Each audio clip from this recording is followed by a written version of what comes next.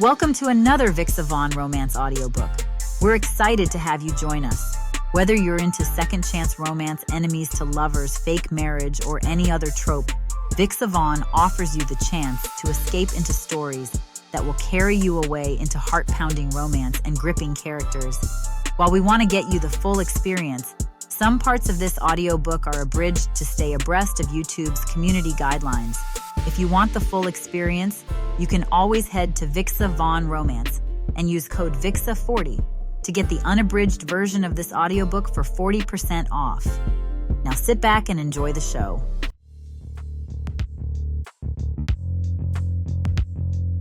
Chapter 1. Zariah. The lights don't just flash, they sear. They stitch heat across my skin in white-hot bursts, a staccato of attention that lands like sparks. I step out of the car into a tunnel of noise, my name ricocheting from one barricade to another, the syllables snapping like the crackle of kindling. Zariah. Over here. Zariah. Eyes left. Zariah, the train. Watch the train. I glide forward, as if the carpet were poured just for me. The gown is silk that behaves like smoke. It clings when I want it to, drifts when I don't. A clean white that will annoy every camera operator trying to correct their color balance. Diamond drops graze my collarbones. My hair is pulled into a sleek bun that makes my cheekbones look high enough to sign autographs of their own. Give us the shoulder, a man in a vest yells, already angling his camera. I give them the shoulder. The chin tilt. The half smile like a secret I will not share for free. Who are you wearing? A blonde asks from behind the velvet rope, her mic thrust like a sword. The red light on it is a tiny threatening eye. Something that doesn't wrinkle under pressure, I say, and the crowd laughs in that pleased, surprised way that means I've fed the beast and kept my hand. They chant my name again. I wave, slow and sure. My cheeks make the muscles for a smile without me. They know their choreography by now. Okay, you're on fire. Kiara materializes at my elbow like a stylish-shaped guardian angel, fingers quick at my lower back. She tucks a loose thread, smooths the fabric with a palm. No, actually, lift your arm. The zipper's thinking about rebellion. Threaten it with a safety pin, I murmur through lips that keep smiling. Tell it my agent knows people. She snorts. Baby, your agent knows everyone. The microphones lean closer, a garden of metal flowers in bloom. Zariah, is it true you did your own stunt in scene 12? A reporter calls. Define own, I say, settling into banter like a familiar heel. I fell dramatically in slow motion, while extraordinarily talented people made sure I didn't break anything people would miss. And those extraordinarily talented people would be... His eyebrows pitch up. I could say his name. My throat knows it. Instead, I let the pause be my answer and move along the line, stepping from X to X on the carpet like stones across a river. Fans scream. One girl in a sequined blazer holds up a hand-lettered sign. You saved me. No reason. I love you. I press my palm to my chest for her. She bursts into tears and I pretend I don't want to do the same. Marlene glides into my peripheral vision, 6 inches of heel, a red lip sharp enough to cut fruit. Breathe, she stage whispers from behind her publicist's smile. But do it without moving your ribcage. We're trending in 42 countries. Just 42? I keep the smile, bend toward a microphone. Unacceptable. Turn your head 3 degrees to the right, she murmurs, not missing a beat. The camera 2 rows back is a demon that eats beauty. Stop feeding it. I turn 3 degrees to the right. The demon hisses and backs down. I am good at this. At being beautiful without being human. I know how to inhabit the light without letting it inside. It's a trick I learned the first time a photographer told me to open up, and what he meant was, give me the part of you you don't show anyone. I learned how to give him the shape of that part without the substance. I dance with the flames. I don't let them up my dress. A laugh shakes the barrier to my left. Fans jostle and squeal, and the security guard, bored, sweaty, pats the air like he can calm a hurricane. The carpet curves toward the theater. The ballroom waits beyond for the premiere table read, chandeliers throbbing gold in the distance. Zariah. The new voice purrs like a cat has swallowed a microphone.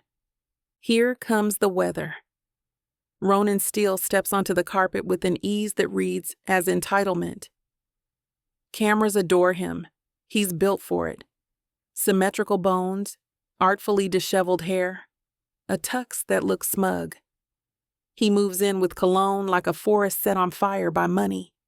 Lethal, he says, low and intimate as if there aren't 80 lenses between us. He kisses the air near my cheek. His breath is warm and a fraction too close. You'll be the only thing people remember tonight. I always am, I say lightly, and the cameras eat it. Walk with me? His palm hovers near my waist like an assumption. I'm mid-walk. I step forward one pace and steal the choreography back. Try to keep up. He laughs, a rich, ringing sound that could buy a lake house. There she is. There she is, as if the version he prefers of me is a place he can visit. As if his ticket gets him access. You too?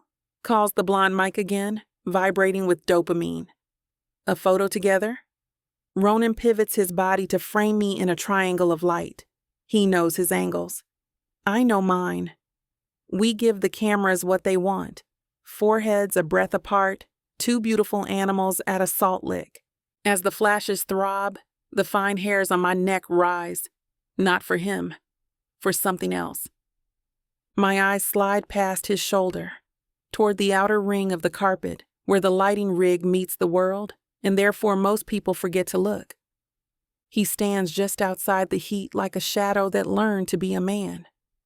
Black fitted t-shirt, cargo pants that have seen more living than tuxedo slacks, boots that could bite a mountain. His posture is quiet steel. The short coils at his nape reflect a thin hilt of light. He carries a stack of scripts under one arm, like the weight of them is nothing. Malik Wren doesn't smile for the cameras. He doesn't even seem to notice them. He notices me. It isn't hunger. It isn't even curiosity. It's study. His gaze moves over me like a hand that knows how to find a pulse. It lands on my eyes and holds. It doesn't ask. I feel something in my chest tilt, and he looks away, not as an insult, not as a game, as if the data he needed is collected and cataloged and filed under danger. Zariah, Ronan says, caught by the angle of my face, following my line of sight. You know him? Professionally, I say. Professionally. His lips curve. We should all be so professional. Some of us are. I move past him before his chuckle can try to fill me. Kiara ghosts a breath near my ear as we pass the final step and repeat. We love a well-timed exit. Put it on my tab.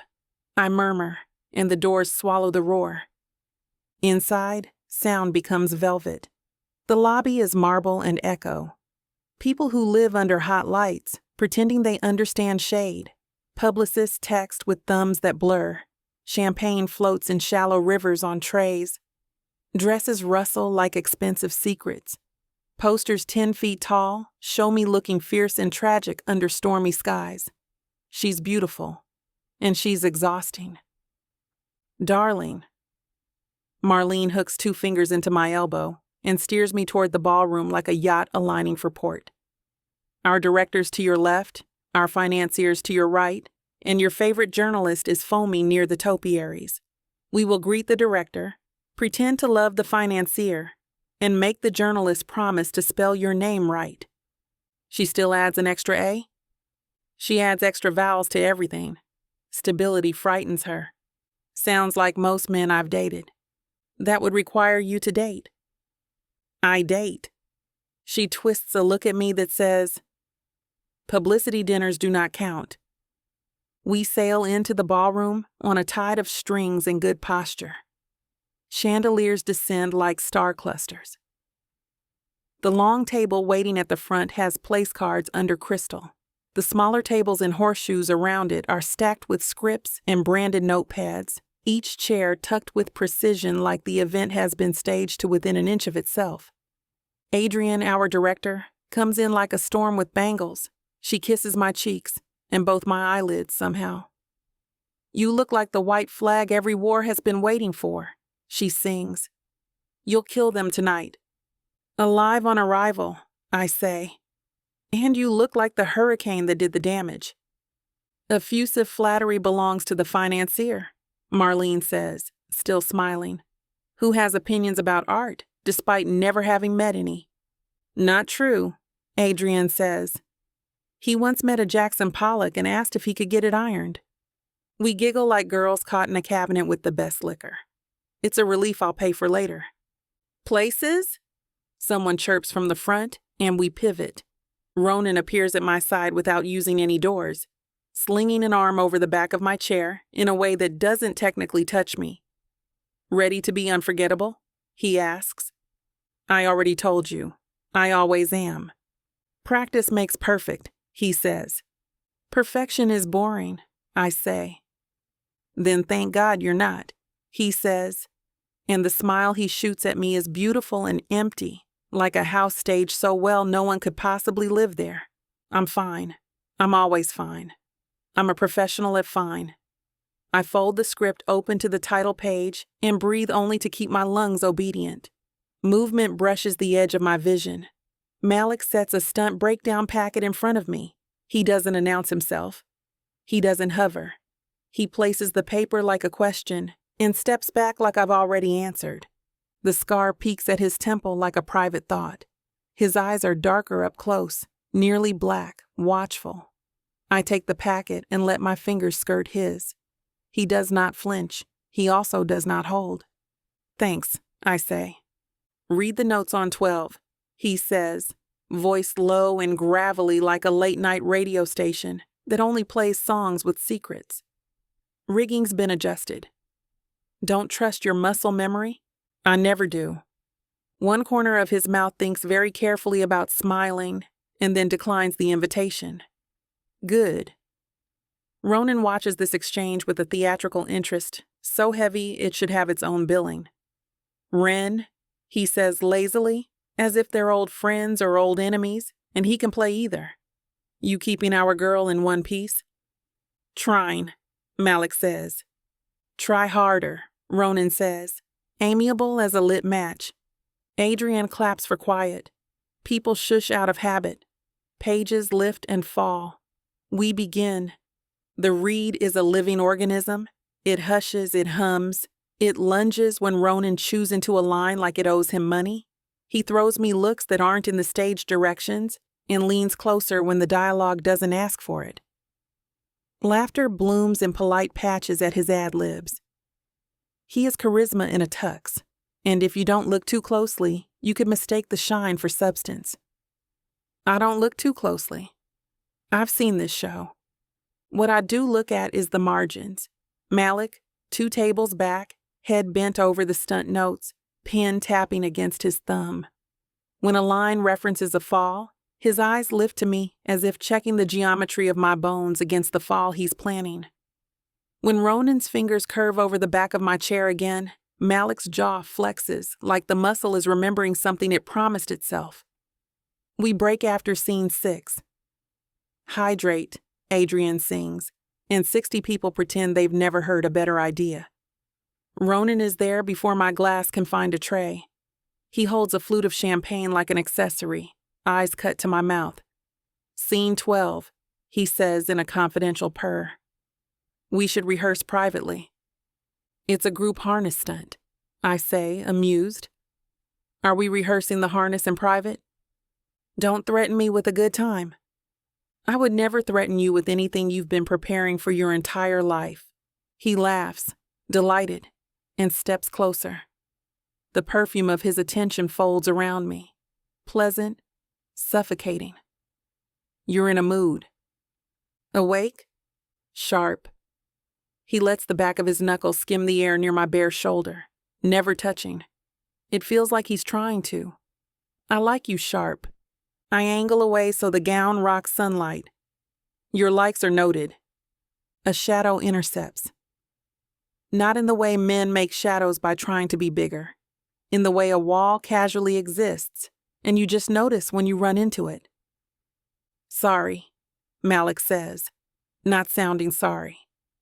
He sets a coil of harness at my table, glances at me, then down. We need to talk through your connection point for the swing. You'll be heavier in the harness because of the gown layers. If you'd worn something sensible. Perish the thought, I say. We could use your hips. As it is, we'll move the point higher. Will I look like a marionette? If we do it wrong, he lifts his eyes. We won't do it wrong. Ronan's smile thins. She's an actor. She can act like it doesn't look wrong. She's a person, Malik says, and the sentence has an edge. Her spine isn't required to act. Boys, Adrian sings, diving between us with a liquid smile. Let's keep our swords in their scabbards and our metaphors clean. We're all on the same team. Of course, Ronan says. The way he smiles at Malik suggests he'd like to know exactly how hard it would be to push him off a balcony. Come with me, Malik says to me clipped. We'll do a quick run in the side hall. Gown stays. Heels stay. We work with what we have. I glance at Marlene. She gives me the smallest nod. She doesn't love letting me out of her line of sight, but she loves the idea of me not breaking something more. The corridor off the ballroom is quieter, carpeted sound, and framed posters of other people pretending for money. Deshawn, one of the stunt team, all shoulders and kindness, waits with a padded belt and the kind of grin that could rescue kittens. Queen Z, he says, you look like trouble. I look like tax brackets, I say. Make me safe, please. We make you safe, he says. You make us look good. Symbiosis. Malik stands in the center of the hallway like he's built into it. He gestures at the belt. Step in. You buy me dinner first? I slide into the harness and Deshawn fastens it around the narrowest part of me. It's snug and ungentle in that reassuring way seatbelts are. Malik steps close enough that his heat impresses itself through silk. He doesn't touch until he has to. When he does, it's with careful, practical hands. He brushes my hip to test the tightness, then flattens his palm against my lower ribs to check the anchor. The contact is clinical and not. He is listening to my body without pretending it's speaking to him. Breathe in, he says. I do. His palm rises with my breath. His eyes track the movement, but not in the way men usually do. He is measuring, calibrating. Breathe out. I let it go. His hand lowers with the same care a person gives a match in the dark. You're overthinking, I say, because the silence between us feels like it's heavy with things we're not allowed to say yet. Do you always run disaster scenarios in your head? Yes. And in those scenarios, do I die tragically or fabulously? That depends on whether you listen. He steps back, and air chills where his hand was. We're going to mimic the swing. Deshawn will take the lead. I'll spot. I love when men fight over me, I say, deadpan. Great, Deshawn says cheerfully. Fight over you by not dropping you. He winks. Ready? They raise me just enough to feel the harness take my weight. The corridor truncates into tunnel vision. I swallow. Memory in my body of other rigs, other days. A prop glass that cut me last year. A director who told me to be braver when the bruise on my thigh still flowered. The sensation isn't fear, it's rehearsal for it. You okay? Malik's voice threads through the sound. I'm good. We'll do a gentle arc, Deshawn says, easing the line. Lean with it. Don't fight. I lean. The sweep carries me half a step. the gown's size. I open my arms because I know how it'll look on camera. I feel the pull at my ribs, the anchor learning my body. Again, Malik says. We do it again and again, a fraction wider, a fraction higher. The third time, my heel scuffs the carpet and the harness tugs at an angle. I wobble, breath catching on nothing, just enough vertigo to make the world skinless. He's there before the wobble finishes wobbling, one hand at my spine, one at my shoulder blade. He steadies me with more care than effort. I've got you, he says. He does. I swallow, the taste of heat on my tongue where fear would usually live. If you drop me, I say lightly, I'm haunting you. He releases me in degrees like heat turned down on a stove. You already are. Excuse me? That dress, he says, bland.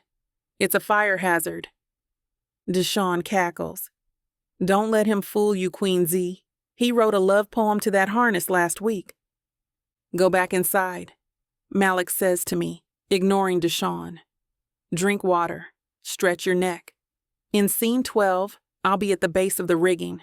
If something goes wrong, I'll be where you fall. That's reassuring because you'll catch me, I say. Or because you'll break my fall with your body like a heroic crash mat? Yes. I try not to smile. It shows teeth anyway. Bossy. Alive is the goal. He glances toward the ballroom.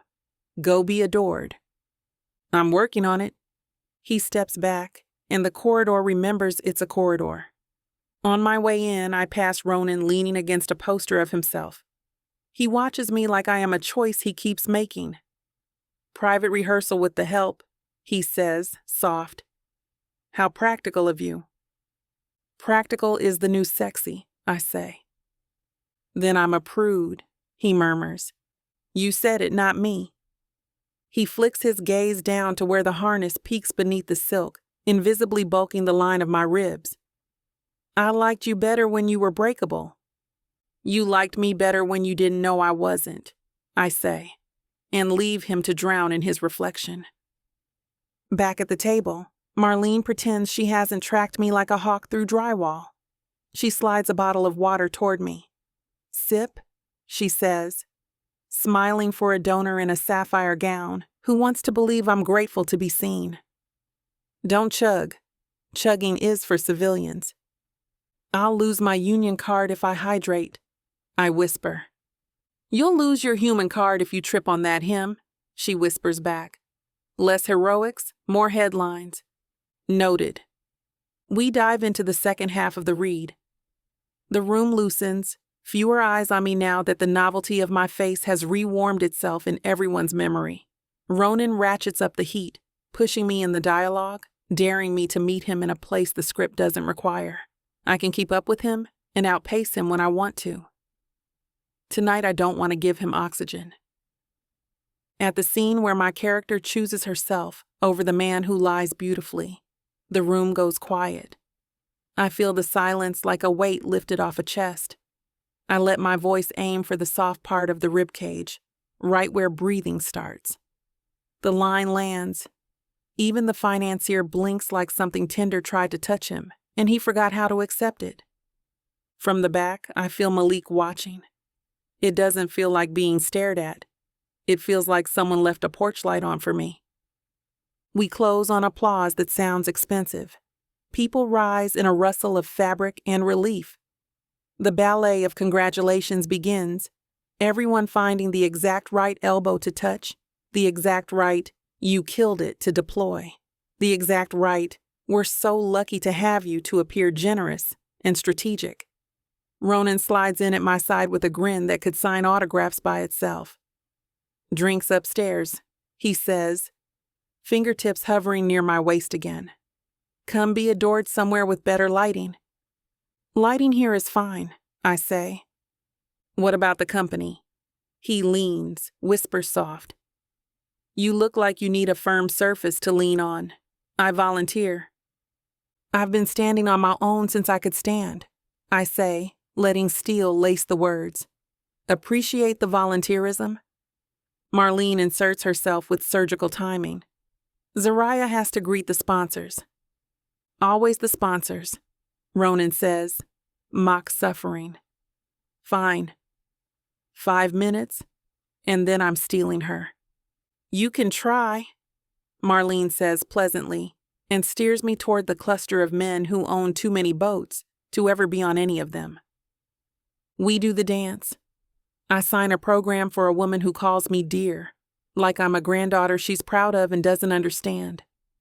I pose for photos with the mayor, whose teeth look like they were carved by a god that only cares about orthodontia. I tell a PA he did a good job with the seating chart and mean it. At the edge of the ballroom, Malik leans against a column like he was built there. Deshaun talks with his hands. Malik listens with his eyes. A producer tries to hand him a drink. He shakes his head. He watches the room, and the room doesn't know.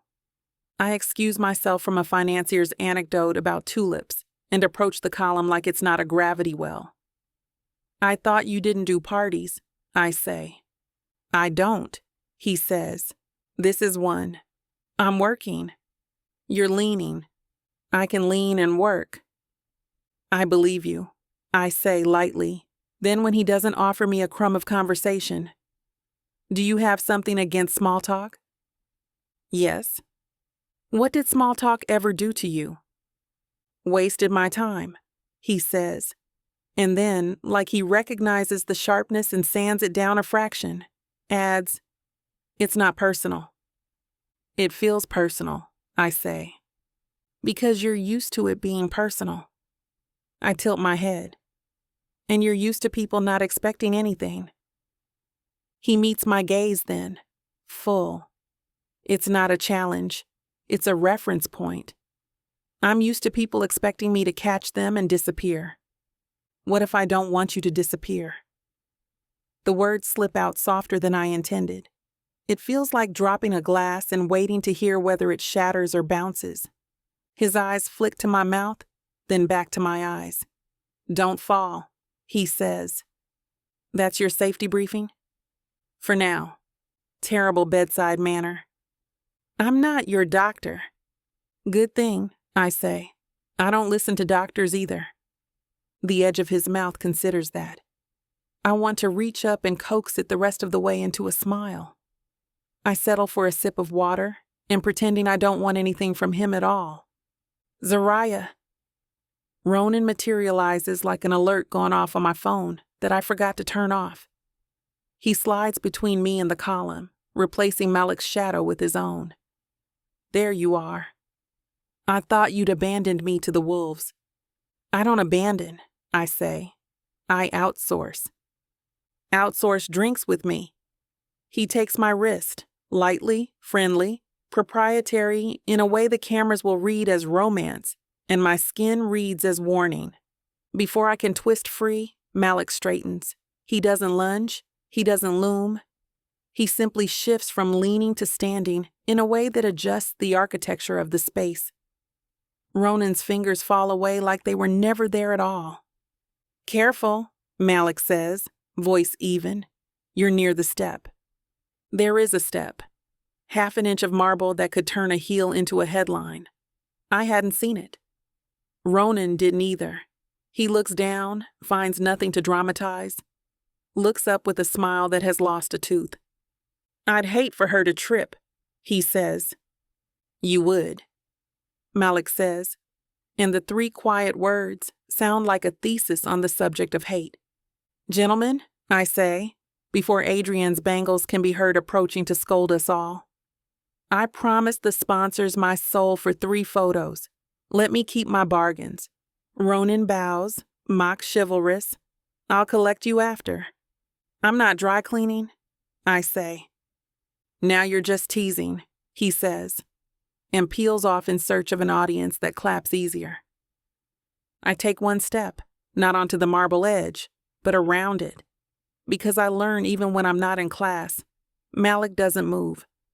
Thank you, I say. It's a small thing. It is not nothing. You're welcome, he says. For the step, I add, a beat. I know. And the harness. Another beat. I know. And the way you look at me as if I'm not a product, I say before I can stop myself. His throat works once, the smallest movement. That's because you're not. I feel that sentence where I keep the ones I don't say out loud. Across the room, Marlene raises a glass at me, then points at the cluster of donors with a look that says, "Smile like your life is a billboard." I roll my shoulders back and obey. On my way, a woman in a green dress stops me and tells me her daughter watched my first film 12 times the week she shaved her head after chemo. "You made her feel pretty," she says, and I say, "She was." And somehow, both things are true and not enough. We pose for a photo I hope the girl sees. The night unspools. Applause stacks into piles. Compliments roll like coins across velvet. Somewhere, press releases are being born, slippery with spin. I do the job. I do it well. I act like I was born inside a camera and learned human behavior from the handbook. But every so often, I feel the prickle of being watched. Not the fluorescent glare of 100 strangers, but the steady warmth of one man who knows the difference between spectacle and risk. When I glance toward the columns, I don't always find him. Sometimes he's gone, and the fact of his absence rings under my breastbone like a struck glass. Ronan makes good on his threat near the end, reappearing with a tray and 2 drinks like a magician trying to prove the trick is love. "To the only reason this town still tries," he says, and lifts a glass. "I drink to finish a job," I say, taking the water Marlene materializes and pressing it to my bottom lip, never breaking eye contact, not to tolerate one. "Then drink to both," he says. "You can do 2 things at once." "I can," I say, and do neither. He laughs like I've flirted and strolls away to find a yes. Marlene slides in behind me again, smile laminated to her face.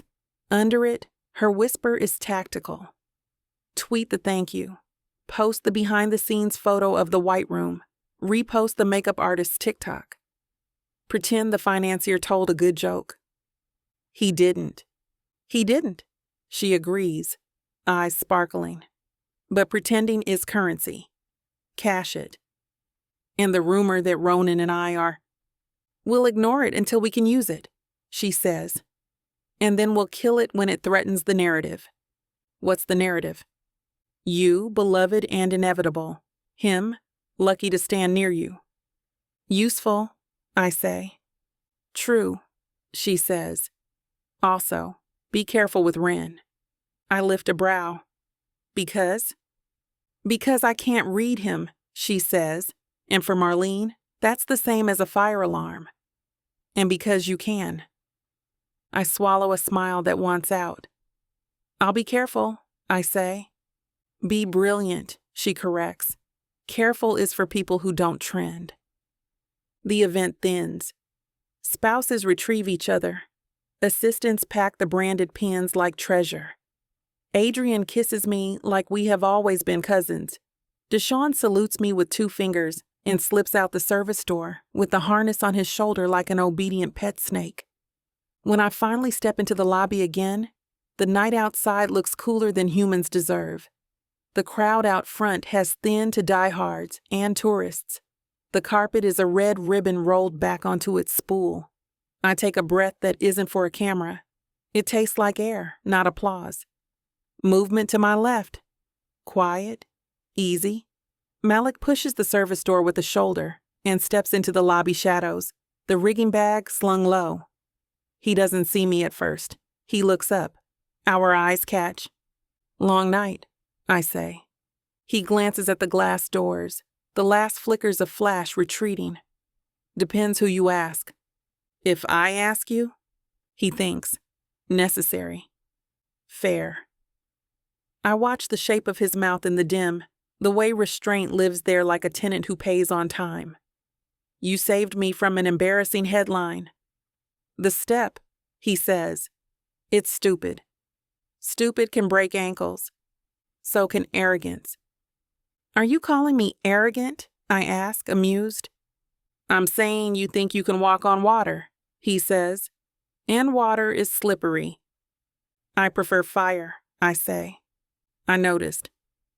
Silence settles, not awkward. A new kind of quiet I haven't been offered in a while. Good night, Malik, I say, because I need to end this before I start something. Before I ask him why he looked away on the carpet, like I wasn't a thing worth burning for. Before I admit that his silence felt like defiance in a world where everyone else worships at my feet. Good night, Zariah, he says, my name like a promise in his mouth, like something he's decided not to spend yet. I step toward the waiting car. The driver holds the door, the interior humming with air-conditioned privacy. I pause with one hand on the frame and glance back. Ronan is outside on the curb, talking to a reporter with his back to the door. He throws his head back on a laugh that could sell a fragrance. He glances over the reporter's shoulder and catches me looking. He lifts 2 fingers in an easy salute that says, "You and me." The story writes itself. I hold his gaze and let mine say, "Only if I pick up the pen." Through the glass, across the lobby's dim and chandeliers, Malik watches me not choose either of them. For a heartbeat, it feels like I'm standing in the middle of the fire, and it isn't burning me at all. The door thunks closed. The car pulls away. My phone lights up with 100 messages, emojis and exclamation points, and 2-word prayers. So proud. Call me. You alive? I mute the world. The city slides past, smeared neon and black water. My reflection in the window looks like a girl someone drew from memory and forgot the flaws that make her human. I press a fingertip to the skin under my eye where the makeup is thick, and for a second I imagine wiping it away, showing up somewhere as myself and not the idea of me. My hand falls to my lap. When I finally kick off my heels in the quiet of home, my feet throb their opinion. I laugh into the dark, alone in the only way that counts. My phone buzzes on the counter. Marlene. Perfect night, don't ruin it. Love you. A photo follows of me and Ronan on the carpet, foreheads almost touching. The caption already drafted. They sizzle. I stare at the photo until the white dress stops looking like armor and starts looking like a target. I put the phone face down. Before I turn off the light, I see a square of paper peeking from my clutch. Not mine. Tucked there like a secret. Handwriting, small and clean. Scene 12. Don't trust muscle memory. Look left on the swing. I'll be there. No name. Doesn't need one. Everyone else tonight worshipped. He warned. And his warning feels like the first honest thing I've been given in weeks. I slide the note under my jewelry tray and lie back.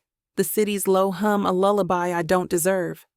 I close my eyes and see a room full of cameras. A man who smiles like a marquis. A woman who knows how to survive them both.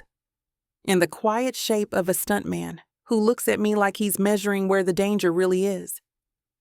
Ronan burns hot and obvious. Malik, though, his silence is a different kind of fire. The kind that doesn't ask permission before it remakes everything it touches. Chapter 2. Malik.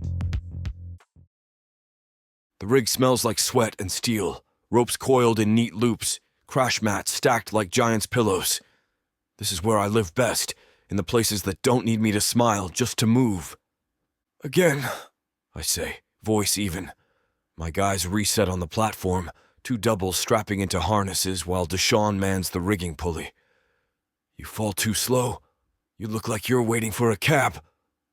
You fall too fast, you look like you died. There's a rhythm. Deshaun grins, sweat shining on his forehead. Boss wants ballet. I want precision, I correct.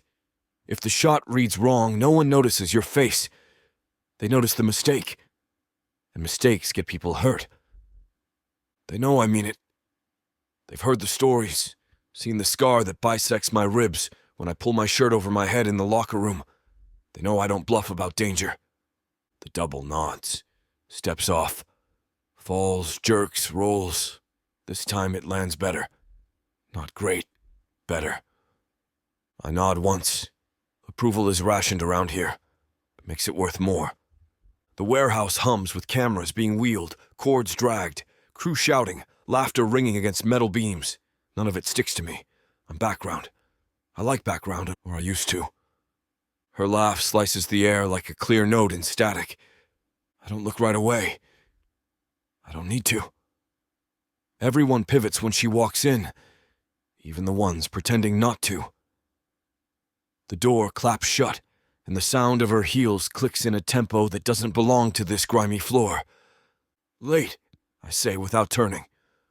Fashionably, she answers, voice bright as glass. I look. Zariah Creighton is in leggings that probably cost more than my month's rent and a loose white tank that drops off one shoulder.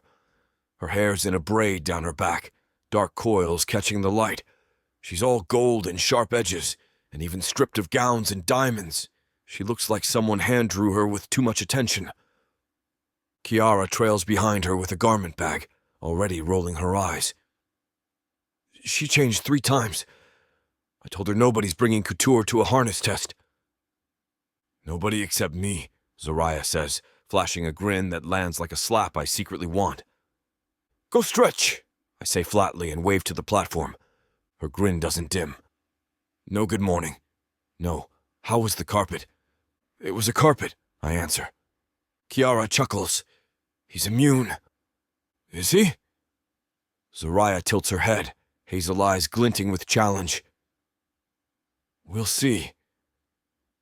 I ignore her, or I try to. We run through safety checks, harness snug. Carabiner clipped, straps tight. I tug at her line myself, even though Deshawn already did it. She smells like citrus and something warm underneath, like skin in the sun. I tell myself it's just sweat. Stand here, I order. Yes, sir, she teases, saluting. Her mouth curves when she says it. I look away fast. The rig groans, the pulley tightens, and she steps onto the edge of the platform. It's only 6 feet up, training height, but her shoulders tense like it's higher. She hides it well. The others might not notice. I do. On 3, Deshawn calls. She shifts her weight, adjusting too late, and her heel snags the edge. It happens in a blink. She gasps. The harness slackens wrong. Her body pitches sideways. I move before I think. My hands close on her waist, yanking her off the edge, twisting her midair so she doesn't slam against the frame. We hit the mat together, my chest cushioning her fall. Her breath punches out against me. My arms cage around her, holding without meaning to. Her eyes snap open, wide, hazel, ringed in gold. They lock on mine. For a moment, the whole damn room could fall apart and I wouldn't notice. The scent of her, citrus, warm, alive, wraps around me. My pulse is a drumbeat against the scar under my ribs. She whispers, "Guess I'm heavier in person." "Watch your step," I mutter, voice gravel scraping through my throat. I push off her fast, standing like the mat burned me. Deshawn whistles. "Damn reflexes, man." She almost kissed the floor. "Rig fault," I snap too sharp. I check the rope with fingers that still remember her waist. "Fix it." Zariah sits up, braid falling over her shoulder. She smirks, eyes never leaving me. "I was fine." "You were falling," I say. "And you caught me." "Don't count on it." Her smile widens. "But I can." I turn away because if I look longer, she'll see it. The thing I've been hiding since the first time she walked onto a set and stole the oxygen. I've been in love with her for years, quietly, pathetically. Like a secret sketchbook I never let anyone open. At night, when the world shuts up, I draw her, chin lifted, eyes burning, smile that could kill or save. Sometimes I sketch the way her hands move when she talks. Sometimes I don't sketch at all, just let the pencil hover, because no page can hold her. But I'm not her co-star. I'm not the man with the tux or the cologne or the laugh designed for press sound bites. I'm not the hero in front of the camera. I'm the man who catches her when the cables fail. Scarred, shadowed, forgettable. And when her laughter cuts through the warehouse again, pulling eyes like moths to a flame, I remind myself of the truth. To her, I must only ever be the stuntman. Nothing more, nothing less. Chapter 3. Zariah. The set hums with manufactured chaos. Grips hauling cables, a dolly squeaking across the floor, Adrian shouting orders like a conductor making music out of thunder. I know the rhythm by heart. Pretend you're calm, pretend you belong, pretend every hand that reaches for you is harmless. Zariah. I don't need to turn to know it's Ronan. His voice has a trained intimacy to it, pitched low enough that microphones never catch the edge, warm enough to trick an audience into believing it's meant only for them. He slides in beside me, sharp in his costume, a fitted button down, sleeves rolled like he's about to actually work. His cologne blooms before his words do, wood and smoke, heavy enough to smother.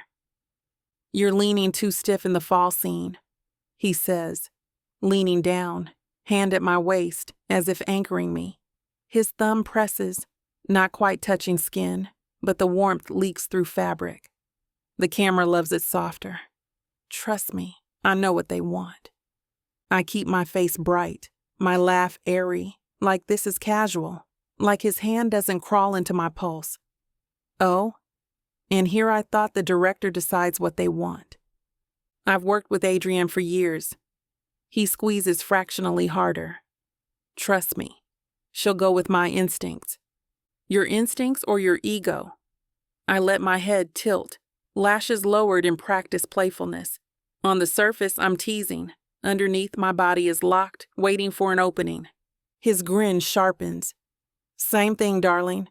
I smile for him, for the room, for the invisible cameras that are always somewhere. My skin buzzes under his touch, not the kind of fire I crave, but the kind that warns. And then I see it. Across the set, Malik watches. He's by the rigging table, arms crossed, jaw carved into stone. His stare isn't dramatic. It's steady, hard, a warning without words. The tendon in his jaw shifts once, like the restraint it takes not to intervene costs him something. I want to say thank you. I want to say stop looking at me like that. I want too many things at once. Ronan finally lets go, a showy pat on my waist, as if to make the whole exchange look playful. Don't worry, I'll take care of you out there, he murmurs. I keep my smile sharp. Funny, that's exactly what my stunt team is for. We reset for rehearsal. Harness lines checked, mats replaced. Malik stalks over, silent efficiency radiating from every step. He crouches by the rig to tighten a bolt, his forearms flexing with the strain. He doesn't look at me until I clear my throat. Enjoying the view? I ask, arching a brow. His gaze lifts, slow, unreadable. If I was, I wouldn't tell you. I smirk. You should. Most people do. I'm not most people. He tugs the strap, double-checking it, even though I watched Deshaun already do the same. His hands are steady, precise. But when his knuckles brush my hip, I feel it everywhere. Why so serious? I press, leaning into the tease because his silence gnaws at me worse than Ronan's words. You're always scowling. What? Allergic to fun? His eyes flick up to mine, dark and sharp. Maybe I don't think everything's a joke. The retort lands harder than I expect. I roll my shoulders back, refusing to flinch. Maybe you should. Smiling doesn't kill people. Neither does paying attention. Oh, I pay attention, I say, heat threading my voice before I can leash it. I noticed you hovering all through rehearsal. He doesn't deny it. Just cinches the last strap and steps back. Good. That means you'll live through it. The corners of my lips tug upward despite myself. You're bossy. You're reckless. Our eyes lock. Banter shouldn't feel like foreplay, but with him it always does. Ready when you are, Adrian claps, snapping us back. We take our marks. The scene calls for me to run, leap into the fall, and trust the rig to swing me safe. Malik hovers just off frame, shadow and anchor both. Action! I launch, adrenaline flooding. The harness pulls. For a second, my body forgets gravity. Then the rig jerks, dropping me fast before catching. My stomach flips. My feet miss the mark on landing, heel skidding. Malik is there, hand gripping my arm, steadying me before I can stumble. Heat jolts through me, sparking where his fingers clamp around my skin. Better, he says low, releasing me as fast as he caught me. Maybe you just like catching me. I shoot back, heart racing for reasons that have nothing to do with the stunt. His mouth twitches, half a smirk, gone before I can confirm it was real. Cut! Reset! Adrian calls. And Ronan is suddenly there, sliding between me and Malik like it's choreographed. You're holding too much tension, Z, he says, stepping close, hand brushing the small of my back again, like he owns the real estate. Let me show you. I freeze, laugh thin as glass. I think I've got it. Malik doesn't move.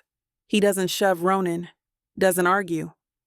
But he shifts, half a step closer, his frame angled just enough that I feel the weight of him behind me. A shield without asking. A wall no one admits is necessary. Ronan glances at him, smirk souring. Guess we've got bodyguards now. Guess you should focus on your lines, Malik says, voice flat, final. I don't thank him. Not here, not now. Not with Ronan's eyes sharp as knives and half the crew watching. But when I walk away, I glance back. Malik's still watching, unreadable as stone. And I know he caught it. The beat where my mask cracked. The breath I didn't want anyone to hear. Chapter 4. Malik. The warehouse hums with 100 people pretending chaos is control.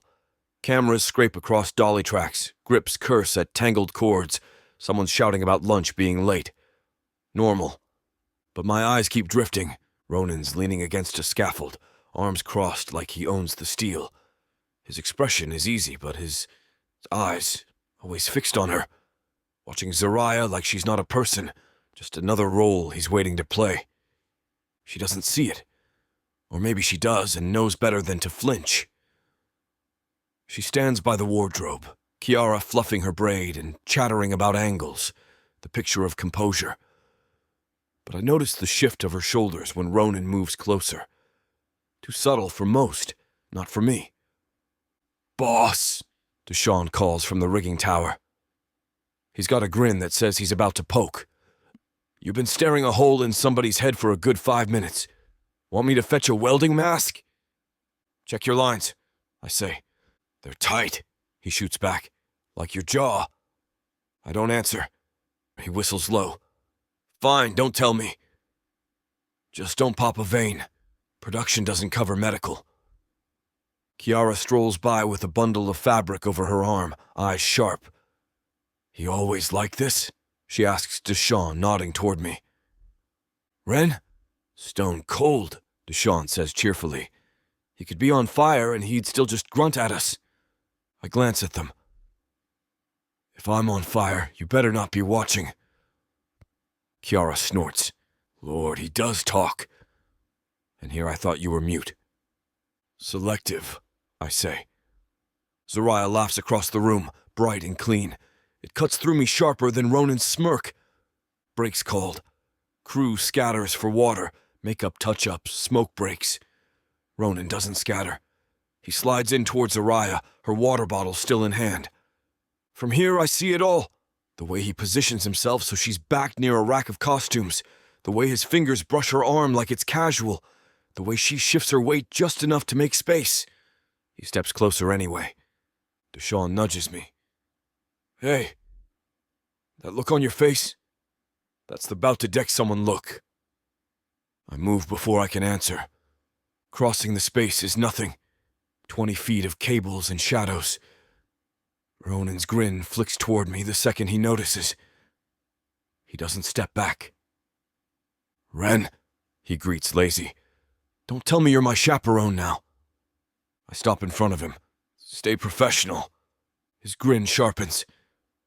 "You've got the wrong idea, brother. Just giving her notes. Chemistry's everything." Zariah's smile is fixed, lips tight. I can tell she hates every second of this.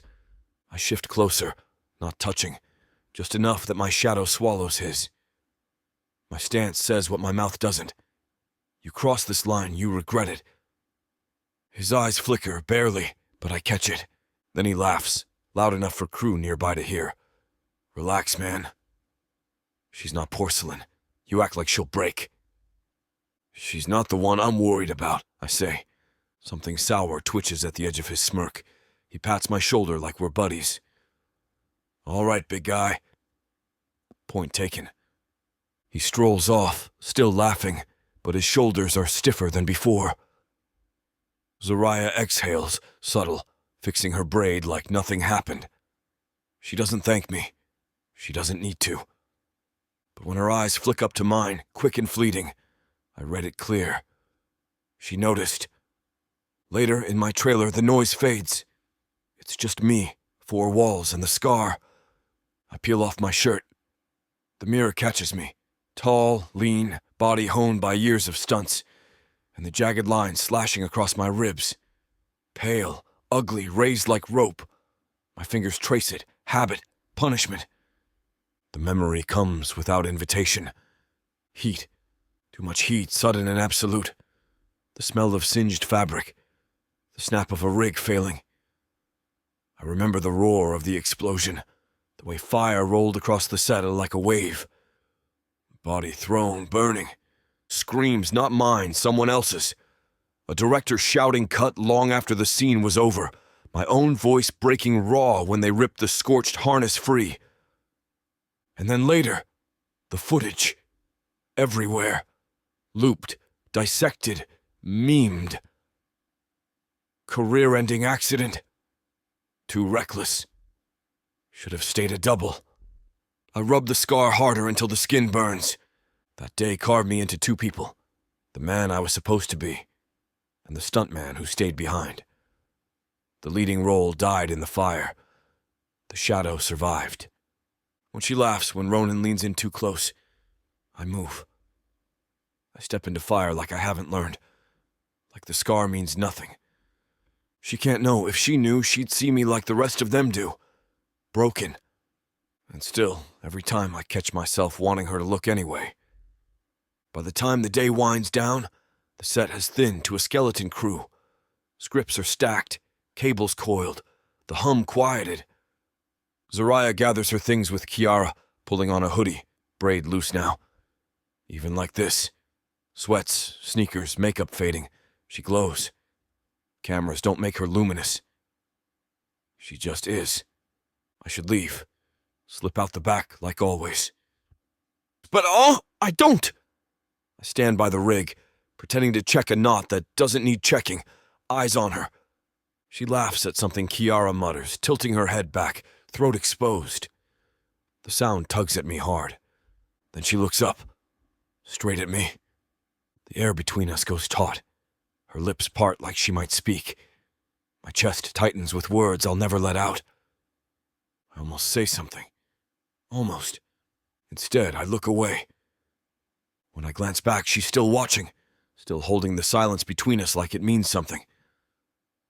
Then she turns, leaving with Kiara, the door swinging closed behind her.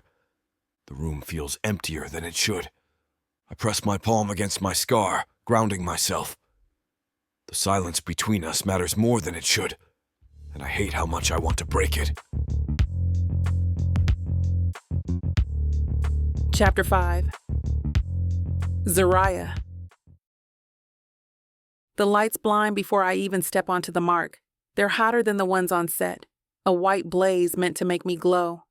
A dozen hands orbit me, powder brushed across my cheekbones, lip gloss dabbed with surgical precision. A stylist crouching to smooth the hem of the dress that weighs heavier than it looks. Chin up. Just a hair? Yes. I tilt. The camera clicks like teeth snapping shut. My cheekbones ache from holding the perfect angle. My lips numb from smiling so long they feel like they belong to someone else. A makeup artist darts in with a brush, swiping at the corners of my mouth. "Don't move," she murmurs. Powder floats into the air like chalk dust. Kiara crouches at my feet, fussing with the hem of a satin gown that weighs more than a suit of armor. "This dress could smother a village," she mutters, pinning the train. "But damn if you don't look like royalty." I huff a laugh through my nose. Royalty with a backache. "Backache sells," Kiara quips. "Beautiful Z," the photographer calls, lens clicking rapid fire. "Think luminous. Think untouchable. Untouchable. Always untouchable." I drop my gaze slightly, lips curving into the practiced smirk that makes headlines. The flash erupts again, bright enough to blind. "Perfect!" Marlene's heels click against the floor as she sweeps in, phone glued to her palm. "They want chemistry shots," she says in a whisper pitched for me alone. "Ronan's ready." My jaw tightens. Chemistry. "It's what sells," she says, without looking at me, already tapping a message. "Lean into it. Make the world believe." I want to say no. I want to rip the pins from my hair and walk out barefoot. But there are too many people watching. Too many contracts inked with my name. So I smile. Fine. Ronan arrives like the universe conspired to remind me what I hate most about this business. Tailored suit, hair perfect, that smirk he wears like cologne. He steps in close, arm sliding around my waist before I've even exhaled. "Darling," he murmurs for the cameras. His palm presses lower, firm. "Ready to melt the world?" "Ready to give them what they want," I say. My voice sparkles like champagne, but inside it tastes like vinegar. "Closer," the producer calls. "Sell the fire." "We want them thinking you two can't stay off each other." Ronan obliges, his hand tightening at my side, pulling me flush. His breath tickles my ear. "They don't need to think," he whispers. "They'll know." I laugh for the camera, tilt my head like it's a private joke. It isn't. "Perfect," the photographer shouts. "Hold, yes." "Ronan, look at her like she's everything." "Zariah, give us the smile that ruins lives." I give it. The flash blinds. His hand squeezes. My ribs feel like glass. When it's finally over, I peel out of satin and sequins, trade them for sweats and sneakers. Makeup still masks my face, lashes too heavy, lips too glossy. I rub at them with my sleeve, but the shimmer clings like it's tattooed. The studio hallways echo under my sneakers. Most of the crew's gone, their laughter fading into the night. All day, I breathe without a camera aimed at me. And suddenly, he's there. Malik. Walking toward me with that steady stride, rope coiled over his shoulder, black shirt hugging his frame. He doesn't look tired. He looks like stone carved by something older than time. His eyes flick up once, dark and unreadable, before they drop back to the floor ahead. Something in me, tight all day, strung like wire, loosens. I smile before I can stop myself. "Didn't know stuntmen got hallway privileges?" I call, falling into step beside him. He doesn't look over. "We go where we need to." "Cryptic," I tease. "Should I be worried?" Depends who's asking. His tone is clipped, but not sharp, neutral, professional. I'm the star. I lift my chin dramatically, pretending to preen. "It's basically your job to keep me entertained." He doesn't take the bait. "My job is to keep you alive." The words hit harder than they should. I laugh, light but unsteady. Same thing if you think about it. Not to me. I glance sideways, searching for a hint of humor, a smirk, anything. Nothing. Just that wall of silence he carries like armor. You really don't talk much, do you? I push. What is it? Some kind of brooding stuntman oath? Silence equals strength? Maybe I just don't have anything worth saying.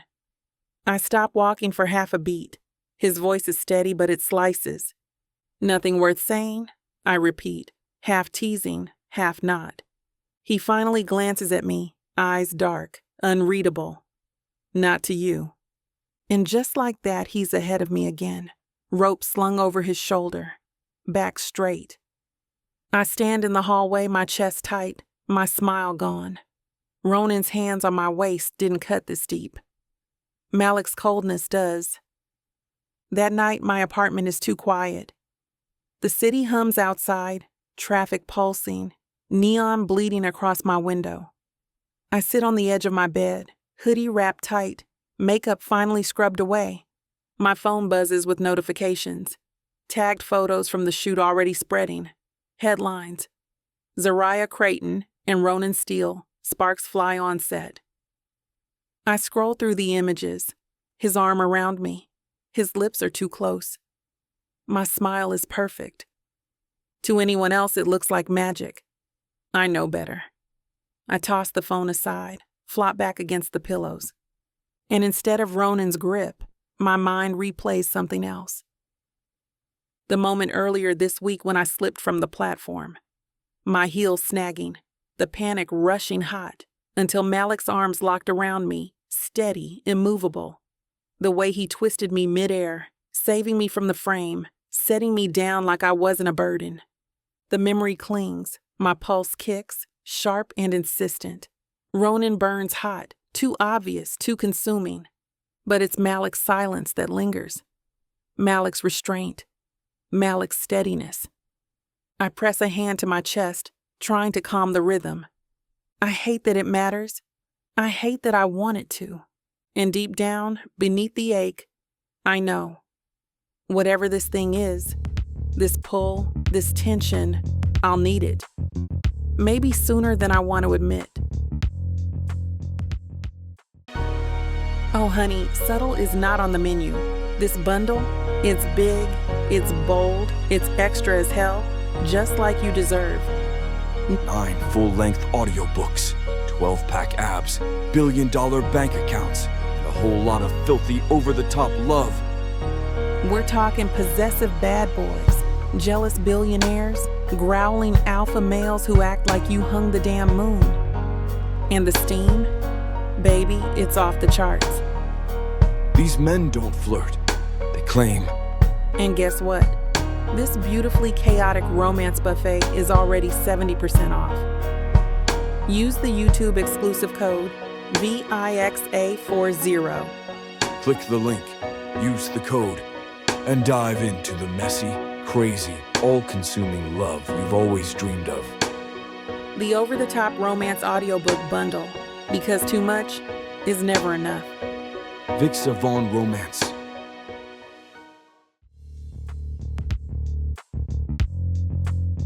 Chapter 6.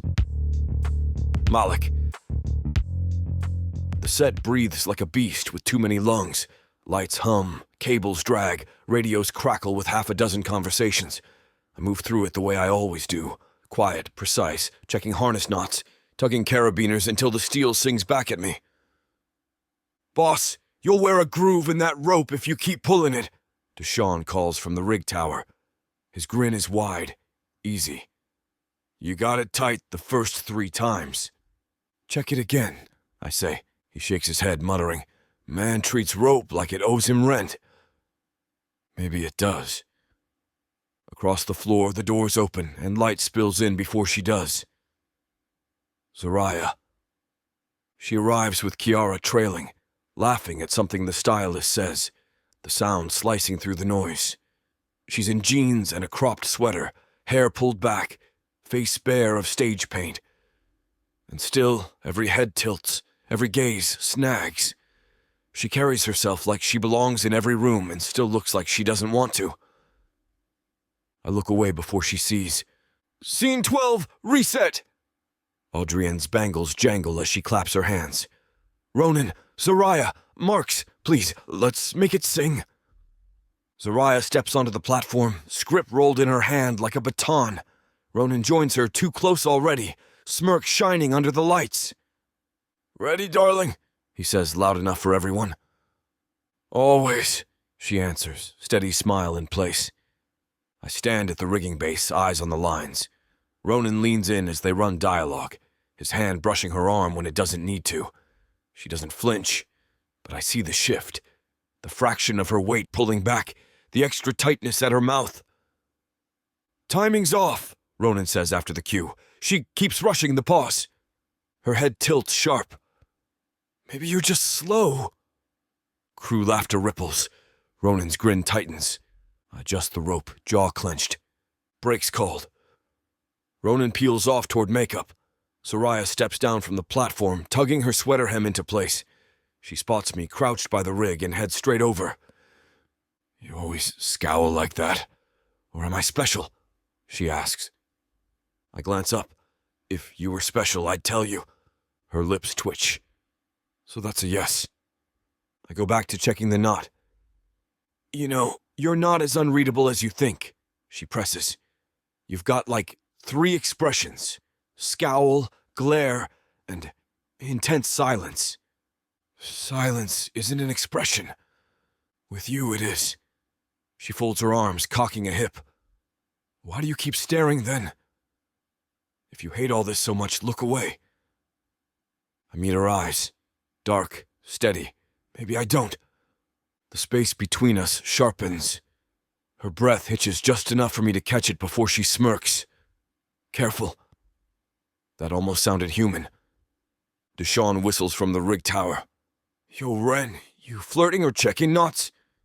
Zariah laughs, bright and surprised. I stand, letting the rope fall through my hands. "Ready when you are," I call back, ignoring him, but her smile lingers even when I turn away. Scene 12 again. A high fall. Zariah steps back, feigns panic, takes the drop. The harness should catch her, swing her clear.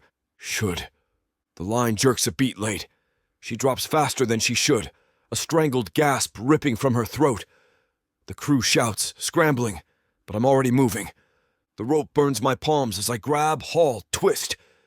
She slams into my chest instead of the frame, momentum rocking us both. We crash onto the mat, her body pressed against mine, breath knocked out of her. Her eyes snap open, wide, hazel ringed with gold. For a second, we just stare. The world narrows to her pulse against my ribs, her scent, citrus and heat, wrapping around me. Then the crew floods in, voices panicked. "She okay?" Cut, somebody reset that rig." "I'm fine," she says quickly, still looking at me. Her voice shakes. "I'm fine." I let her go, forcing my hands to unclench. "Watch your step," I mutter, rougher than I mean. Her lips part like she'll say something else. She doesn't. Later in my trailer, the silence is loud. I strip off my shirt, drop it onto the chair. The scar runs across my ribs, pale and jagged. Reminder and punishment. I trace it with my thumb. The memory comes. Heat. Fire. The explosion blooming like a second sun. My body folding, screaming. The world watching as the accident replayed online until it became a punchline. I was supposed to be someone. The scar made sure I wasn't. I closed my eyes, but it's not the fire I see. It's her. The way she looked at me just now, pressed against me, eyes wide, like I was more than a shadow. I want to keep it. I can't. The day ends. Crew scatters. She walks down the hall with Kiara, hoodie pulled over her, braid loose. She's laughing, tired but alive. I stand half in shadow, watching. Her gaze catches mine, holds. For a second, I think I'll speak. For a second, she looks like she's waiting for it. But silence wins. I look away. When I glance back, she's still watching, and I hate how much it matters. Chapter 7. Zariah. The bruise at my ribs is still tender from yesterday's fall. A reminder that gravity and stunt rigs have never loved me as much as Malik Wren does, or hates me enough to keep catching me. I haven't decided which. Now the ocean stretches out ahead, blue as glass and just as merciless, and I stand at the dock with a coffee that's gone cold, waiting for Ronan's voice to appear and wrap the world in its smug velvet. But Ronan isn't here. Schedule conflict, Marlene said this morning, brushing it off like a lint thread. Logistics. Don't worry, darling. You'll have him when it matters. Then she waved me toward the transport van before I could argue. The logistics look a lot like him. Malik stands already on the deck of the boat, black t-shirt fitted to every line of muscle, arms folded like he's auditioning for a statue no one dares to move. Crew buzz around him, 2 grips, a lighting tech, the boat captain, but he anchors the scene just by existing. Of course, I mutter, hauling my bag up the ramp. Kiara isn't with me, Marlene insisted. Smaller crew, tighter budget, minimal fuss, which means no buffer, no best friend with eye-roll commentary. Just me, him, and the water between us. You're late, Malik says as I step on deck. You're early, I fire back, brushing past him to drop my bag near the benches. One of the grips snorts, whispering, "Round 1. I shoot him a glare that promises creative revenge in his sleep. The boat lurches free from the dock, engines growling as the harbor slips behind us. Sunlight bounces off waves, searing white across the surface. I hold onto the railing, hair whipping, trying to let the salt air drown out yesterday's memory. The slip, the fall. Malik's arms caging me in safety I didn't ask for, but can't stop replaying. He crouches near the stern, checking ropes with the same obsessive precision he gives everything. His jaw is set, eyes scanning horizon and deck, as if danger might appear in plain daylight. You know, I call over the engine, you'd be a lot less exhausting if you learned how to relax. Relaxing gets people hurt. I roll my eyes. You really need a hobby. Keeping you alive is a hobby. That lands sharper than I expect. I cover it with a laugh. Good thing I'm excellent at survival. I swim, I run, I can scream really loudly, multi-talented. His gaze lifts to me, slow, unimpressed. You wouldn't last 10 minutes in open water. Excuse me? The current would take you. Salt burns lungs fast. Sharks circle anything that splashes too much. You'd panic before you remembered your strokes. Wow, I say, folding my arms. You're a real joy on vacation, aren't you? This isn't a vacation. Yet here we are. Sunshine, waves, you, ruining the mood. The curve of his lips twitches like it's fighting a smile. He smothers it before it wins. Engine trouble. The boat jolts, hard. Coffee sloshes over my hand. What was that? I ask, gripping the rail. The captain swears, yanking at the throttle. The engine coughs, sputters, and then cuts out. Silence rolls over the deck, heavy as the sea. The grips glance at each other. One mutters, "Not good." Relax, I say brightly, trying to keep my voice steady. It's just a hiccup. Malik's already moving, crouching by the engine hatch. He exchanges low words with the captain, their expressions tight. What? I demand. He looks up, eyes dark. Engine's dead. Dead, not paused, not napping. Dead. I laugh, sharp and too high. Okay, fine. So we paddle? You paddle, you'll circle in place. Better than drifting. No, he says, voice firm, final. Drifting's safer. Drifting is passive. I snap. I don't do passive. You'll do alive. The words slam into the air between us, sparking hotter than the sun overhead. Crews shift awkwardly, pretending not to listen. I grip the rail tighter, jaw set. He stares back, unflinching, every inch of him carved in certainty. And damn him, it makes my chest tighten. Clouds gather like a bruise across the horizon. Wind sharpens, waves pitching harder. The captain curses, trying to angle the boat, but without power we're at mercy. Thunder cracks, rain spits. The sky darkens too fast. "Inside," Malik orders, motioning me toward the cabin. "I can handle." "Inside," he growls, and something in his voice makes even me obey. Rain lashes the windows, the deck rocking underfoot. Crew scramble to secure gear. Lightning splits the sky, so bright it sears my vision. The boat lurches, throwing me sideways. I slam against the bench. Then Malik's hand clamps my arm, yanking me upright before I hit the floor. "Stay close," he says, voice low but steady against the storm. I nod, chest hammering. For the next hour, chaos reigns. Waves crash. Wind screams. Shouts drown under thunder. Malik moves through it like he was built for storms. Fast, precise. Every step balanced, every command sharp. Watching him steady the crew, anchor the chaos, I feel something shift in me. Not awe. Not exactly. Something more dangerous. By dawn, the storm breaks. The boat drifts silent, battered, until the crunch of sand jolts us forward. We've run aground on a spit of green, lush jungle pressing against the shore, birds shrieking from the trees. The horizon is empty. No ships, no towers, no signal bars on anyone's phone. The grips drag supplies onto sand. Water jugs, a crate of snacks. Nothing close to enough. I step off the boat, sneakers sinking into wet sand, heart pounding. "Of course," I whisper, staring at the wild ahead.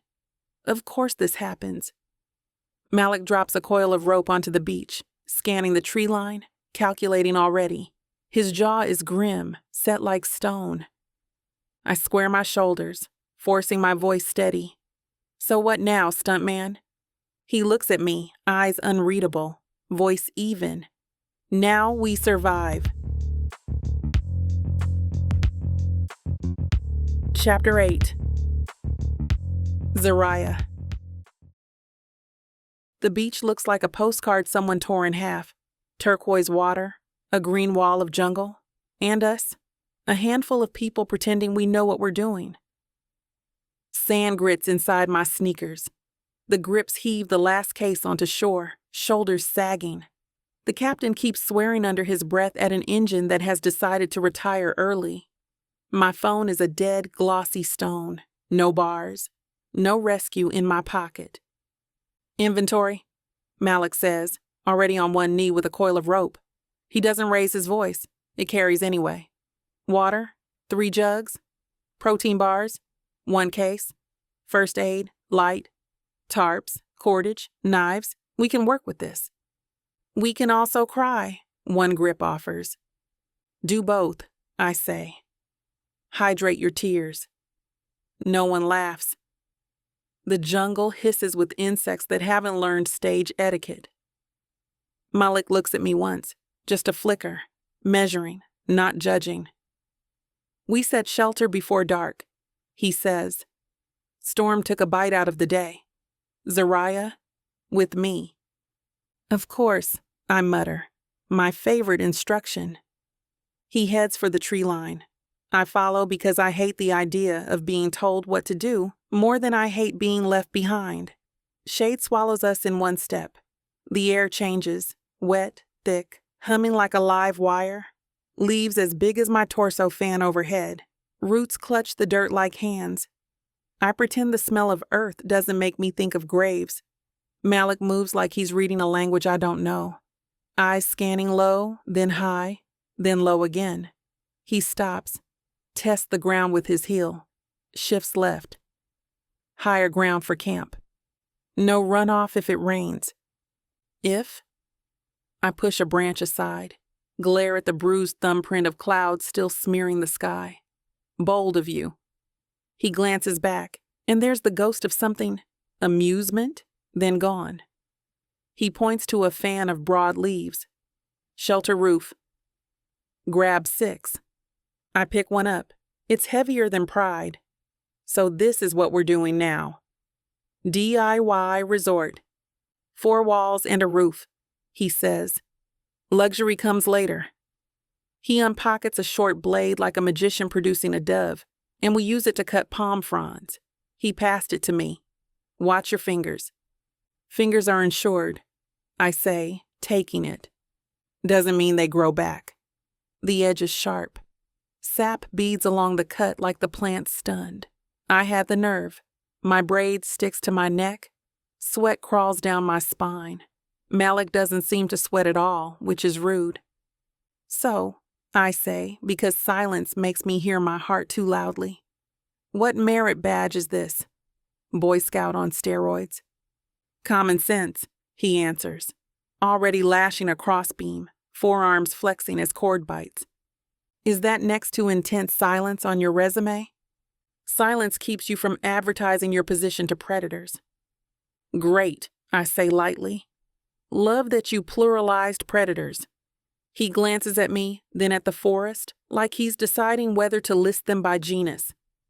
Back on the beach, the grips have dragged tarp and gear to higher sand. The light tech, Maya, sets a neat pile of kindling with a look that says she spent weekends camping with men who asked if she'd brought the marshmallows and forgot a lighter. We're good, she says, chin up. I watched a video. Good, Malik says. He doesn't take over. He nods, adjusts one angle, shows her how to feather thin sticks into a nest. When he steps back, the thing looks like a small wooden city, all alleys in air. Fire by science, she murmurs, pleased.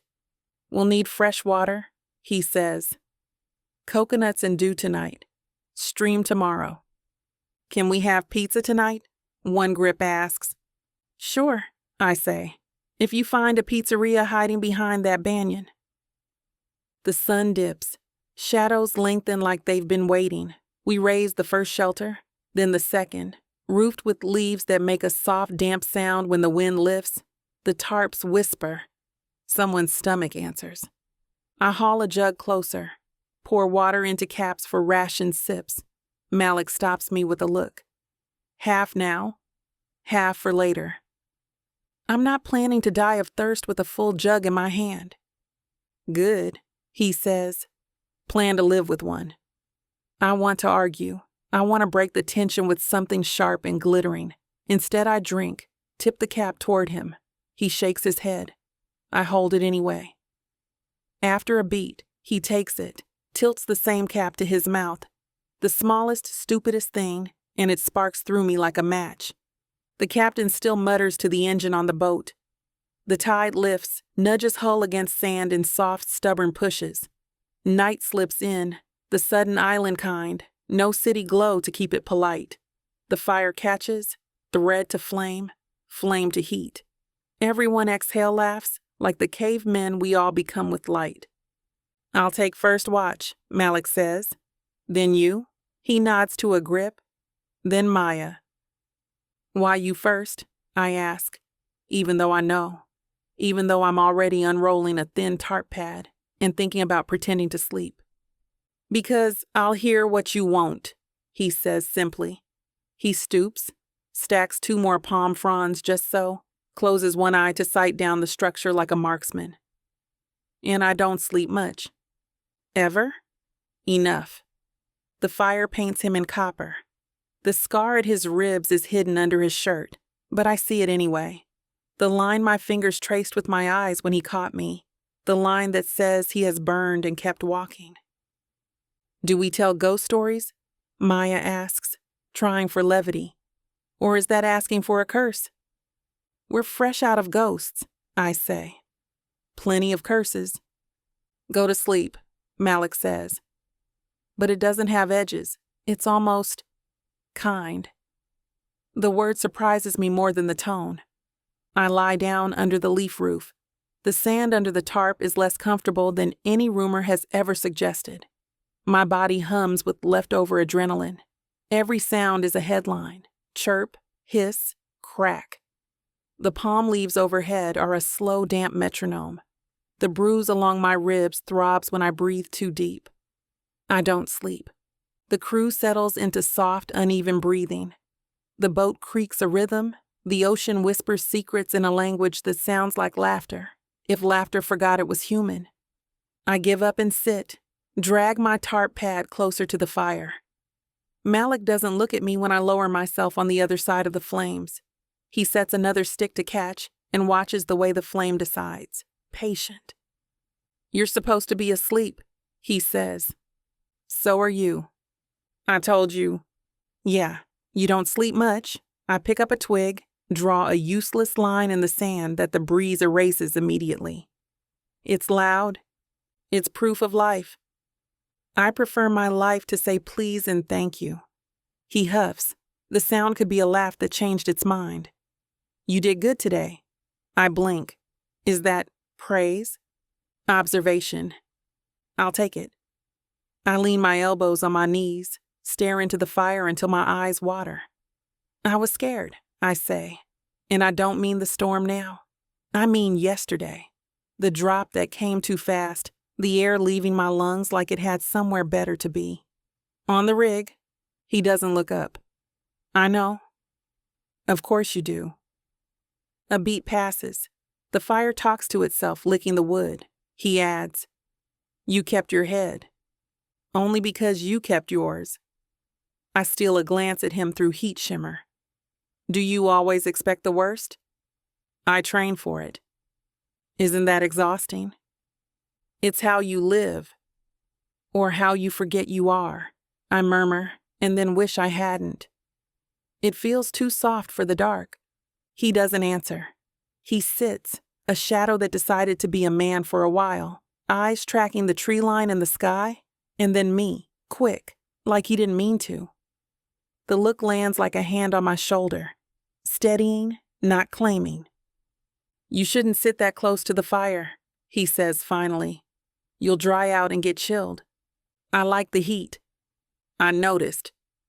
"You notice everything," I say, "including when I'm about to make a joke you won't laugh at." "You keep telling them anyway." "Someone has to." "Go to sleep, Zariah." "You keep saying my name like that and I won't." His jaw shifts. The tiniest smile ghosts there and vanishes, leaving my pulse doing cartwheels I pretend are from the humidity. I push my palms toward the fire. The warmth bites. Sparks spiral up and vanish into a sky that's swallowed its stars. "You think they'll find us tomorrow?" I ask, hating how small the question sounds. "Maybe," he says, honest. "Maybe not tomorrow." I nod because anything else will be panic. "Then I'll help." Tomorrow I catch his look and bristle before he can speak. "And not by looking pretty while you do the real work." "I didn't say." "You thought about it." "I didn't." He tips his head, considers me like a new terrain feature. "You listen. You try. You don't quit when it hurts. That's work. It shouldn't matter. The words, the tone, the weight. It does." I feel the compliment settle somewhere too close to my heart and try to act like it missed. A night bird calls from the jungle. Something skitters in the undergrowth. Malik's head tilts, attention narrowing. Then he relaxes half an inch. "Palm rat." "Charming." "They won't bother you." "What will?" He doesn't answer. Maybe because he won't scare me or because his list is too long. The fire drops into coals, red as mouth-soft fruit. Sleep creeps up my back like a tide. I fight it until fighting is more exhausting than giving in. "Wake me when you need me to take watch," I say, already losing the thread of my own voice. "I won't," he says. "Bossy." "Alive," he counters. And I'm pretty sure I'm smiling when my eyes close. I dream of last night's fall, the jerk, the drop, the sudden wall of him catching me. In the dream, I don't jolt awake at impact. I breathe. When I open my eyes, the world is charcoal and blue. The ocean has turned into silk. The crew are soft lumps under tarp roofs. Malik is a darker shape against the not quite morning, sitting with his back to a palm, forearms on knees, watching the line where water thinks about being sky. He looks like he belongs to this hour. Half night, half day, all edge. He glances over at the smallest sound I make, the kind you only hear when you've taught yourself to hear everything. Our eyes catch. We don't speak. There's no need. Something has shifted, even if we haven't named it.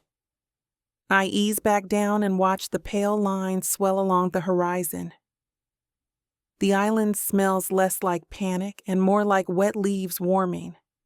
I think of yesterday, of the storm swallowing us whole and spitting us out, of his hand closing around my arm in the cabin, of the word that keeps leaving his mouth like a promise and a command.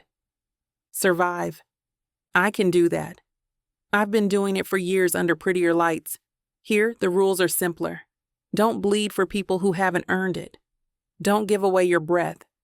Don't mistake heat for safety.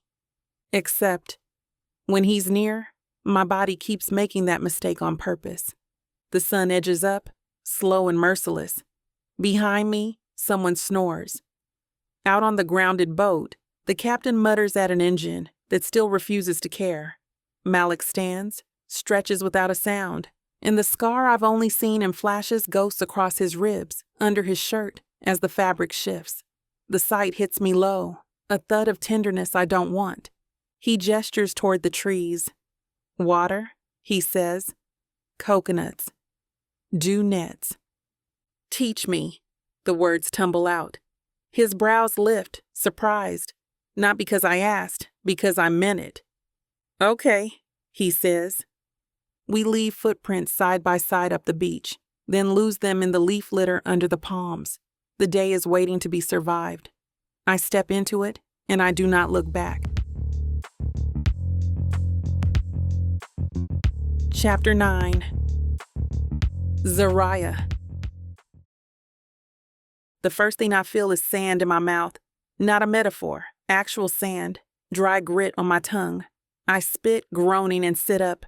My back aches from the ground, my hoodie sticks damp to my skin, and my curls, God help me, are tangled into some kind of seaweed-inspired crown.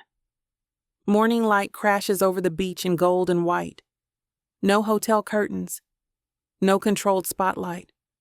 Just sun, merciless and honest. I glance at my hands, dirt under every nail, sand ground into the cuticles, no stylist to buff them, no agent to remind me to keep them pretty for close-ups. Just me, raw. It's been years. I am uncurated. And when I turn my head, he's watching. Malik stands by the tree line, sleeves shoved up, rope looped around one shoulder. He's already been moving, already working. His shirt clings damp to his chest, collar dark from sweat. The scar I've only glimpsed before peaks faintly when the fabric pulls. He's steady, unreadable. But in that moment, I know he sees me like this. I yank the hood up, scowling. Don't look at me like that. He blinks once, slow. Like what? Like, I wave at myself. Like this. Hair wild, dirt everywhere. Like I didn't just wake up looking like a shipwreck. His eyes linger, steady. You don't need to be polished. My throat tightens. I snap because that's safer. Spoken like a man who's never had his face on a billboard. Spoken like a man who knows Polish hides cracks, he says simply, and turns back to the rope. The words land like a weight in my chest. I hate that he makes sense. I hate it more that he makes me feel seen. By mid-morning, my stomach growls loud enough to get its own credit. Malik inventories the bars again. One per person, rationed, guarded like gold. That's it? I ask. That's it. And when it's gone? We fish. I blink at him. We what? He nods toward the ocean, clear and glinting in the sun. There's food in the water, unless you prefer starving. Oh, wonderful. A buffet. Less buffet. More patience. He lifts a crude net, cord tied in careful knots. His hands are scarred, veins flexing as he untangles. He hands it to me without ceremony. Here. I take it gingerly, like it might bite. And you just assume I know how to use this? I assume you'll try. Well, that's new, I mutter, stepping into the shallows. The water laps cool around my ankles, soaking my sweats. I glance back. He's watching. Of course he's watching. What? Expecting me to drown in knee-high water? Waiting to see what happens, he says. I drag the net clumsily through the water. It folds on itself, tangles around my leg. I squeal, flailing. Salt water splashes my face, burns my nose. I stagger upright, hair plastered to my cheeks, net limp. Not a word. His mouth doesn't move. But his eyes, dark, amused, say everything. You're laughing inside, I accuse. Maybe. I splash water at him. He doesn't dodge, just lets it hit. Slow blink, unshaken. Fine, I snap. Show me Mr. Competence. He steps into the water beside me, slow, unhurried, every movement balanced. He takes the net from my hands. Like this. Keep it low. Spread tension through your grip. He places the cord back in my hands, covers them with his own. Heat flares where our skin touches, even with water cooling everything else. His voice drops low, calm. Don't fight the current. Guide it. I can't breathe for a second. His hands dwarf mine, calloused and steady. My pulse skitters. You feel that? He asks. I drag in air. Feel what? The pull. His eyes meet mine, close. Work with it or you'll fail. I swallow. We're still talking about fishing. His mouth almost curves. Maybe. With his guidance, the net actually works. He pulls it up with a flick, and a flash of silver wriggles inside. A fish, small but real, flops against the cord. I shriek, half delighted, half horrified. It's alive. I yelp. That's the point. I thought survival was like coconuts and berries. You want berries? Go dig. I glare. You're impossible. And you're loud, he counters, setting the fish aside. I smack his arm lightly. He doesn't flinch, but he glances at me like the touch startled him more than the storm did. By evening, smoke curls into the air. Maya skewers the fish. The grips poke at flames like kids with toys. The smell of charred skin makes my stomach twist with hunger and relief.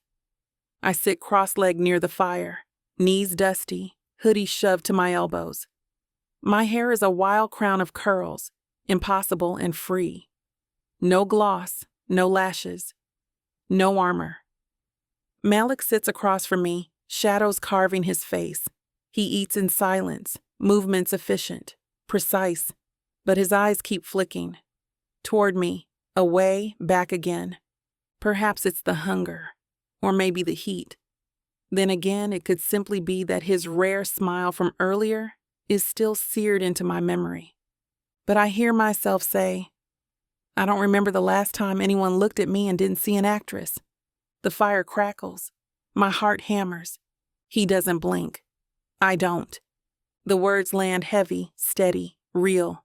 I stare at him, stunned. My throat tightens. For once I can't summon a comeback, can't paste on a smile, because he means it.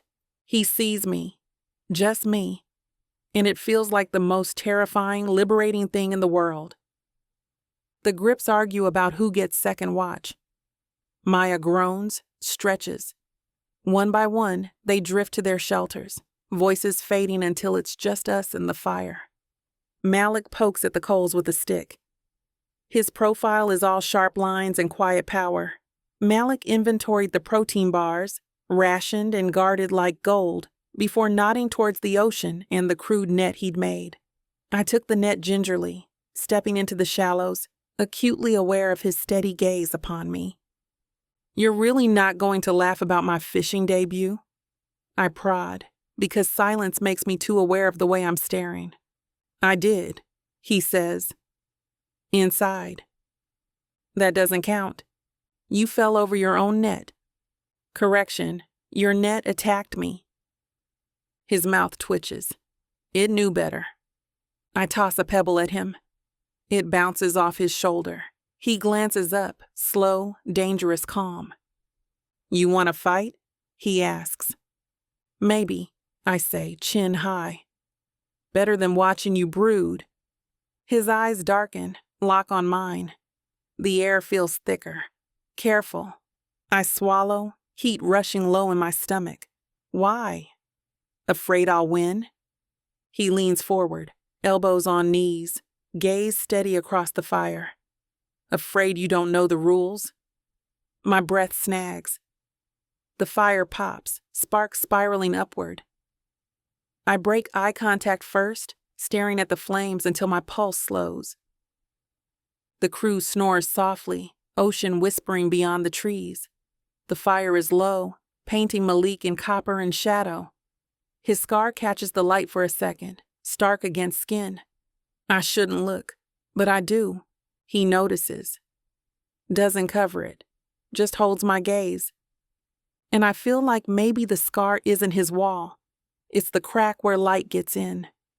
I lie back slowly, the sand rough under me, the fire warm at my side. My body hums with hunger, exhaustion, and something sharper, hotter. For once, I don't feel like the star of anyone's script. I just feel like Zariah. And when Malik finally looks away, I know he saw it too. Chapter 10. Malik. Clouds have been stacking on the horizon since noon, low, dark, the kind that don't arrive alone. The air says storm the way a body says fever. Wind keeps changing its mind, rolling over the beach and slipping back into the trees like it's scouting us. I walk the perimeter of camp, counting. Not supplies, angles, tarp tension, line stretch, stake bite. I pull a corner down, retie with a trucker's hitch, test until the rope sings under my palms. Over my shoulder, the ocean chops itself into scales. You're doing the face, Zariah says from behind me. I don't turn. Which face is that? The clouds owe me money face. She steps beside me and watches the sky like she's considering negotiating with it. Her curls are bigger today, salt-coiled and rebellious. There's sand on her cheekbone and a smear of charcoal where she brushed a stray ember. It shouldn't look good. It does. Storm's coming, I say. I figured. She lifts her chin at the water. It's having an attitude. Not attitude. Warning. Tomato, tomato. I glance at the shelters. We'll drop the ridge lines and build windbreaks on the north side.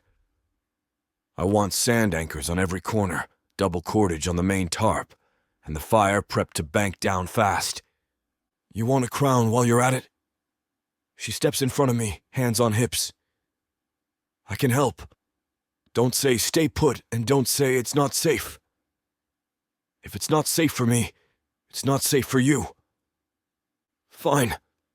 I point to the stack of empty water jugs. Fill those with sand. We'll use them as anchors on the leeward corners. Finally, a job worthy of my resume. She flashes an exaggerated smile and snatches a jug. Lead the way, Captain Doom. Try not to spill half the beach on your way back. Zero faith, she mutters, marching toward the dune. Earn it. She pauses, looks back, and for a second the teasing slides away. I'm trying? I nod once. I see it. The grips break into pairs. Maya drags palm fronds. The captain lashes a second line from the grounded boat to a palm with a trunk thicker than my waist. I split my focus between hands and horizon. Zariah returns with 2 jugs, arms straining, jaw set in determination that looks a lot like stubborn pride. She stumbles the last 3 steps. I take the weight without asking and swing them into place. Hey. She catches her breath. I had that. You did, I say, fitting the plastic against the tarp's edge, threading core through the handle and the grommet. Now it's faster. You're allergic to letting people carry their own weight. I'm allergic to watching corners rip in a squall because somebody's arms got tired. Corner rips, arms get tired, she says. People still don't like being told they're weak. I pull the line tight. Test. Reedy. Nobody said you were weak. She shifts closer, crowding my space on purpose. Then quit grabbing everything out of my hands like I'll break it. I'm grabbing because it's heavy, I say, dead even. And because if it slips and the line whips you, I'm the one who'll have to stitch you up. Her eyes flash. You don't have to save me every second. That's the problem, I hear myself admit it. I do. Wind pushes at us, lifting the corner of her hoodie so it snaps like a flag. We stand too close. She doesn't step back, neither do I. Teach me the knot, she says finally, voice low. Quit gatekeeping survival. I drop a knee to the sand and hold the rope out to her. Trucker's hitch. Make a loop here. Pinch, twist, no. Like this, thumb under, not over. Good. Now feed the bitter end through the loop. Pull to tension. You feel that bite? That's what you want. It won't slip when the gust hits. She mirrors my hands, brow furrowed, tongue poking the corner of her mouth in concentration. A loose curl falls across her eye. She shakes it off and bites the line to free both hands. A small, wild thing that hits me harder than it should. Again, I say. Bossy, she murmurs, but she does it again. Better. Once more. She ties it clean. I take the free end, test with a hard yank. The rope holds. She looks up and waits for the verdict like she'll fight it if it's anything but yes. That'll keep us dry, I say. A grin breaks across her mouth, quick and bright. Don't die of shock. Not planning to, I say. Wish I believed the words as easily as they sound. The light drops out of the afternoon. Wind cools and sharpens, carrying damp like a promise. We drop the main ridgepole a foot, lower the profile of the tarp, and weave palm fronds into a rough windbreak that runs the length of camp. Neat little fortress, she says, hands on hips, breathing hard. If I had a banner, I'd hang it. You'll get a storm, I say. Banners are for after. She squints toward the tree line. What about those branches? They look stabby. Deadfall, I say, following her gaze. We'll clear what we can reach. She grabs a length of driftwood and plants her feet. Point me at something stabby. You're not swinging an axe. This is a stick. Which becomes an axe when you start breaking things above your head, I say, already moving. We're not adding concussions to the list. She hustles to keep pace. You're a walking HR manual. OSHA would love me. OSHA would try to seduce you and you'd tell them to wear a helmet. The first fat drops hit the sand like coins. Then a sheet follows, soft at first. The wind rises in uneven breath, testing our work. Maya! Bank the fire! I call. Captain, lash your stern line higher. If the tide comes up, I don't want that hull turning into a battering ram. Zariah drags the last jug into place, shoulders heaving, hair plastered to her temples. She wipes rain out of her eyes with the back of her wrist and gives me a grin that looks feral and proud. Now what? Now we ride it out. Thunder walks across the water. Lightning veins the undersides of the clouds white and too close. Something tightens in the back of my throat. Ozone hits. A metallic tang that crawls under my tongue and up the scar that spiders across my ribs. For a heartbeat, my vision tunnels. The gray becomes orange. The sky becomes a wall of heat. Sound presses until it's a single, suffocating note. Hey! Her voice cuts through it. Malik! I blink and the orange is gone. The gray stays. Rain hardens, needling skin. You spacing out on me? She asks, trying for a joke, failing on the last syllable. Fine, I say. My hands don't agree. They're moving too fast, yanking a line that's already tight, checking a knot I've checked twice. I strip my bandana off my wrist and wrap it around her palm, where rope has burned the skin raw. Hold this corner. If it lifts, you drop your weight on it. Do not let it flap. If it starts to sing, you shout. What does singing sound like? Like trouble. Copy that. She plants her feet, leans back against the pull, and glares up at the sky. Don't you dare. Wind hits sideways, trying to peel the beach off the island. The tarp hums. The palm trunks creak. The fire becomes a red memory under sand. The first true gust arrives like a shove. The shelter takes it. The lines hold. Then the gusts begin to stack. The world is water and rope, and the drum of rain on plastic and leaf. Malik! Maya yells over the storm. That corner! I pivot. The windbreak's end lifts and snaps. I sprint, drop to a slide, and slam my shoulder into it as I drive the stake deeper with the heel of my hand. The shock rattles bone. I grab a spare line, wrap, pull, brace. Another flash. White. Instant. It blows my vision open to nothing. The smell, that same bitter electric tang, roars straight through the part of my brain that still thinks hot metal is falling from the sky. Somewhere far away, a voice is screaming. In memory, it's mine. In reality, it's the wind. Malik! Closer this time. Hers. She's at my side, rope in both hands, rain slicing off her lashes. Tell me where! Wrap that trunk, I shout. Lower. Below the swell. She runs, legs carving trenches in the water pooling over sand, slides hands first around the trunk and drags the line with her body like she's hugging the tree. Her hoodie snags on bark. She doesn't stop. She gets the rope around once, twice, and fumbles the knot. Here! I'm there before she can try again, my hands closing over hers. Her fingers are slick. Mine are shaking. She looks down at them. You're cold, I lie, voice too thin. Sure, she says, not believing me, not letting go. Show me the knot. I guide her through it, breathing with the count of the wraps, forcing my palms to settle, forcing air past the memory that keeps trying to climb up my throat. The line bites and holds. She leans back with me, putting her entire weight into the pull. Our shoulders knock. The storm roars. A branch the length of my arm scythes across the windbreak and ricochets, aiming at her head. I throw my forearm up. Wood cracks bone. The blow numbs my hand to the elbow. She jerks toward me and grabs a fistful of my shirt. Don't! I bark, louder than I mean to. Stay anchored.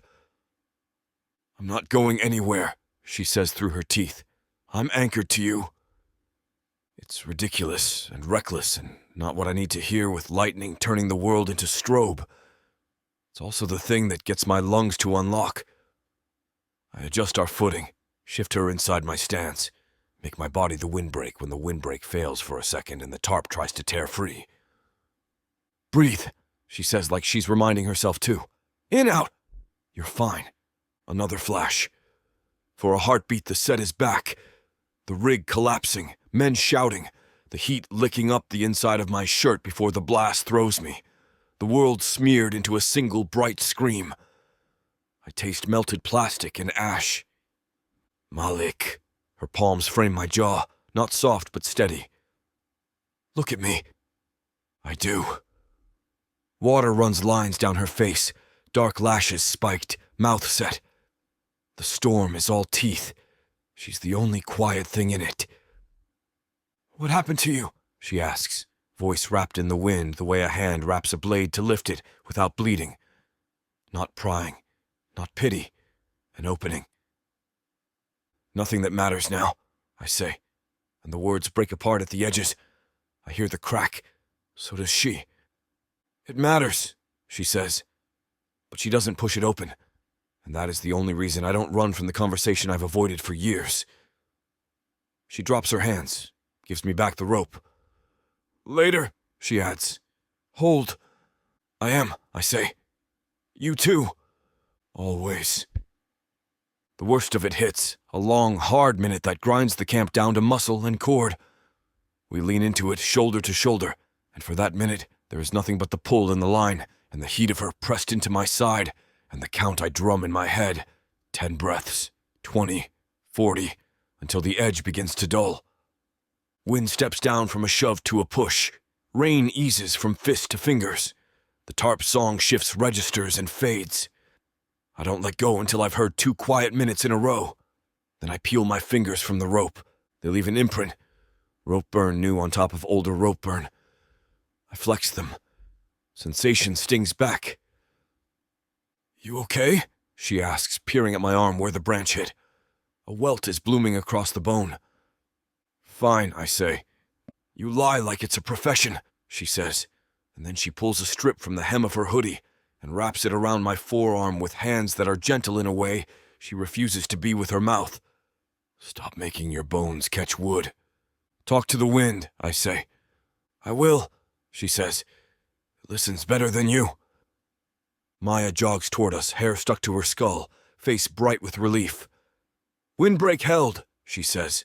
"Boat's line is tight." Fire's alive under the sand, only barely, but we can coax it. "Good," I say. I check the anchors, retie the corner she and I held, then step back and look at the camp the way I look at a rig after the first test. For weakness, for seams, for the thing I missed. My hands have stopped shaking.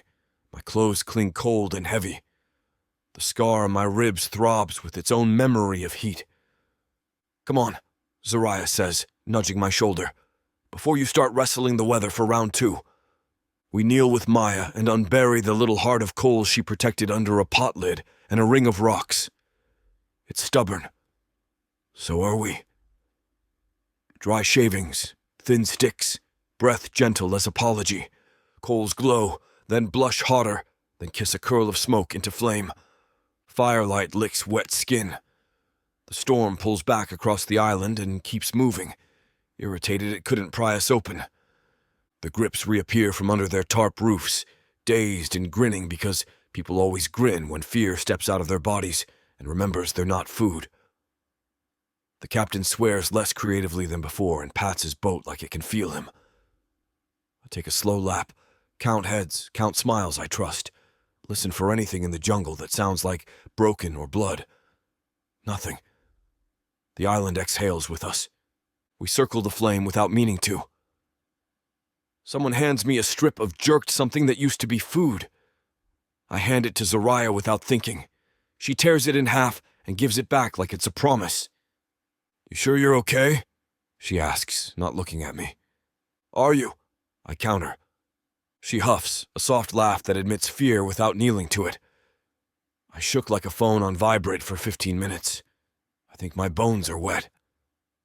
"Bones dry," I say. "Everything else is wet." She stares into the fire. "You were shaking too." "Cold," I say again, because I don't have better. She leans closer, shoulder brushing my arm. "I wasn't going anywhere," she says quietly, like it's for me alone and not because the wind would think it was flirting. "When it got bad." I know. I was there, but the way she says it lands under my scar like heat that doesn't hurt. I don't say thank you. I don't quite know how to say it without setting something else on fire. We pass a dented pot around, rainwater boiled and cooled to warm. The first mouthful tastes like metal and victory. She tips the rim to me, and we share the heat without pretending we're not nearly touching. "Tell me something true," she says after a while, when the crew has slid back toward their shelters, and the soundscape has settled to dripping leaves and the low talk of the ocean. Not the PR-proof version, not the stuntman safety briefing, something real. "Real," I echo, buying time, because the last time I told a reporter something real, it got sliced into a soundbite so sharp it cut my name for a year. "Trade," she says, and the word is a ladder out of my reluctance. I go first. I nod. "The first time I walked a carpet after my first big headline," she begins, and her voice is light on the surface, steel underneath. "I forgot how to breathe. Right there in the floodlights. It felt like drowning standing up. Agent in my ear. Publicist, smiling like a gun. I did the angles. My hands shook so hard they had to retouch the photos. Everyone said I looked serene. I couldn't feel my feet. I picture it. Her, weaponized beauty. The crowd, a single devouring eye.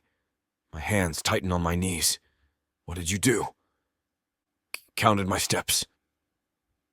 Pretended my body was a costume I could take off when I got home. She smiles, small and bitter.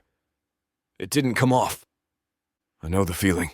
I snap, quicker than I mean to. She looks over, eyebrows lifted. Your turn.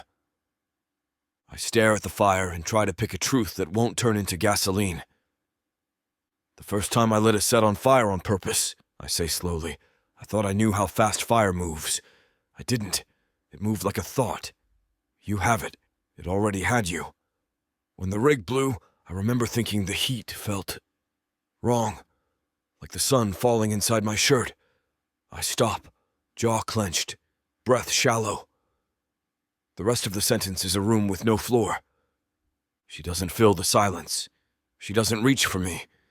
She sits in it with me like someone who can stay in a place that hurts and not try to decorate it. What happened? She asks after a long time. The moment after. Nothing, I say. Then correct it because the point of this is not lying. Everything. Then quiet. I thought if I stop moving, I'll be a picture. So I kept moving. I tap my ribs where the scar twists. This is what moving costs. Her eyes drop to my shirt, then back up to my face. No flinching. No pity. Something like fury for me, which is not a thing I've seen often and never earned. Who failed you? She says, soft and murderous. Everybody, I say, but there's no heat on it now. Me included. She leans a fraction closer, and the fraction might as well be a mile. You walked out. That counts. I let out a breath I didn't know I'd been sitting on. The storm has rinsed the camp clean. The air smells like wet leaf and salt and smoke, and her shampoo vanished hours ago. What's left is something warm and human that has nothing to do with store-bought. We fall into the kind of quiet that isn't empty, just wide. My shoulder is still touching hers. It should feel accidental. It doesn't. Every nerve that remembers fire is paying attention to something else now. The slow rhythm where our bodies meet. The small adjustments you make when you're trying not to make any movement at all. She turns her head and the curve of her mouth is closer than it has any right to be. If I thank you for today, she says, voice almost a whisper, will you tell me it was your job? Yes, I say. Then I won't thank you, she says, and smiles like she's thanking me anyway. The laugh that shakes me doesn't make sense. It's too light for a man who counts rope burns the way other people count days. It's too easy for someone who tastes ash when the sky flickers. Still, it's there, in my chest, an animal that remembers it used to know how to run without being chased. She notices. Of course she does. It's a good sound, she says, as if she's cataloging endangered species. Don't get used to it, I say, but my mouth won't harden the words the way it usually does. She nudges my knuckles with hers where our hands rest in the sand. The touch is barely a touch. It's also everything I've been avoiding since the day she walked onto a set and turned oxygen into a rumor. I almost take her hand, not because I've earned it, not because I'm ready for what happens if I do, because some part of me that never healed right is leaning across the space saying, this, just this for a minute. But when my fingers start to curl, the old reflex snaps me back. Distance equals safety. Safety equals her walking out of this island without souvenirs she didn't ask for. I hold still. Her eyes flick to the almost and back up. She doesn't call me a coward. She doesn't call me anything. She tips her head onto my shoulder like she's choosing softness on purpose. Weight settles. My whole back loosens a notch I didn't know was locked. You're gonna tell me the rest, she murmurs, not moving. Not tonight, I say. But the butt hangs there. It's the size of the life I stopped wanting, and the first thing like want I've let close in too long. Soon. That's enough, she says, as if she's the one giving me something. The crew has gone quiet. The ocean's voice has dropped to a hum. Wind toys with the line and thinks better of it.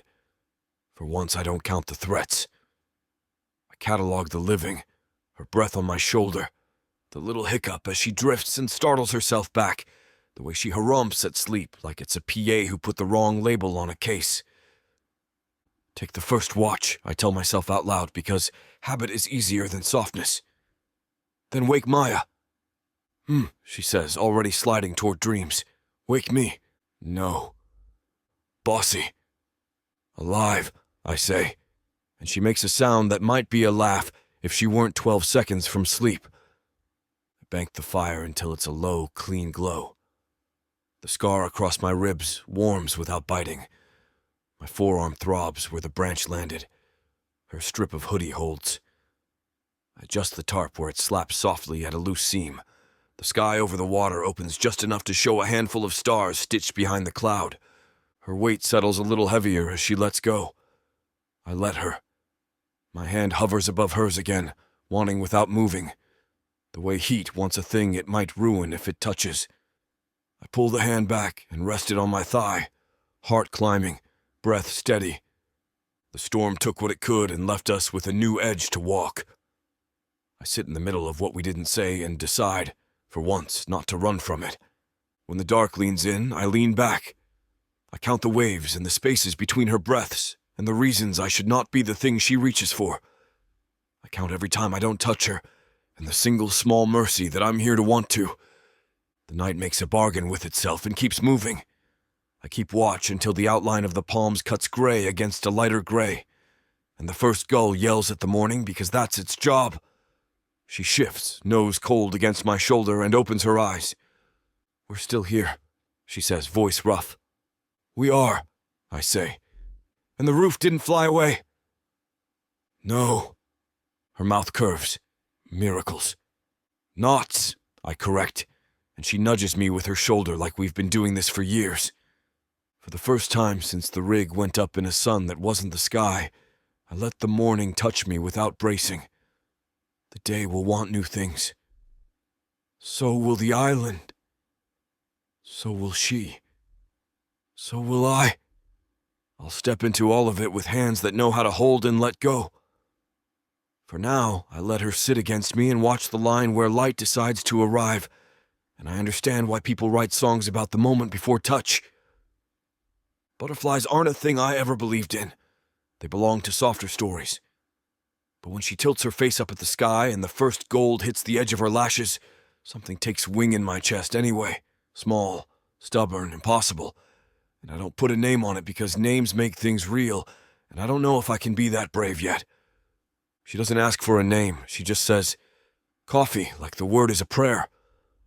Working on it, I say. We don't have any. Working on it anyway. She laughs into my shoulder, warm, unguarded. The sound takes the last of the storm with it. I stand, pull her up, and we start the morning with rope and fire, and the quiet knowledge that something broke open last night and didn't bleed. I don't know what happens when the island decides to stop keeping our secrets. I know what happens if I pretend I don't hear my own pulse when she's this close. I keep us alive. I keep my hands steady. I keep the line tight. And when she looks at me like I'm not a stuntman, not a scar, not a shadow, just a man who showed up, I look back, and I let her. Chapter 11. Zariah. The rain starts as a drizzle, tapping the tarp like impatient fingers. It's the island's way of reminding us we don't get breaks. Everyone else groans, huddling under shelters. But my stomach's already empty and gnawing. I'm sick of rationed protein bars. Sick of waiting for Malik to tell us what's safe. So when he announces he'll check the stream with Maya for water refill, I jump in before he can finish. I'll go hunting. His head snaps toward me, dark eyes already annoyed. No. No, I repeat, arms crossed. You'll scare everything away with your talking. My mouth falls open. Excuse me?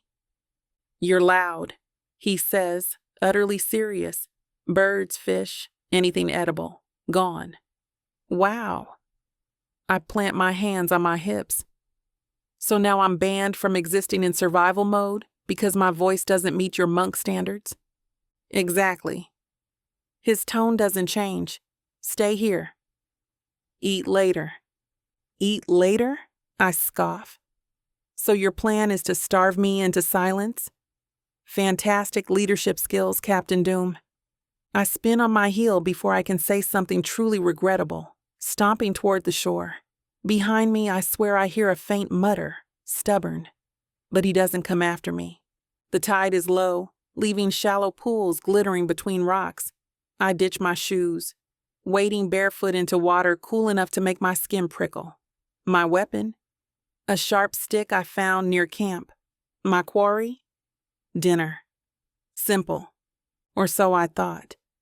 Every time I jab, the fish scatter like I've set off underwater fireworks.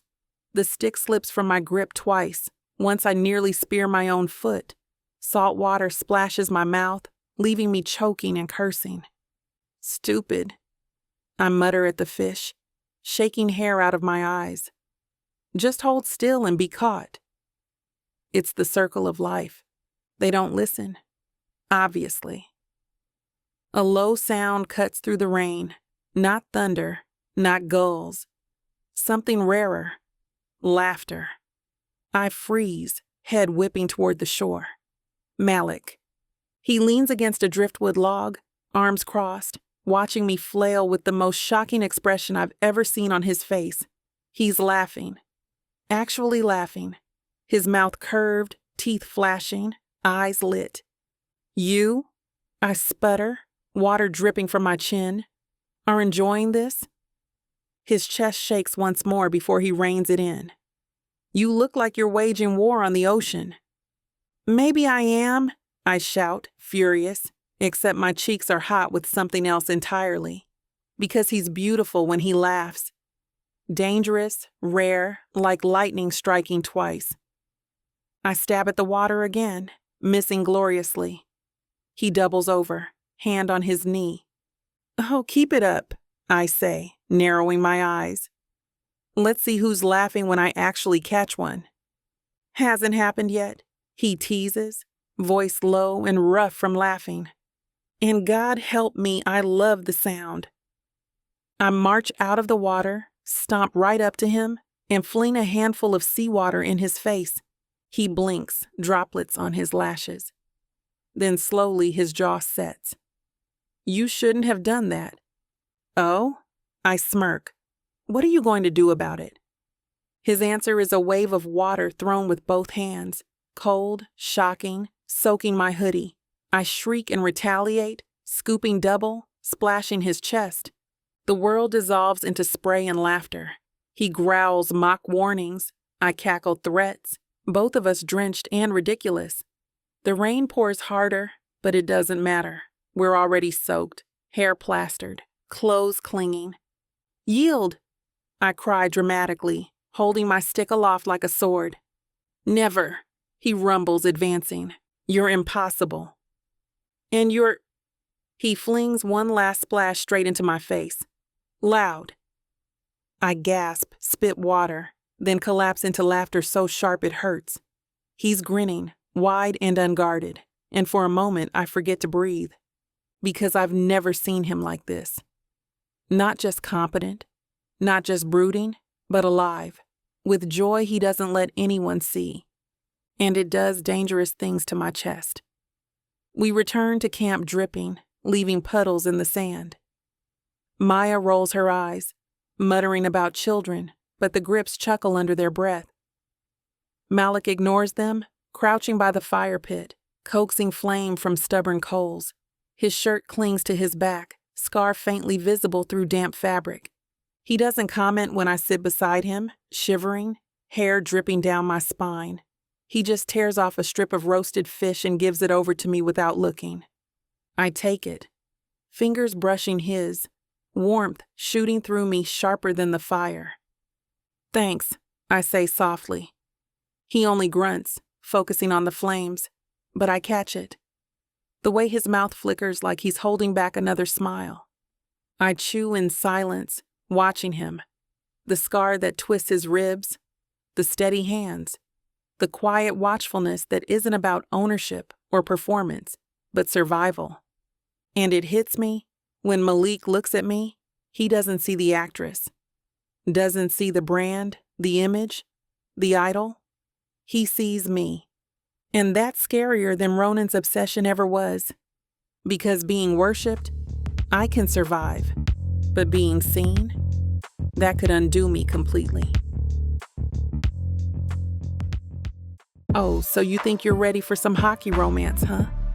Baby, you don't even know what you're about to step into. This is not your grandma's romance collection. No, sir. We're talking muscles on the ice, dirty talking men who can handle a stick. And I do mean every kind of stick. 8 full-length audiobooks, over 30 hours of heat, sass, and love stories that'll melt more than just the ice. And honey, these aren't just some regular old stories. These are the kind that'll have you fanning yourself, yelling at your headphones, and staying up till 3 a.m. talking about one more chapter. Normally, a collection like this would cost you a small fortune.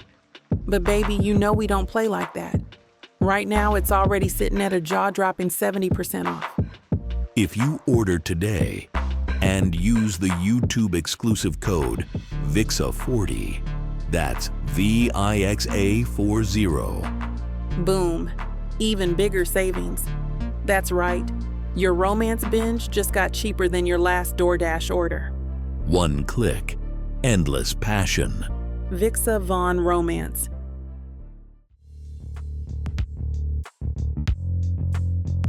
Chapter 12. Moloch. The fire has sunk low, embers pulsing red like the last beat of a heart. The crew are asleep, their snores mixing with the hush of the surf and the sighs of the jungle. I sit a little apart, knees bent, elbows resting, eyes on the dark horizon. It's second nature. Always watching, always counting shadows, always searching for the one wrong sound. But my focus drifts. Not to the water or the trees, to her. Zariah sleeps under the lean-to, curled on her side, one hand tucked beneath her cheek. Her curls fan across her hoodie, wild and free, catching firelight in bronze strands. Her lips part slightly with each steady breath, softening the sharp lines she wears when she's awake. She doesn't look like the woman on billboards or the one who sparred with me all day, laughing like the storm hadn't happened.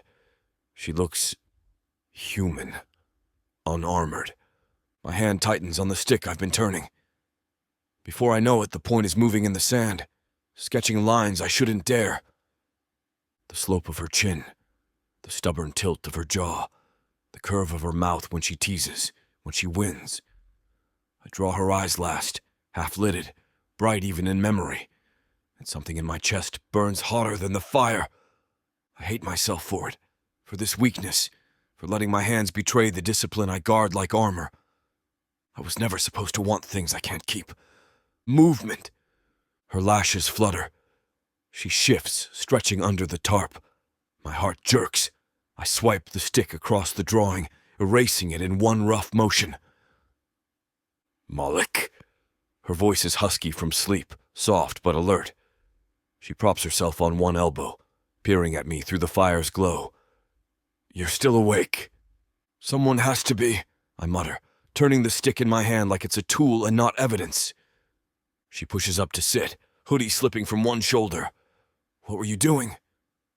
Checking the perimeter. Her eyes narrow, amused. With a stick? I grunt, refusing to meet her gaze.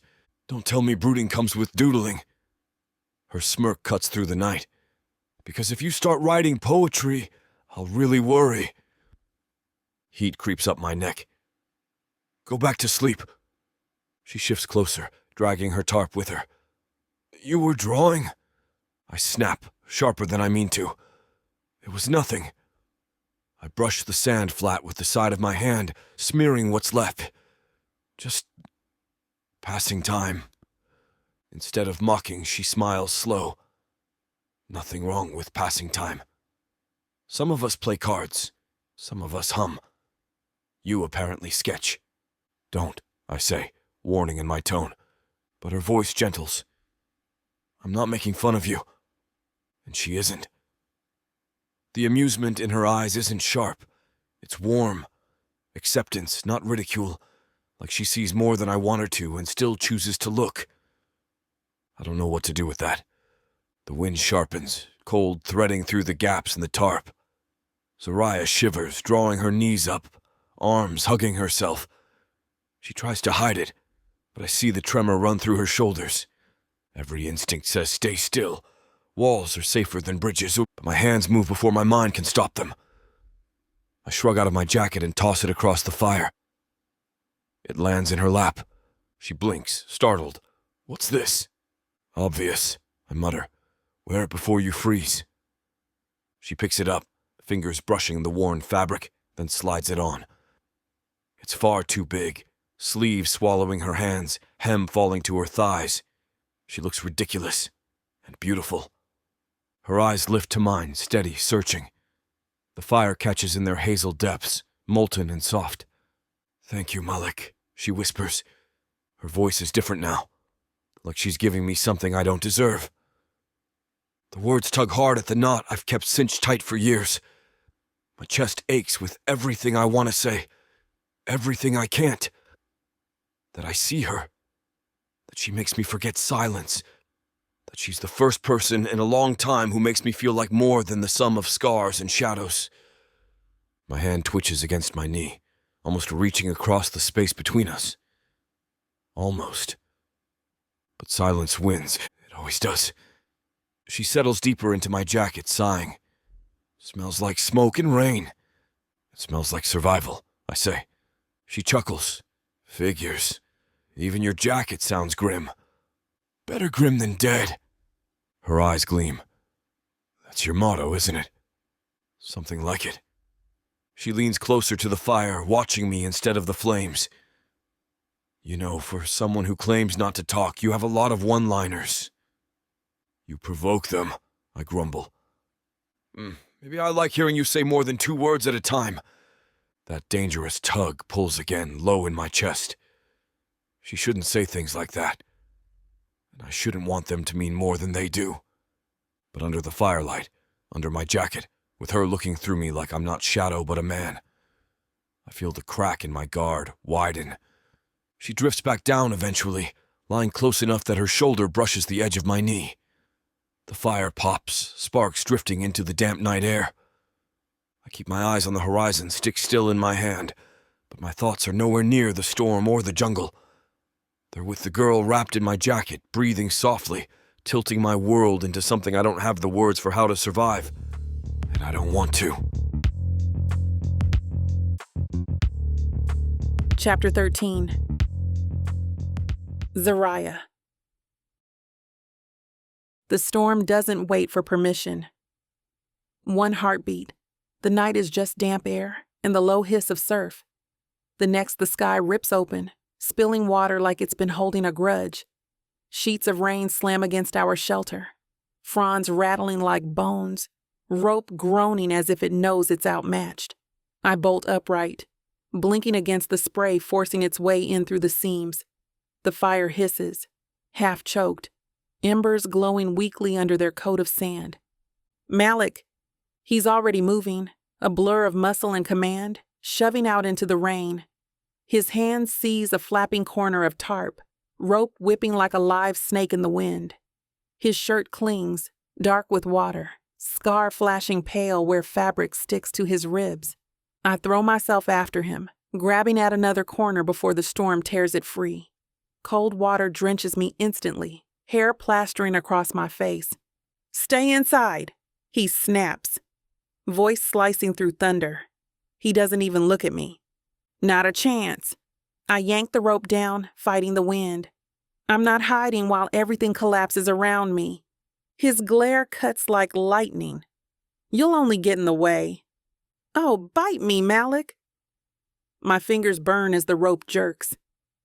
If I wanted to sit pretty while someone else fixed everything, I'd still be on a set smiling for cameras.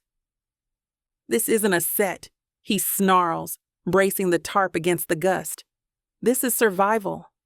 Then let me survive with you, I shout back. My voice cracks with more than wind. Stop acting like I'm a liability you have to babysit.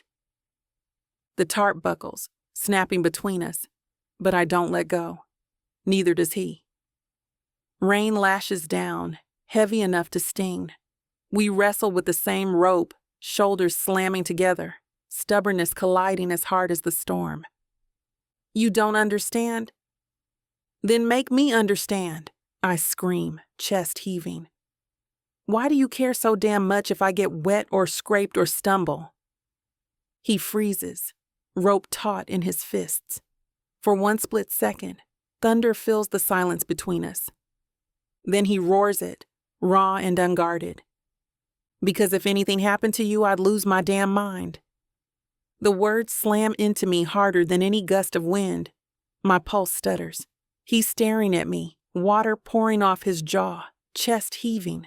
He looks furious with himself, furious with me, furious with the world for letting it slip out. I can't breathe. My grip slackens. Say it again. His mouth works, jaw tight, but he doesn't. He doesn't have to. It's there in his eyes, burning like the storm hasn't touched him. I drop the tarp, let it flap, let it scream. My hand seize his shirt, soaked fabric twisting under my fists, and I pull him down. Our mouths crash, messy and desperate, teeth clashing, water streaming between us. His lips are rough, his tongue insistent, and I meet him with everything I've been swallowing for days: rage, want, hunger, fear. He growls into my mouth, low and guttural, and I swear I feel it all the way down my spine. His hand fists in my hair, tilting my head, taking more. I gasp, and he devours it, kissing like he's been starving and I'm the first meal. The tarp whips above us, rain pounding harder, but it's background noise now. The world shrinks to his mouth, his breath, his body pressed to mine like he'll weld me to him if he can. I break just long enough to breathe, my forehead pressed to his. His eyes are black fire in the stormlight. I don't think. I don't pause. I kiss him again, harder, because one isn't enough. One will never be enough. He lifts me half off my feet, crushing me closer, rain sliding over our faces, our mouths refusing to part. I bite his lip. He swears against mine, and the curse vibrates through me like lightning finding ground. When we finally tear apart, gasping, the air between us feels molten despite the storm soaking us through. Damn, he mutters, voice wrecked, forehead still pressed to mine. I laugh, breathless, wild. Finally, his chest shakes against me. Not laughter exactly, more like disbelief. His hand stays tangled in my hair, the other braced at my hip, as if letting go would undo the world. The tarp slaps hard again, reminding us the storm still owns the night, but neither of us moves. Neither of us can. Because since we washed up here, I feel more alive than terrified. Because kissing Malik Wren feels like surviving for something, not just through it. He curses again, softer this time, jaw flexing as he pulls back half an inch. His eyes rake over my face like he's trying to memorize me, even as regret shadows the edges. This is a mistake, he growls, but his thumb brushes my cheek, tender despite the words. I catch his wrist, hold it there. Then let's make mistakes. The thunder rolls, long and low, like the sky agreeing. He kisses me once more, rougher, before pulling back fully, rope whipping into his hand. He secures the tarp like he didn't just unravel both of us. I stand beside him, lips swollen, jacket heavy with rain, chest still burning. My hand brushes his when we grab the same knot. He doesn't pull away, not this time. And that feels like its own kind of storm. Chapter 14. Malik. The morning is too bright. The ocean glitters like it's mocking me, smooth and calm after last night's storm. The air is cleaner, the sand rinsed, the trees dripping like they've been baptized. Everyone else exhales relief. Not me. I throw myself into work, lashing driftwood into traps, reinforcing stakes, carving grooves for water channels. Anything to keep my hands busy, my body moving, my mind away from the taste of her mouth and the rain. Because if I stop moving, I'll think. And if I think, I'll remember the way her lips fit against mine like I'd been waiting a lifetime. And I can't afford that. Not here. Not with her. Coward! Her voice slices through the morning quiet like a blade. I keep my back to her, knotting the cord tighter than necessary. Not now. Not now. She stomps closer, shoes squelching in wet sand. You kiss me like the sky's falling and then you pretend it didn't happen? That's your plan? My jaw clenches. We need food. We need honesty! I yank the knot so tight the rope creaks. I don't owe you. The hell you don't! She shoves the trap stake, making it topple. I whip around, glare sharp enough to cut. She's right there, hair still damp, curls wild, hoodie clinging to her, fire in her eyes.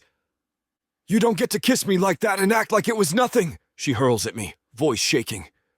You don't get to look at me like I'm something, and then run off and hide behind sticks and knots. The trap collapses at my feet. My hands curl into fists. Drop it. No. She plants herself in front of me, chin high. I won't drop it.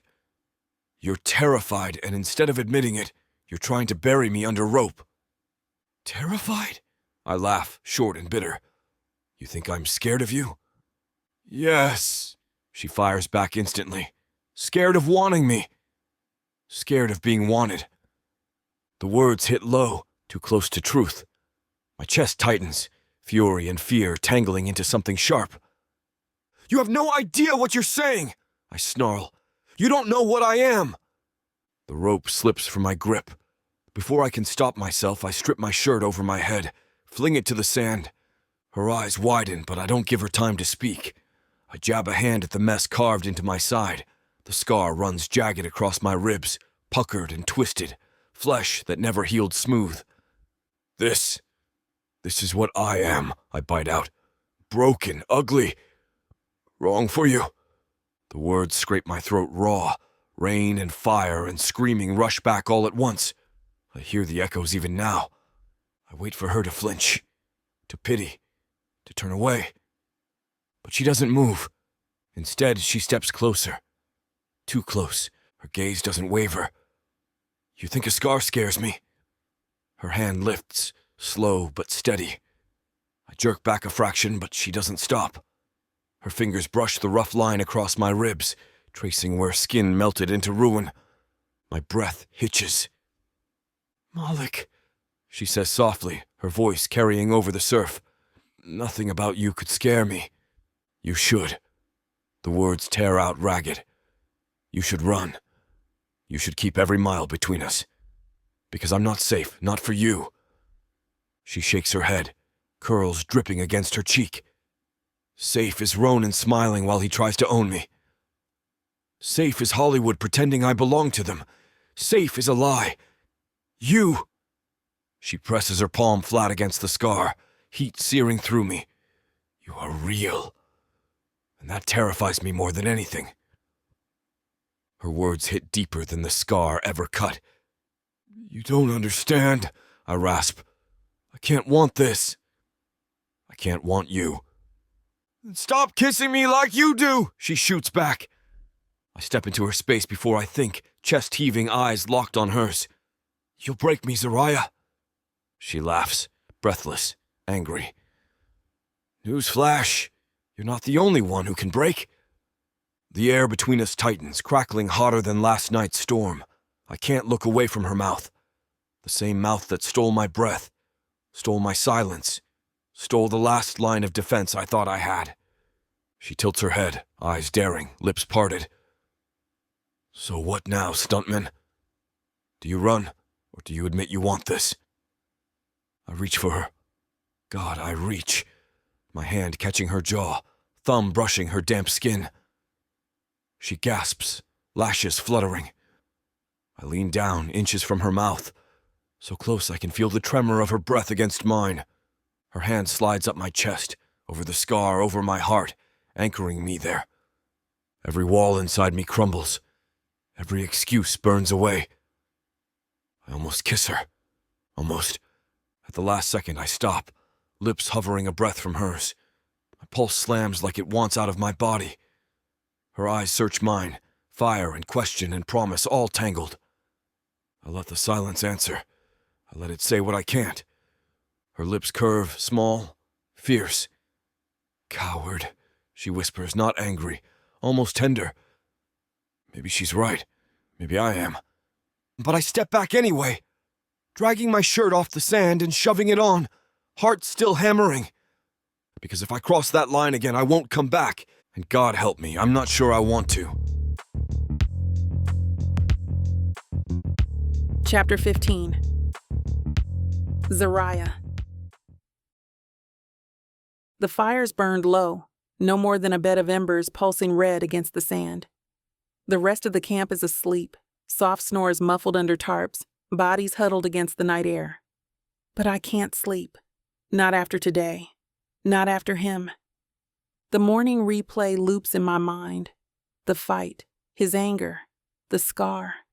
The way his mouth hovered over mine and then pulled back. Coward, I'd called him. The word still vibrates in my chest, bitter and aching.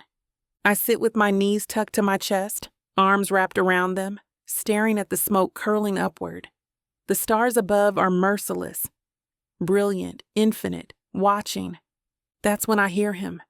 Not the crash of Malik's presence, but the quiet tread, measured, deliberate. He steps into the edge of the firelight, his shirt hanging loose, hair damp, eyes shadowed. Zariah. His voice is low, rough as gravel. I don't look at him. Come to build another trap. A muscle in his jaw ticks. He lowers himself onto the sand beside me, close enough I feel the heat of his body through the cool night air. No traps. He drags a hand through his hair. I owe you an apology.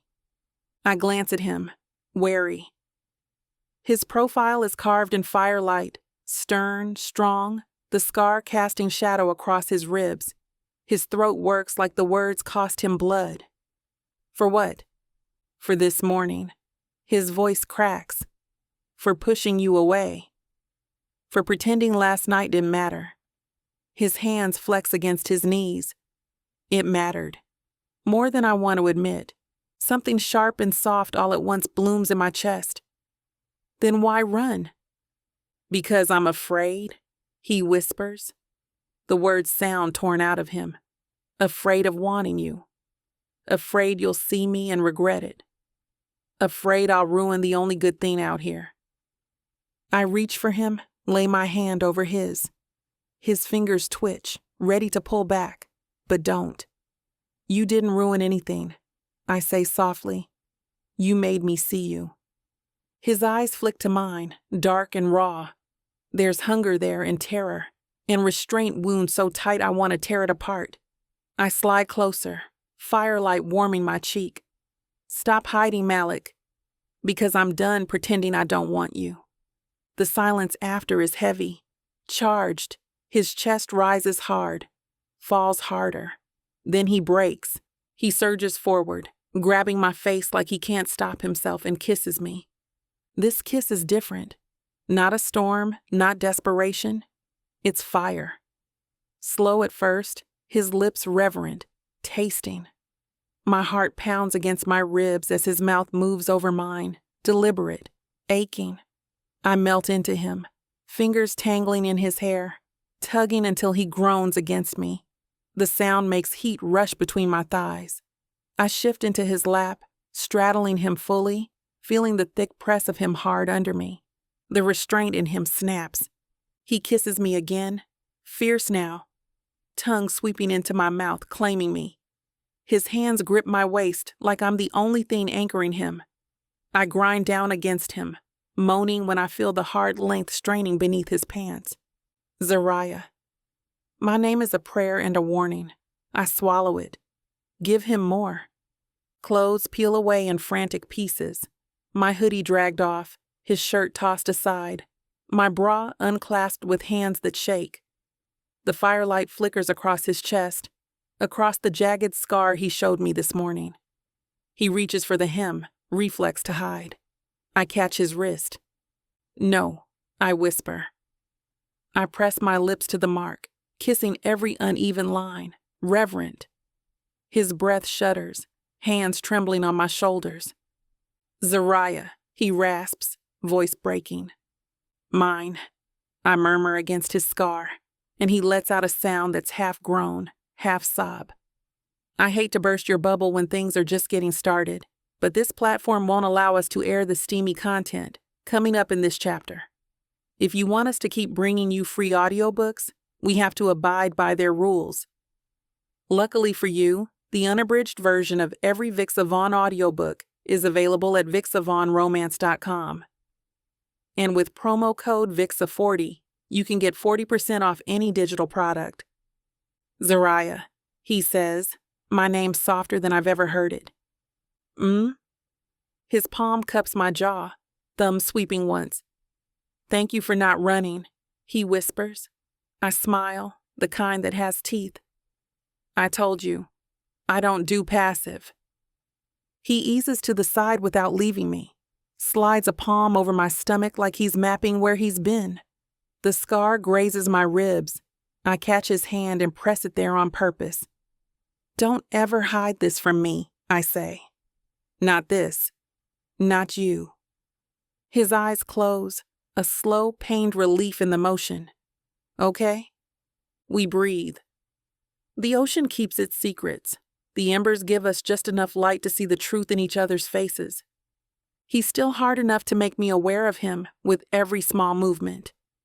I roll my hips experimentally, and his eyes flare. "Insatiable," he mutters. "Alive," I correct, and kiss him lazy, smiling into his mouth when he groans and starts to move again. Gentle now, aftershocks turning into a slow, sweet rock that keeps us hazy and warm. "Tell me again," he says, barely sound. "What you said." I cradle his face, eyes open on his.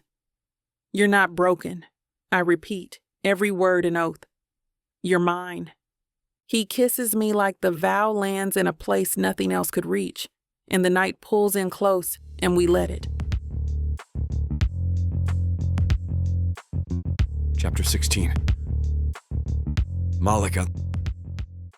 The first thing I feel is her hand on my chest. Not heavy, not clutching, just resting there, curled loose, like her body trusted mine even in sleep. Zariah's breath warms my ribs, her curls spill across my shoulder, and the fire from last night hums through me like a second heartbeat. For one wild second I let myself imagine this is forever. That the only world we know is this strip of sand and stars. That when the sun comes up, it'll be just us. No cameras, no storms, no expectations. The fantasy almost destroys me, because I know better. I ease her arm off gently, as if she'll break, slide out from under her. She murmurs in her sleep, turning toward the warmth I left behind. My shirt is still tangled around her shoulders. I pull it higher, tuck it under her chin. It's a poor substitute, but it's all I can give. By the time the horizon smears pale pink, I've put distance between us. Axe in hand, I drive the blade down, splitting wood in clean, hard strikes. Each crack is a distraction. Each repetition is a wall. The rhythm is merciless. Lift, swing, split. Sweat beads on my back despite the cool morning. My muscles burn, but I don't stop. If I stop, I'll think about her body clenching around me, about the way she whispered I wasn't broken. I can't think about that. "Morning, woodsman." Her voice jerks through me harder than the axe handle. I keep swinging. "Morning." She walks closer, slow steps, crunching the sand. When I don't look up, she tilts her head. "That's it? Morning?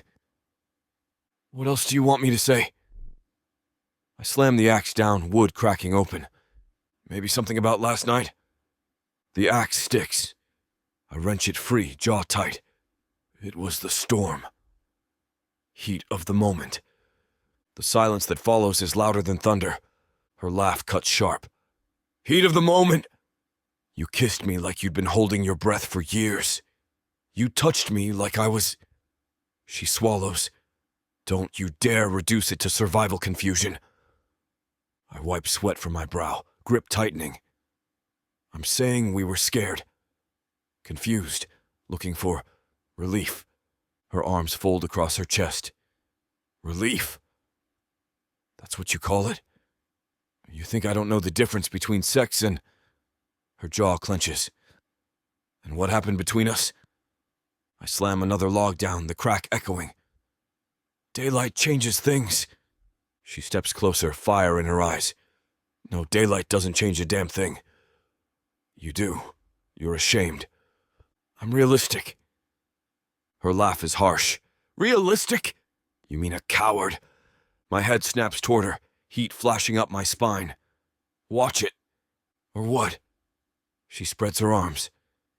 You'll chop me in half like firewood. You don't scare me, Malik. You scare yourself. I grit my teeth. You don't realize what you're asking.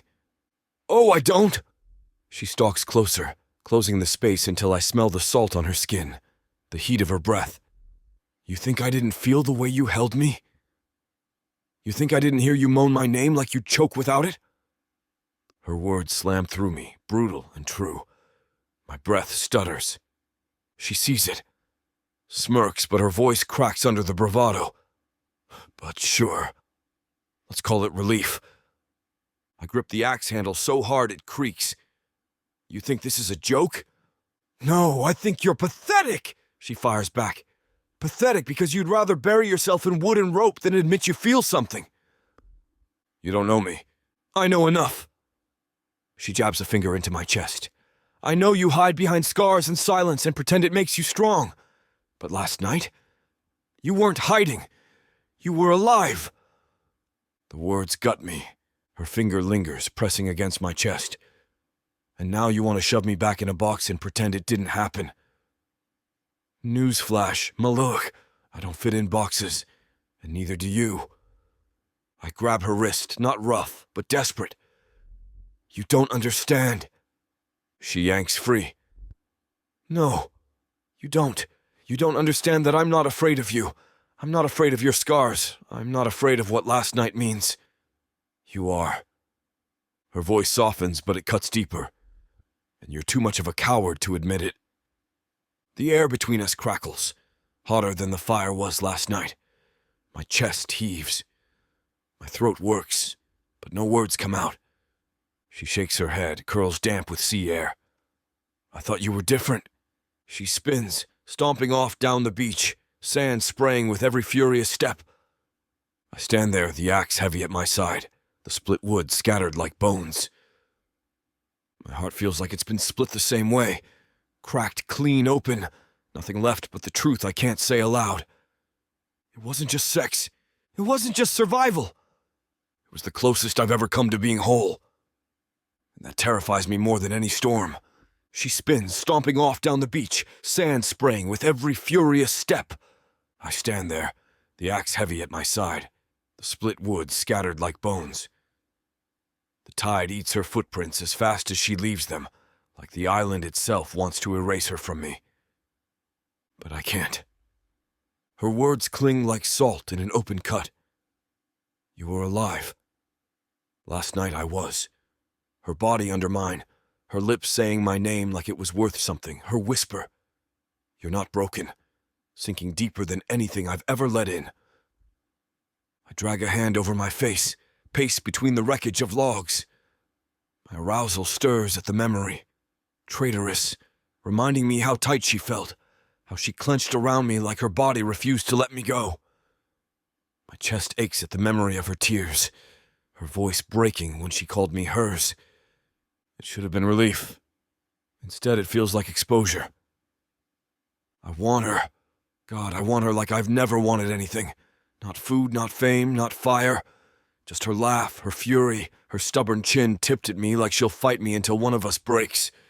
But guilt grinds the want into dust. What kind of man am I to take and then falter? To let her kiss my scar like it's holy when I know it's a curse? To let her believe I can be something I'm not? I picture her waking up to daylight, really seeing me. Not just the man who touched her in firelight, but the scarred mess the world laughed at years ago. The thought guts me. So I build walls again, with rope, with wood, with silence, because silence never asks me to be more than I am. But even as I split another log, the blade driving down, her voice hisses in my head. Coward.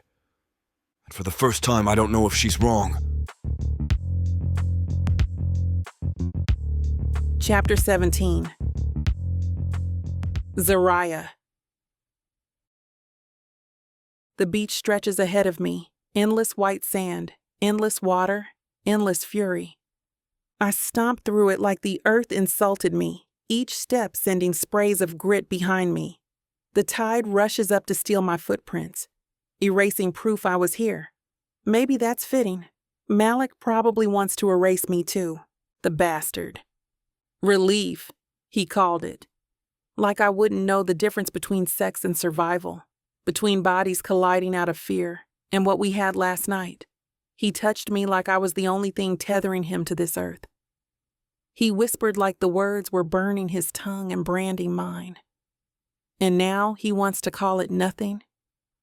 I laugh, sharp and wild, and fling a piece of driftwood into the waves. The splash is small, unsatisfying. Coward. I mutter to the sea. For a second, the island feels like it's mine alone.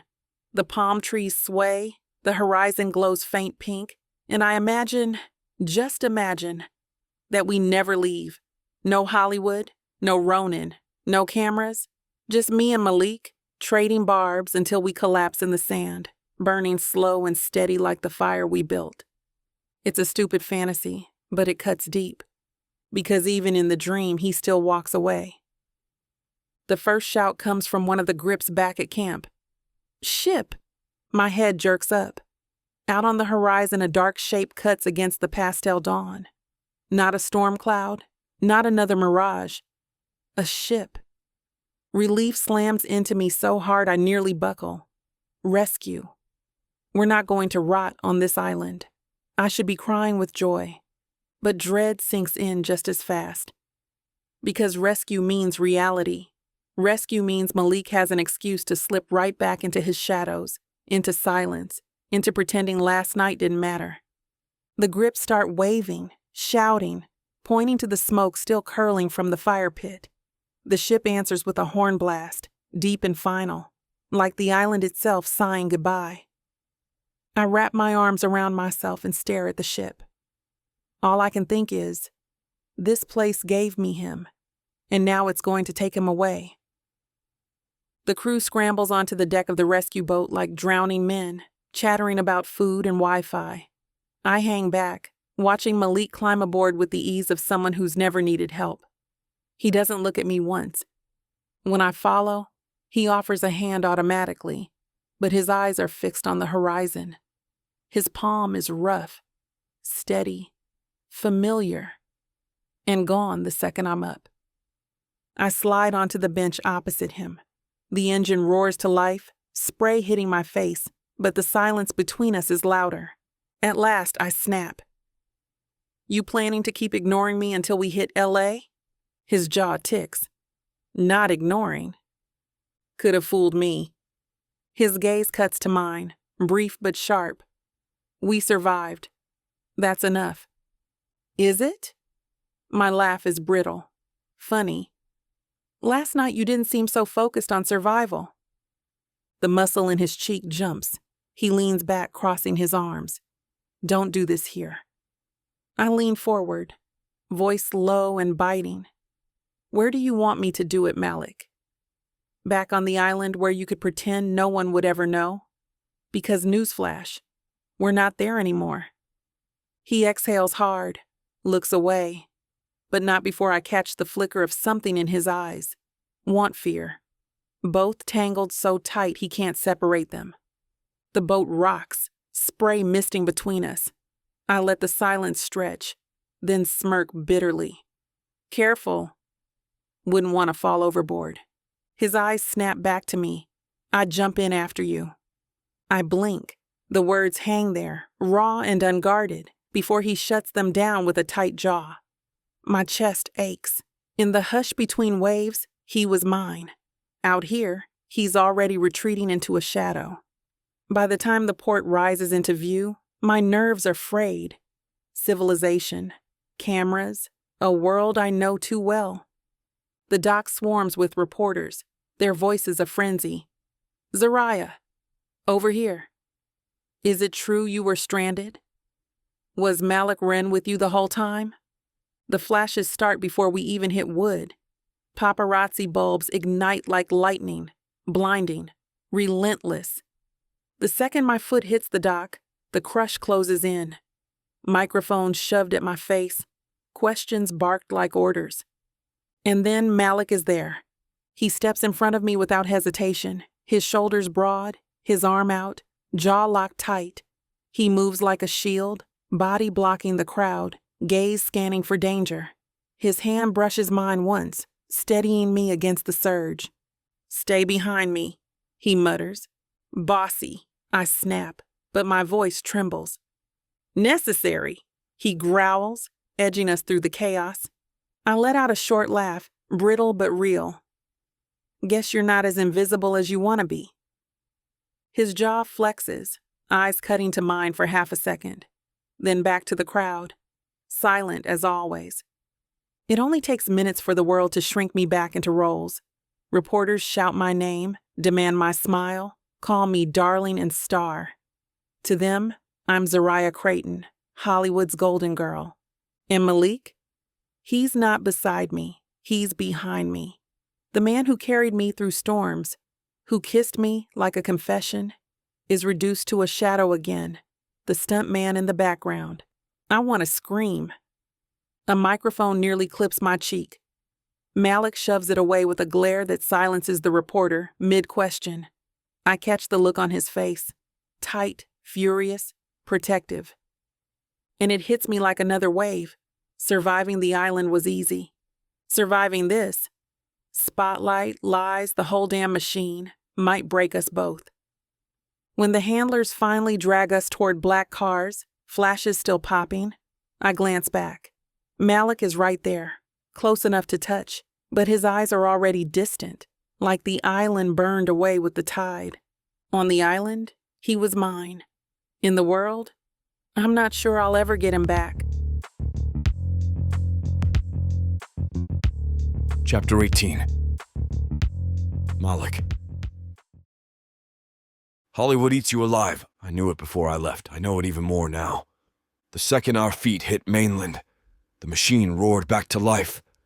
Headlines. Hashtags. Flashes so bright they felt like lightning. Starlet stranded. Zariah Creighton, secret protector. My face appeared in tabloids I never wanted to see me again. 1,000 stories spun from nothing, chewing up her name, my image, our survival. I've spent years perfecting invisibility. Slip behind walls. Move where cameras don't follow. Be the shadow the stunt world demands. So I vanish. Every time they shove a mic at me, I duck out the back door. When producers whisper questions, I act deaf. I'm a ghost in her story again. It's what I tell myself I want, but then I see Ronan and every bone in my body wants to break. The streets outside the hotel are a nightmare. Cameras swarm like hornets. Zariah walks ahead, posture tall, expression serene. That perfect mask she wears when the world tries to own her. I stay a few paces behind, head down, shoulders squared, making myself the wall between her and them. They shout anyway. Zariah! Over here. Smile. Did you and Malik share a tent? Were you lovers on the island? Malik, look here. Give us a quote. I keep my eyes down. My fists clench so tight my nails dig into my palms. Every flash is a bomb. Every shouted question is a claw. I tell myself I don't care what they say about me. I don't. I've lived as a punchline before. But when they twist her name, when they try to reduce her into scandal, my pulse spikes so hard it feels like I'll rupture. She never falters. Not once. She gives them the faintest smile, a tilt of her chin, a quip sharp enough to make them laugh without noticing the exhaustion under her eyes. She's fireproof, at least that's what they think. I know better. I know how soft she sighed when she finally let herself collapse against me at night. I know how her voice cracked when she said I wasn't broken. I know how she held me like she wasn't afraid of scars. And every time the cameras flash, all I can think is, she gave that to me, and I can't protect it here. The junket is hell on earth. Rows of chairs, hot lights, 100 reporters lined up with questions sharp as scalpels. I stay off to the side, arms crossed, silent, watching. Zariah is luminous on stage, her gown a slip of silver that catches light like liquid. She sits poised, fielding questions with wit and practiced grace. Yes, it was terrifying, but the crew stuck together. No, I can't share details about the shoot until the studio approves. Yes, I'm grateful for the rescue. She doesn't look my way, but her hand keeps worrying the edge of her skirt under the table, thumb rubbing fabric raw. No one notices. No one but me. And then he slides in. Ronan. Polished, camera ready, teeth white enough to blind. He takes the chair beside her like he was born there, leaning close, grin too slick. Smile for the cameras, he murmurs, loud enough to be caught on a hot mic. His hand drapes across her arm like it belongs there. I move before, I think. Half a step forward, muscles locked, heat boiling up my chest. She laughs. Not real. Sharp. Empty. The sound guts me. My fists clench. It would take 2 seconds to break his jaw. 1 second to drag him out of the chair and into the floor. My body aches to do it, but I can't. Because if I explode here, it won't be him the world headlines. It'll be me. And she'll pay the price. So I stay rooted in the corner, burning alive while Ronan's hand lingers, just long enough to be a taunt. And because the bastard always knows, I see him glance my way, smiling, daring me. It takes everything I have not to leap. The junket ends in chaos, handlers shuffling reporters, assistants hustling stars out the back.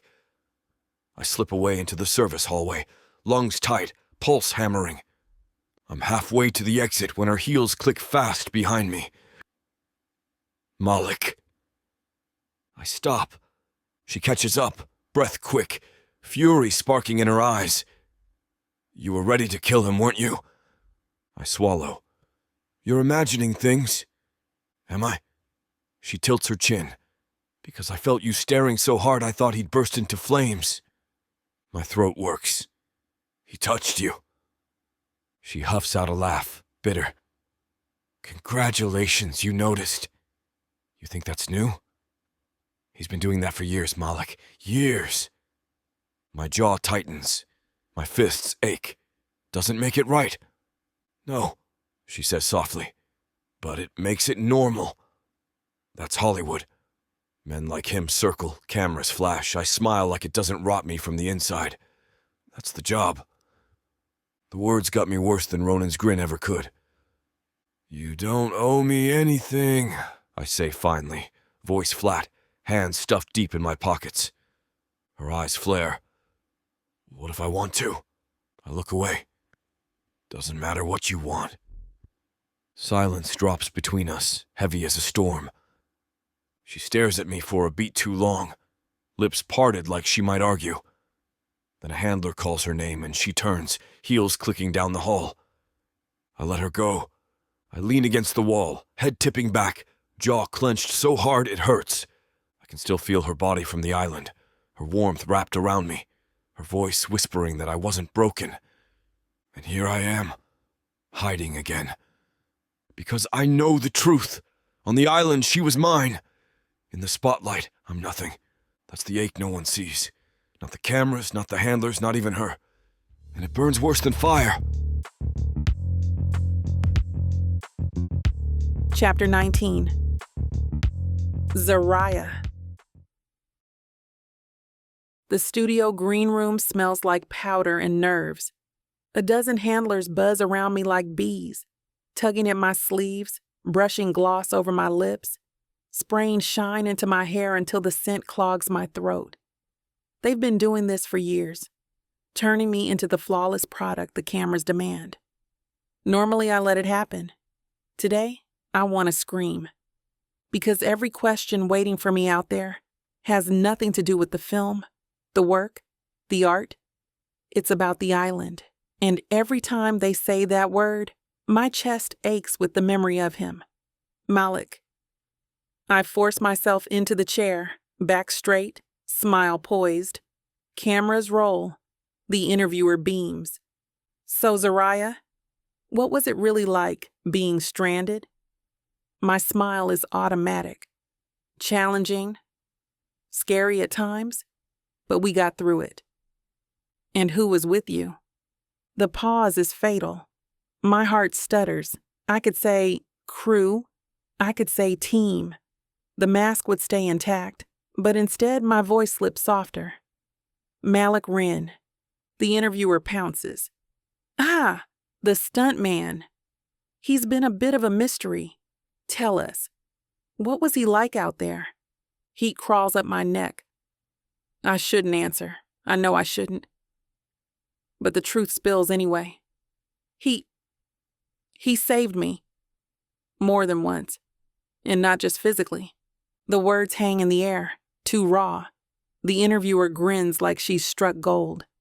I school my face, laugh lightly, try to move on, but it's too late. By the time I'm back in the car, my phone is buzzing. Clips everywhere. Zariah Creighton gets soft over mystery stuntman. Fan edits already cut together. My voice, his name, slowed down. Romantic music layered over it. The internet hums with it. Hashtag Zariah and Malik. Island chemistry. And for once, it isn't Ronan trending beside me. Are you out of your damn mind? Marlene, my agent, slams her tablet onto the hotel desk. Headlines glare back. Zariah Creighton can't stop talking about her stuntman. Forget Ronan. Is there a real flame here? I cross my arms, lean back in the chair. What, I'm not allowed to mention the man who literally pulled me out of a storm? You're allowed to smile, she snaps. You're allowed to deflect. What you are not allowed to do is feed a narrative that doesn't serve you. Doesn't serve me? I laugh, bitter. So what does? Pretending Ronan was my knight in shining armor? Her lips pressed thin. That's the story the studio wants. Zariah and Ronan, the golden pair, on screen and off. It sells tickets. My stomach twists. So I erase Malik. Darling, he's a stuntman. Marlene says it like it's a stain. A background player. You don't build legends off shadows. Something inside me snaps. He saved me. My voice shakes, louder now. He built the fire we ate from. He caught me when I fell. He kept me alive when Ronan was too busy practicing his camera angles. I'm not going to erase that just because it doesn't look good on a poster. Her eyes narrow. You're risking everything for this. Maybe everything isn't worth as much as you think. I fire back. The room goes still. For once, she doesn't have a comeback. She just stares at me like I've cracked. Maybe I have. But I know this much. I won't let them turn Malik into a ghost. By nightfall, the city hums outside my window. Horns, laughter, the constant pulse of neon. I can't sleep. The internet still buzzes with my slip, fans dissecting every word, every look. Some call it romance, some call it a scandal. All I know is my chest aches from missing him, even when he's only a floor away. I find him on the balcony, sketchbook balanced on his knee, pencil moving steady. The city lights smear across his profile, sharp cheekbones, lips pressed tight, eyes shadowed. I lean against the doorframe. Drawing me again? He doesn't flinch. Just lines. I step closer, the night air cool on my bare arms. You always sketch at night? Helps me think. Or helps you avoid. That earns me a flicker of a glance. I move closer still until I can see the details. Broad strokes of waves, the curve of a figure standing against them. Looks familiar? I murmur. He shuts the book. Don't. I rest my hand on his, stopping him from pulling away. His skin is warm, calloused. The silence between us stretches. Electric. Why won't you look at me? I ask softly. His jaw works. His eyes stay on the city. Because if I do, he says finally, voice quiet, brutal, I won't stop. The words knock the breath from me. My heart slams against my ribs. I squeeze his hand, aching, furious, alive. Then don't, but he pulls away anyway, gathering his sketchbook like armor, disappearing back into shadow. I stand on the balcony alone, the city burning below, my chest split open with want and fury. On that strip of sun and salt, he was mine. Here, he's slipping again. But I refuse to let Hollywood turn him invisible. Not when I know the truth of his touch, the fire of his gaze, the way he made me feel alive. The mask is heavy, but it's not unbreakable. And Malik Wren is worth breaking it for. Fake love? Baby, ain't nothing fake about what you're about to feel.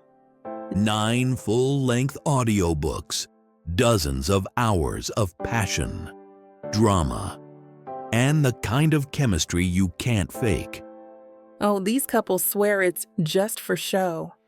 Fake fiancés, pretend dates, contracts and schemes. But baby, when the sparks start flying, somebody's catching feelings. Enemies turned lovers, friends turned more. And listen here, this ain't no skimpy sample pack. You're getting the whole buffet. And right now, it's already sitting pretty at 70% off. Take a look at VixAvaughnRomance.com. Hot fomance. I fake do. This diva don't do I do easily. Only serve it up if you deserve me. Playeress. A fake Southern fiance. Fake lover. Faux love. Wife for hire. The Fake Love Romance Audiobook Bundle. It's time to play pretend and never look back. Vixa Vaughn Romance.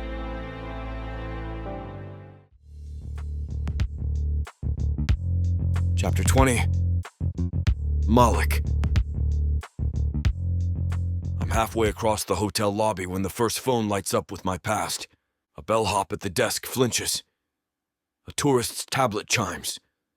Then every screen within reach blooms the same thumbnail. A wall of flame, an outline of a man swallowed whole. The crowd scream caught in the mic like the world tearing. The caption stabs. Leaked. The fire that ended. Malik Wren. My chest hollows. Air thins. I keep walking. Sir. Mr. Wren? The concierge lifts a hand. Cameras turn. I pivot before the lenses can catch my face and punch through the side door into heat and car horns. Outside, Hollywood is a mouth. It bites down hard. Phones lift. Shutters pop. A kid in a hoodie jogs backward while filming, eyes bright with the thrill of it. Yo, bro, how crispy was it? Too soon? Back off, I say low. He stumbles, laughs like he wasn't afraid, swings to keep pace. So did the starlet. Back off! The word lands heavier than I intend. He loses the laugh. Our eyes snag for a second, mine saying what my hands aren't allowed to. He lets himself be pulled away by the tide. I keep moving. Alley, side street, back entrance. The hotel's service corridor yawns cool and empty. By the time I reach my room, the headline has already metastasized.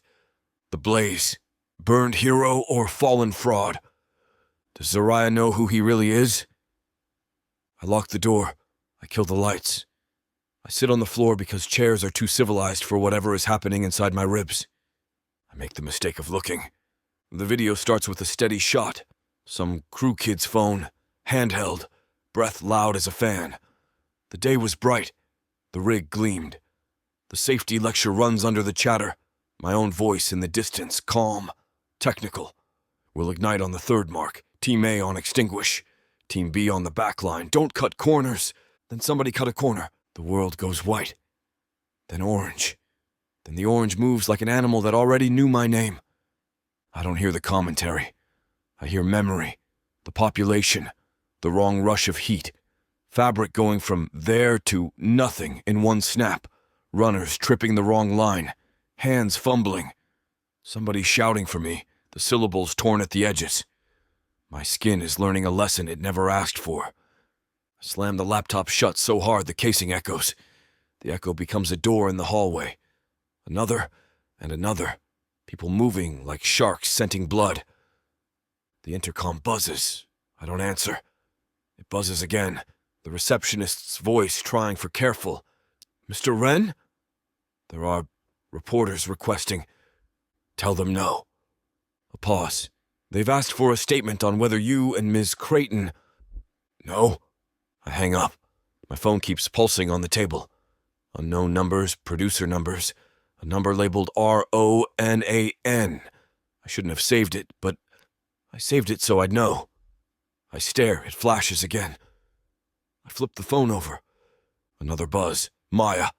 I let that one ring out too. It rings again. Persistent. I put it to my ear because if I don't hear one voice that isn't hunting, I might climb out of my skin. Say it, I mutter. Say what? Maya's voice is smoke and side-eye, familiar as a wrist wrap. That he's a coward? That the studio is slime? That I will personally feed Ronan to the fog machine if I catch him near a spark? None of that helps, I say. Helps me. A breath. Softer. How are you breathing? Through a straw. Turn off the screens, she says. Don't let them build you out of old pixels. The laptop's lid is a jaw clenched against light. I still feel the glare through it. Where is she? I ask before I can stop myself. Where do you think? Maya's answer is immediate. Putting out a different fire. Your name's flying on every chyron. She's trying to bat away knives with a spoon. Tell her not to, I say. Tell her yourself. I say nothing. The silence tells on me. Maya hears it. She won't stop, Mal. She should, I say. I'm not... Don't you dare say you're not worth it. Her voice sharpens. I was there on that island. I saw the way you watched her, like she was the only son left. Don't make me drive over there and beat sense into your stubborn skull. Something that wants to be a laugh fails in my chest. You weigh $140. Stubborn adds 10 pounds. A beat. I'm on your side. Click. The line dies. The room swells with the murmur of my blood. I shower until the water burns and then turns cold. I dress without turning on the light. Black shirt, dark jeans, shoes I can run in. My body knows the ritual of moving without being seen. The night knows me back. I crack the curtain. Press vans have already formed a reef at the curb. A woman in heels balances on malice, talking to camera with big eyes and sad mouth. Behind her, the lower third scrolls. Leaked inferno. Stuntman's shame. A still of my scar rides the right edge. Pundits will have a week of meals off this. My pulse goes wrong. I step back. 4 strides. 6. The walls narrow. A familiar, precise knock at the door, not the intercom or concierge, signaled a presence I knew intimately. I freeze. I don't ask who. I know. Malik. Her voice through wood, low, steady, edged with something that tells me she's held it together for hours and it's starting to crack. Open the door. I stare at the handle. It stares back. Please, she adds, and the word lands in the center of me, hot as the day that cut me in half. I put my palm on the door like there's a way to touch her through it. Go home. A breath catches outside. That's adorable, she says dry. You first. Zariah. Malik. Silence stretches between our names, thin as fishing line, strong as wire. Let me in, she says. No. She laughs, all teeth. Because it's loud. My voice is dull. And you don't need this on your face. I have cameras on my face when I buy milk, she says. Open the door. I'll make it worse. You breathing makes them worse, she says. Open the door. I close my eyes. It should be simple. Bolt, swing, let the only person who has found the emergency exit in my chest walk through it. It isn't. It's a drop with no bottom. Z, I say, and that's a mistake, because the shorthand cracks something I've built today. I can't. Her knuckles thud once, not gentle. You can. You won't. I won't, I agree. Rush of breath, footsteps pacing once, twice. Okay, she says, brisk now, like we're on set, and she's about to pull a take from a crew that forgot sleep. Fine, we'll do it like this. Do what? Talk, through wood. Very dramatic. Paparazzi love symbolism. I lean my head to the painted grain. Zariah. I saw it, she says, cutting me. The leak. All of it. I watched it so I could know what they're using to hurt you. You should have turned it off. I tried. The words scrape. It felt like I was leaving you there if I didn't watch it to the end. My palm keeps time with her breath through the door, like there's a drum between us no one else can hear. I wasn't brave, I say, before the perverse voice in my head can stop me. I panicked. I ran. You lived, she says. Barely. Barely counts, she fires back. You hauled barely onto a beach and taught it to build shelter. You turned barely into food. You turned barely into me still breathing. Don't reduce yourself because some jealous fraud leaked a file. Say his name, I say. Why? Her tone goes knife calm. So he can pretend he's in the room with us? No thanks. He'll push harder. I hear the hallway's carpet catching her pacing again. He always does. Let him, she says. I don't scare easy. He'll go for you. He already did, she says. And the way she keeps her voice level tells me the junket hands still sting on her arm. Did I break? No, I say. Right. So open the damn door. I almost do. The bolt is a single motion from choice, but opening is an admission too. Of need, of faith, of a future that is bigger than the stuntman version of me who learned long ago to wrap himself in non-existence. I'm not something you fix, I say. Good, she says immediately. I'm not a mechanic. I'm the person you hold on to when the ground goes out. I don't deserve... She scoffs, loud enough to startle my hand on the wood. We are not doing the deserve dance. The internet can do the guilt porn. I'm here because you're mine and I'm yours, and I refuse to let people who profit off pain write who you are. Those words vibrate through the door and burn lines into me deeper than the old ones. I swallow. You'll get chewed for that. Let them choke. A beat, then cooler. Marlene cornered me. Pitched the Ronin romance again. Said it, focus tests like a dream. I told her I'd rather kiss a cactus.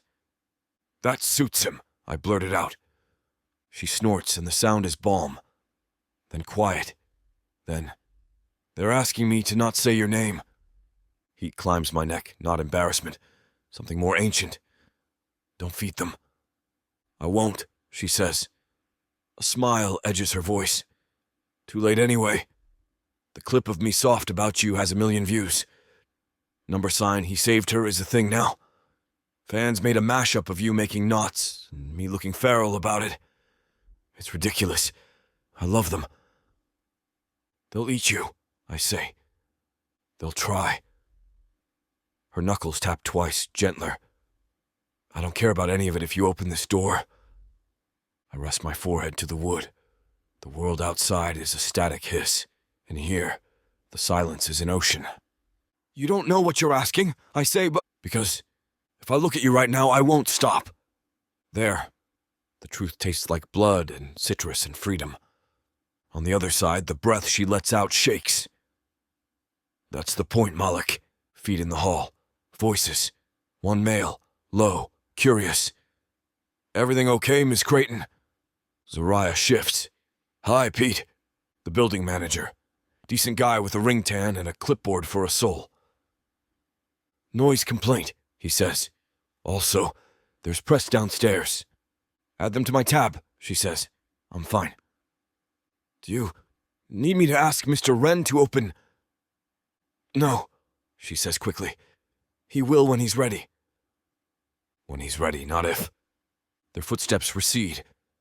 The hallway exhale returns. Mullock, she says quieter. I'm not here to drag you into light. I'm here to stand in your dark with you until you remember where the switch is. A sound leaks out of me I don't recognize. I press my fist to my mouth and breathe through it. Talk to me, she says. If you won't look at me, use words. Tell me what hurts. The obvious, I say. The way strangers dissect your body like it's a lab. The way jokes stick. The way it doesn't matter that it's old. They make it happen again. The way part of me thinks they're right. They're not, she says. I know, I say, and I don't. Okay. She doesn't try to argue me out of the contradiction. What else? I stare at the black TV. It stares back. I hate that I'm back in your story as a warning label. You're not, she says instantly. You're the person who pulled me out of a mouth that wanted to own me. Her breath catches. I don't have the words for how to do this world without making deals with devils. You're the first thing that made me think I don't have to. I sit down against the door, spine to wood, knees bent, head tipped back. On the other side, something shifts. Cloth, metal of her zipper ticking the seam. And I know without seeing she's mirroring me. Back to back with a barrier between. The most us thing. We breathe like that for a long time. Our rhythms sync without permission. Footsteps return, louder now. The hallway fills with murmurs. The press has smelled the trail. A voice I recognize oozes from the far end. Ronan, even his whisper a performance. Zariah, you shouldn't be here. Let me take you down. This isn't a good look. My hands stutter to fists before my brain catches up. The door thumps with the force of my shoulder blade. Zariah's voice loses its softness. She blade sharpens it. Not now, Ronan. It's chaos downstairs, he says. Let me manage the narrative. Our narrative. You don't have one, she says. Baby. Don't. Come down. He tries again, lowered for effect. We can give them 10 seconds at the curb. Remind them who the story is. A small, quiet laugh. You're right, she says. I'll remind them. Then I'm coming back up. Back up. Here? His tone curdles. Uh-huh. A beat so long I can feel his smile turning mean. Careful, Zariah. You keep choosing the wrong side of a lens and the lens stops loving you. Threats bore me, she says. Move. He says something softer. I don't catch it. I don't need to. His shoes leave the carpet. The elevator dings. The hallway thins again. Her voice slides back under the door, quieter, breath fogging the seam. I'm going to give them 10 seconds so they don't batter this building for blood. Then I'm coming back to sit with you. If you still don't open, I'll sit anyway. If they ask why, I'll tell them I like the tile. Z, I say, and I don't know what I'm asking. I know, she answers. Her steps drift. The elevator breathes. I'm alone again. I should get up. I don't. I should pack and vanish. I don't. I should smash the laptop, hurl the phone, rip the intercom from the wall. I don't. I sit with my back against the only door that has felt like a brink and treat my breath like a thing I can hold in 2 hands and not drop. The TV turns itself on because the cable box never learned not to. A panel of faces in a studio debates me like I'm a policy. One woman clucks. He hid for years.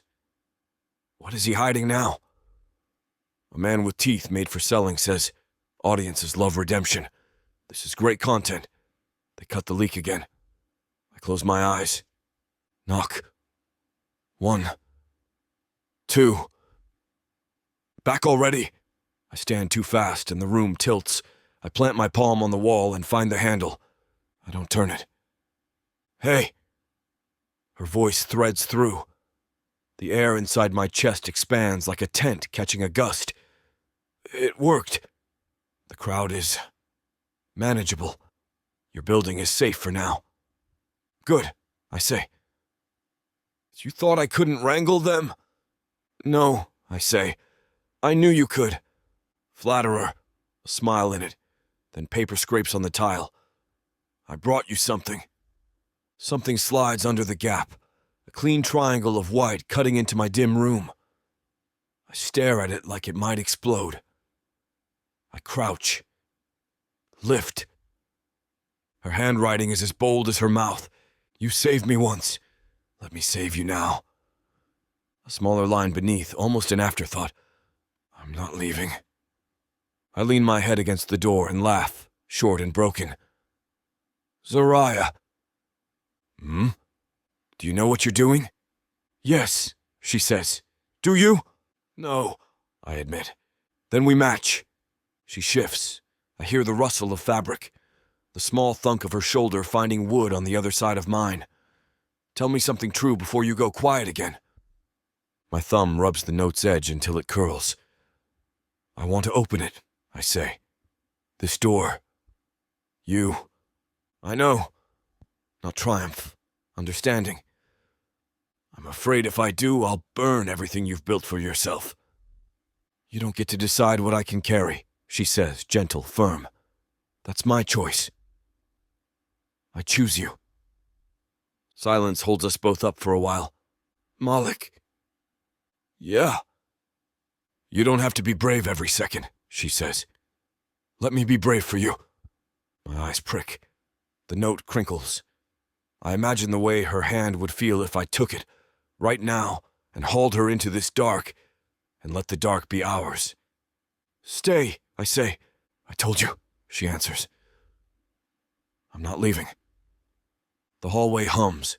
Night turns its shoulder toward morning. At some point, her breath evens. She's dozing against the door.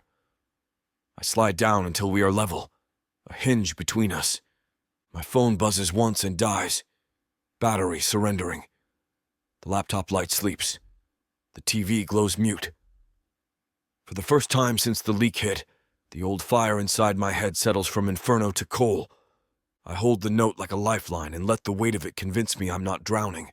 When dawn thins the seam under the door to a pearl line, I speak to the wood, to her, to the part of me I've kept in a bunker for years. Okay, I say, voice raw. Okay. I lift my hand.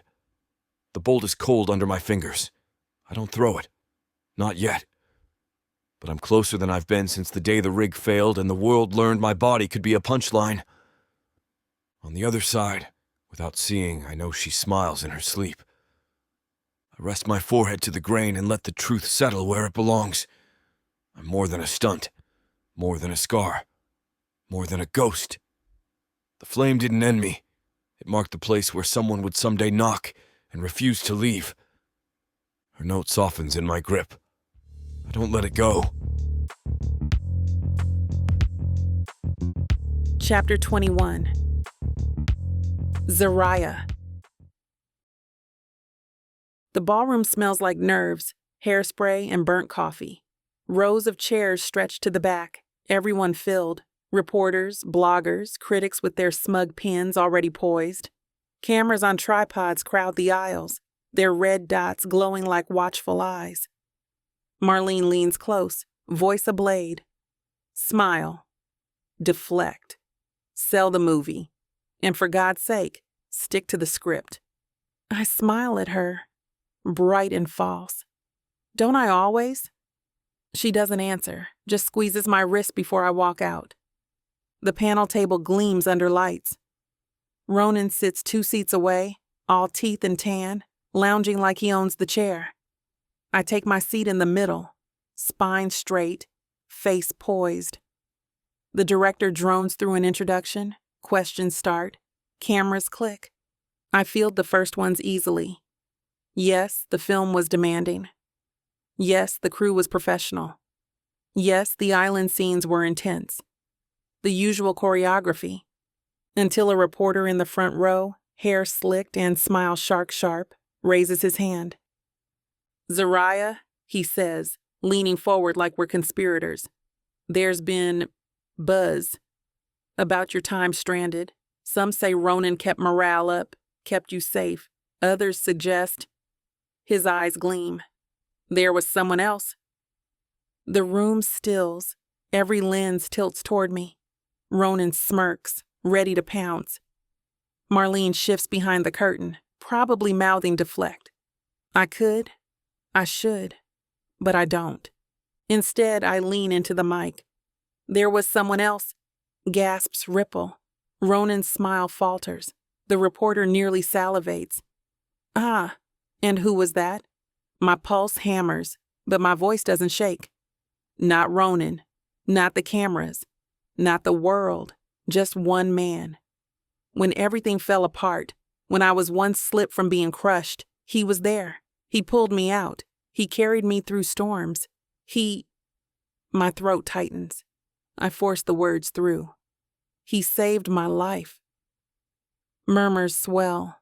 The room buzzes like I've just thrown gasoline. The reporter pushes, greedy. "The stuntman?" I straighten. "No, not a stuntman. Not background. A man. The man who was there when no one else was." The words crack through the ballroom like thunder. Applause doesn't come right away. The press are vultures, waiting to see if the carcass twitches. But somewhere in the back, a hand claps once. Then another. A ripple turns into a wave. By the time it reaches the front, the noise is undeniable. Applause breaking against the walls. I allow myself the smallest smile. Marlene's hiss cuts under it.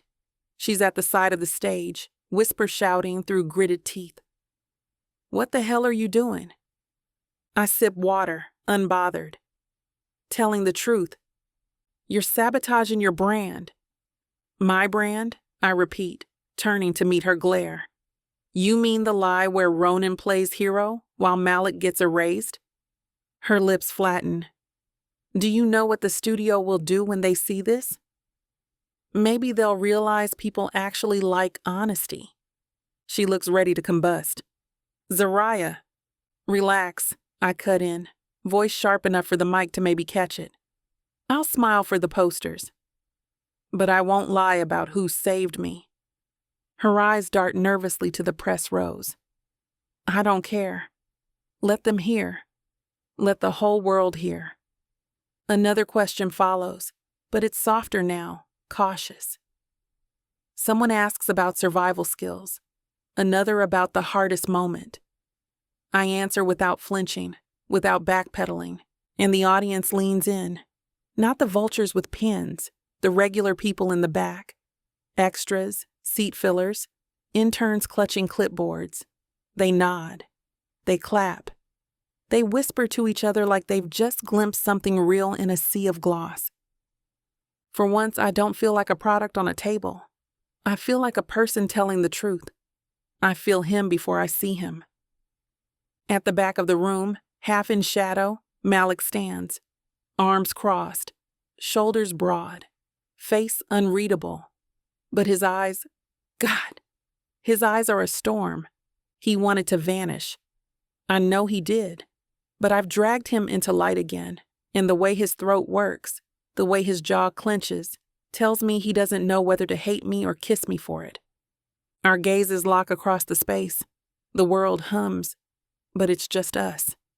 His chest rises once, hard. He looks away, like the weight of being seen is too much, but I catch the flicker, the soft crack in the armor. The panel ends in chaos. Reporters swarm, handlers bark, Ronan storms off with his jaw tight. I slip out the side door, heels clicking fast. He's there, leaning against the wall, shadow and silence. "You're insane," Malik says. "Maybe." I lift my chin. "But I'm right. You put a target on yourself." "I've had a target since I walked into Hollywood." I shoot back. "At least this time I chose it." His jaw tightens.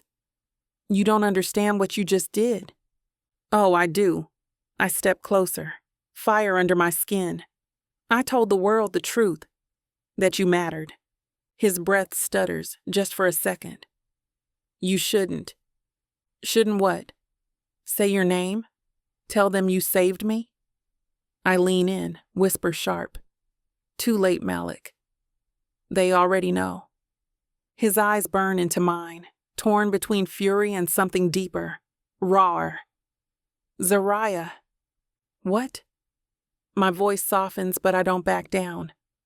You'd rather live in the shadows than admit what we are? His silence answers. I take his hand, squeeze once, hard. Then stay in the shadows if you want. But I'll still drag your name into light. Because you're worth it. I let go before he can answer, heels clicking as I walk away. Behind me, I hear his breath catch, like I've just lit him on fire all over again. Chapter 22. Malik. The ballroom has the aftertaste of applause. Warm air, hot lights cooling, the murmur of people who believe they saw something true and can't stop chewing on it. I hug the wall. I know how to disappear in a crowd. The crowd never learns how to stop looking for a story. Malik Wren? The voice is silk over steel. I turn. Tailored suit, silver hair, smile like a contract. He brings the smell of citrus and money. Arthur Latham, he says, offering a hand. Paramount. I look at the hand. Don't take it. He doesn't blink. I caught your presence during the panel. Lucky you, I say. That room was looking at you when they thought they were looking at the stage. He tilts his head, taking inventory. You can't teach that. You can polish it, package it, but you can't create it.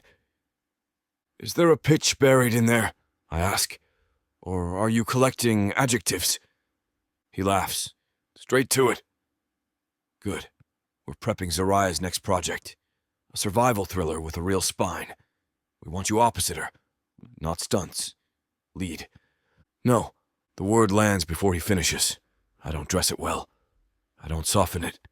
He keeps smiling, but it tightens around the edges. You'll want to hear the terms. I just did. Terms or cameras? My answer's no. A woman hovers a pace behind him, iPad angled discreetly. Latham flicks 2 fingers. She taps, a deck blooming to life, mock posters, bold type, afterlight.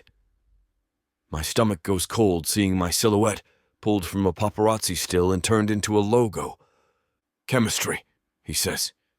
Theirs wanted. Ours can buy it. You and Zariah together? Lightning in a bottle. The internet already did your marketing for you. You leaked my past, I say, even. Now you're offering me a future fashioned out of it. Interesting religion.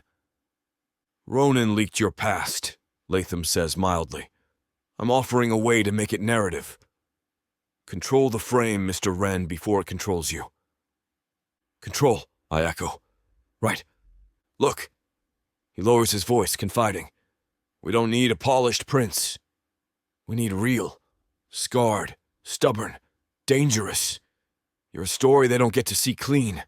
That's value. You want the scar, I say. I want the man who lived through it. He spreads his hands. Screen test tomorrow, 10 a.m. You read 3 scenes with Zariah. If it's wrong, we all walk away with a great rumor. If it's right... His smile returns, bright enough to blind. We start a fire. My jaw works. I don't do leashes. He tips his chin. Then don't. Do cinema. I let the silence sit until it loses its gloss. No, I say again. He holds my gaze 1 beat longer like he can will me into yes. Then he nods. Professional acceptance sliding over genuine disappointment. If you change your mind, text me. Number's in Maya's phone. He turns, stops. One last thing. If you run, you'll be running with the internet at your heels and Ronan in your shadow. If you stand still and let a lens meet you on purpose, you might sleep again. He leaves. The assistant with the iPad gives me a clean, unreadable smile and trails after him. My pulse won't settle. I watch the exit like it's going to lunge. Did he say the thing about sleep? Maya slides into my peripheral, ponytail high, eyes sharp. He loves that line. Used it on a dancer last month. It worked on her. She cried. Maya skims my face. You didn't. I'm busy. Doing what? Practicing being a ghost? She nudges my shoulder with hers. He's a snake, but the offer isn't trash. No. That's the whole sentence? She angles her head. Are you going to tell Z? She just burned a room in my name, I say. She should get a medal, not a speech about my limits. Then let her choose her medal, Maya says. Newsflash. Women in this town don't get that luxury often. I'm not a luxury. You're not, no. She steps back, measuring. You're a risk. The best things usually are. Before I can answer, the hallway brightens. Heels. Perfume that smells like salt on hot skin, nothing floral. Then her voice, sliding under my ribs without permission. Of course he wandered to the darkest corner, Zariah says. He thinks shadow is a verb. Maya reads the temperature and raises both palms. I'm getting water. Or helmets. She exits, quick. Zariah stops in front of me.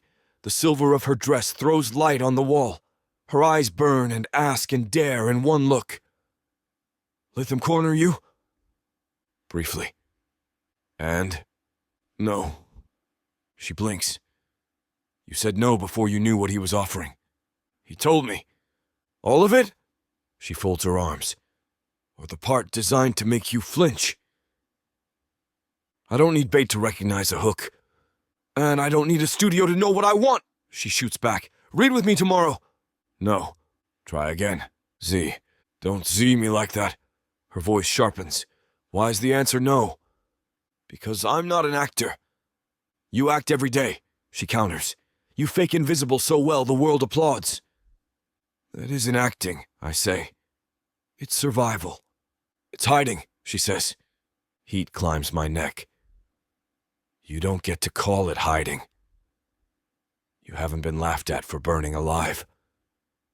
You haven't had your body turned into a meme. And you don't get to decide what burns me, she fires back.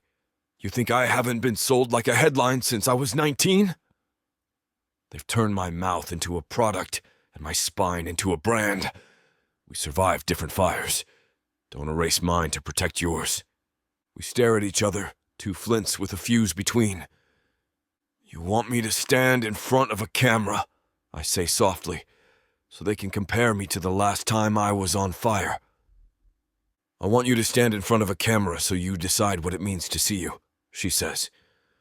So you write the frame instead of letting men like Ronan scribble in the margins. My jaw works. And if I choke? She steps closer, voice lower. Then I'll meet you at Mark 1, and we'll do it again. People don't reset lives. People reset takes, she says. The rest is myth-making. I look past her toward the ballroom. Ronan holds court by the bar, laughing for three people who don't care about jokes. When he notices us, the laugh gets bigger, like volume can reach this corner. He lifts a hand in a wave that is not a wave. Zariah doesn't spare him a glance. Read with me tomorrow, she repeats.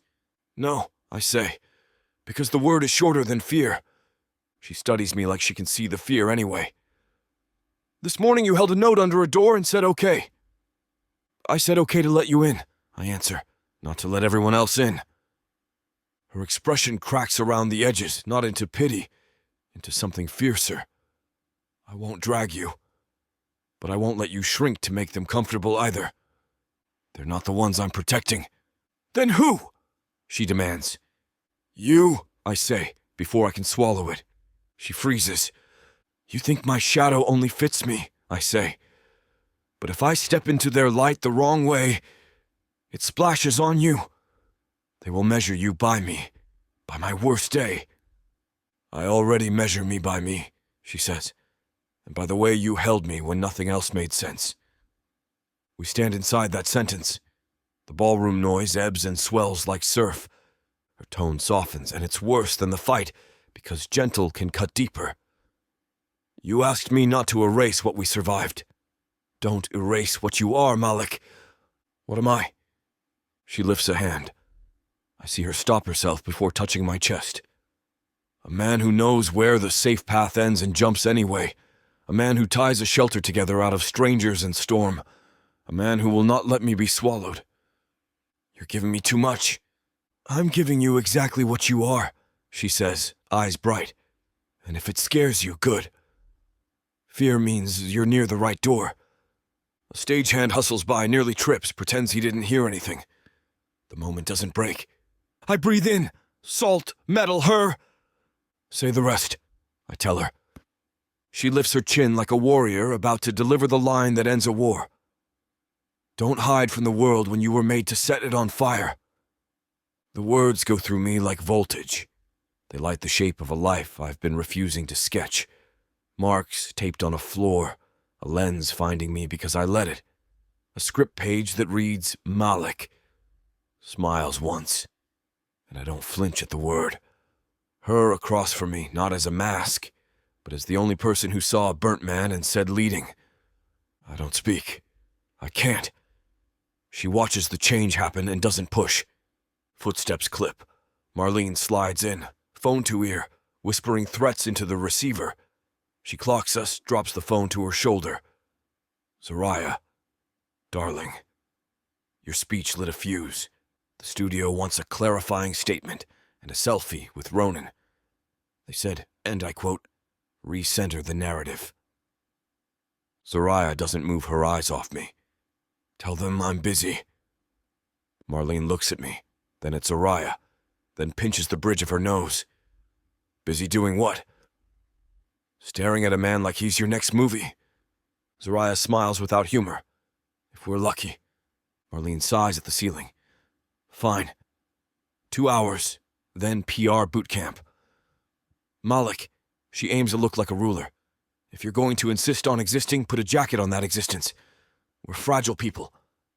Duly noted, I say deadpan. She disappears, muttering about saints and sinners. Zariah lifts a brow. 2 hours. For what? I ask. For you to make the only decision that doesn't feel like hiding. Big assumption that those exist. Then I'll help you invent one. Maya reappears with 2 waters and an expression that says she'll throw one at whichever of us needs it most. Hydration for the doomed, she announces. Also, Latham is hovering 3 doorways down, pretending he isn't waiting. He's already got my answer, I say. Does he? Zariah asks, eyes on me. I take the bottle. The cap cracks under my fingers. No promises, I say to Zariah. 1 read. That's it. Her smile is not a triumph. It's a relief shot through with something hot. 1 read is all I need. Arrogant, I say. Accurate, she counters. Maya nods, pleased. I'm putting accurate on a t-shirt for you. She points between us. And I'm penciling 10 a.m. on both your souls. Zariah swats her without looking away from me. You'll be there? I just agreed, I say. People agree to a lot of things they don't show up for, she says. Ask me how I know. I'll be there, I say. The words taste like risk. They also taste like air. We're too close now. If someone walked by with a camera, their lens would write us. A woman who doesn't flinch and a man who almost smiles. Run with me, she says softly, so only I hear it. Not away. Through. I don't nod. I don't need to.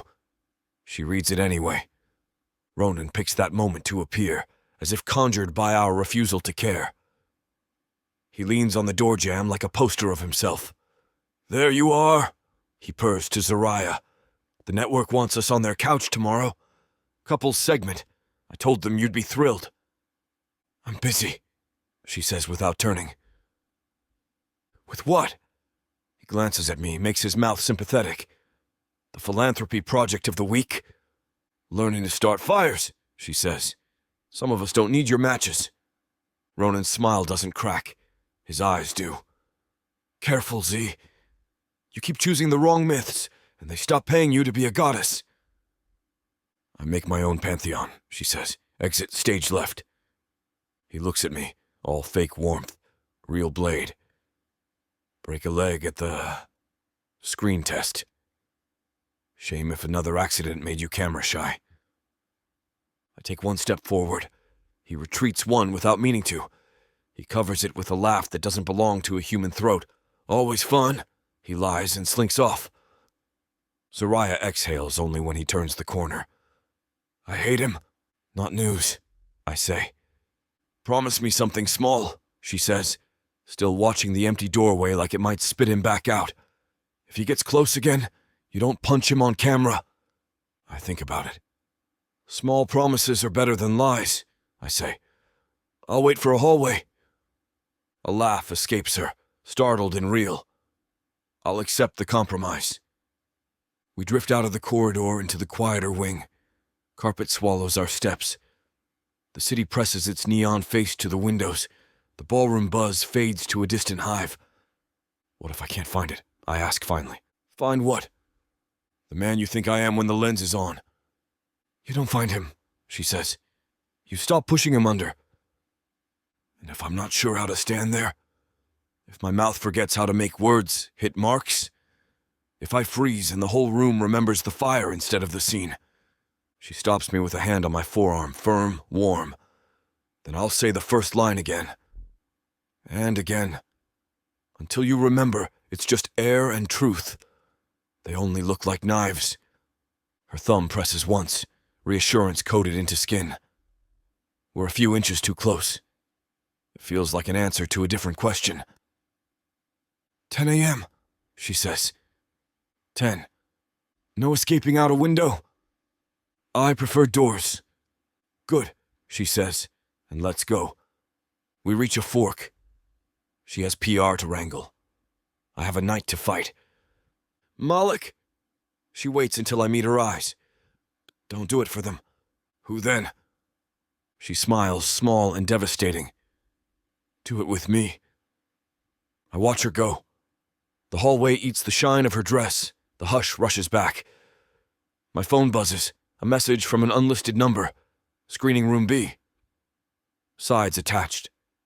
A.L. Maya forwards the same, plus a knife emoji. I pocket the phone. I open the packet on a side table. 3 scenes. One argument on a beach that isn't ours, but feels familiar. One quiet moment on a rooftop. City breathing. 2 people practicing being honest.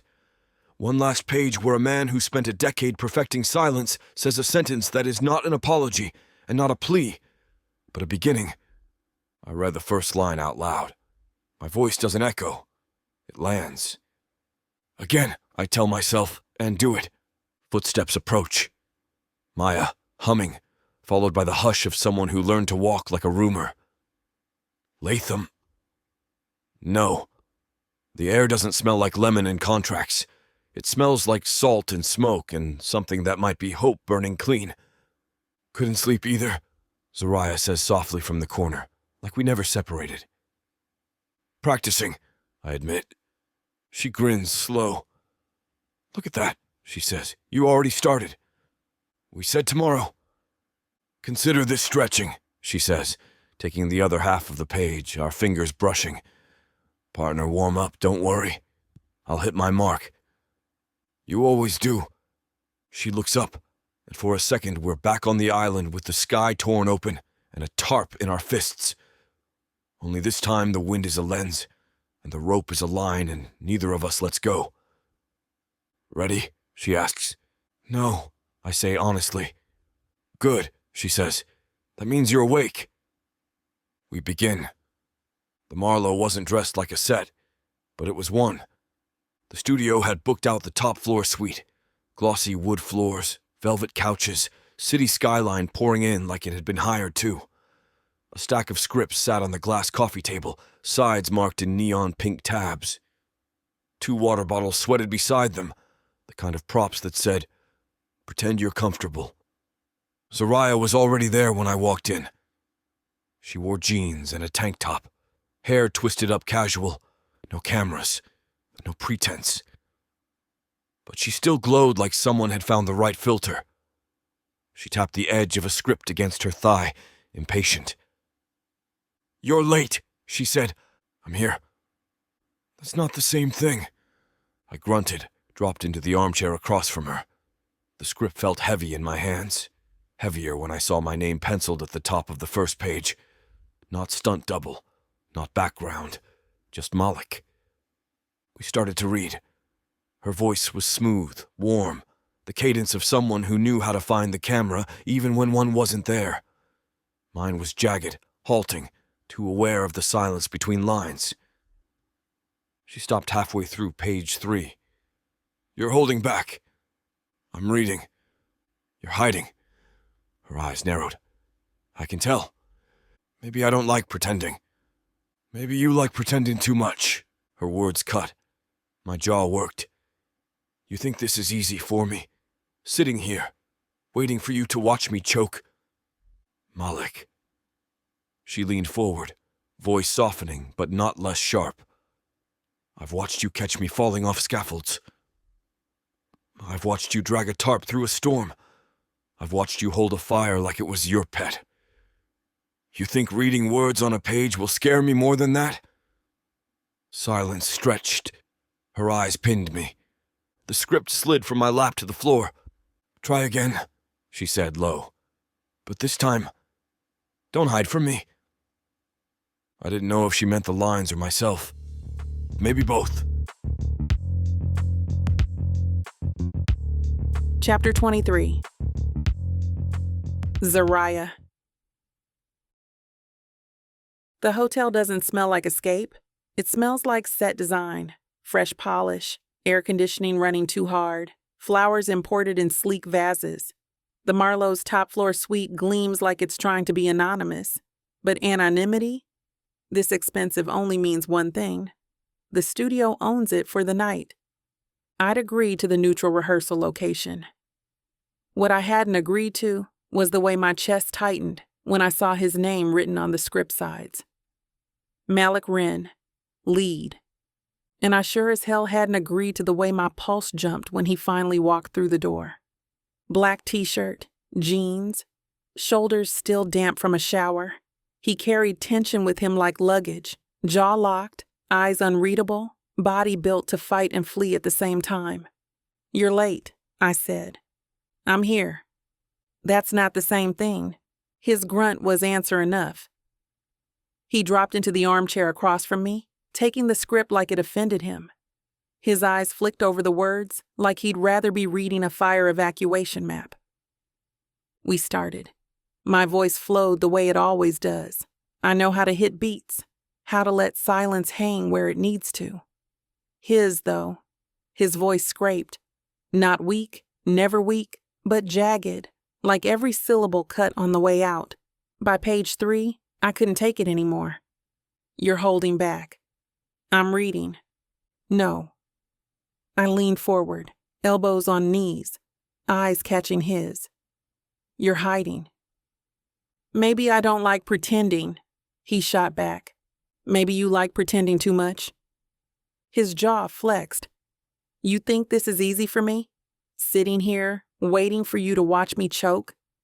The words landed like punches. I softened, but I didn't retreat. "Malik, I've watched you catch me falling off scaffolds. I've watched you drag a tarp through a storm. I've watched you hold a fire like it was yours to command. You think reading words on a page will scare me more than that?" The silence afterward was thick, trembling. He looked at me like he didn't know whether to break or run. The script slid off his lap, pages scattering onto the carpet. My breath stuttered. "Try again," I whispered. "But this time, don't hide from me." His throat worked, his eyes burned, and then he moved. Not for the script. For me. I don't wait. I crossed the room in 3 strides, shove him back against the wall, the thud rattling a painting. My hands splay across his chest, feeling the thunder of his heart.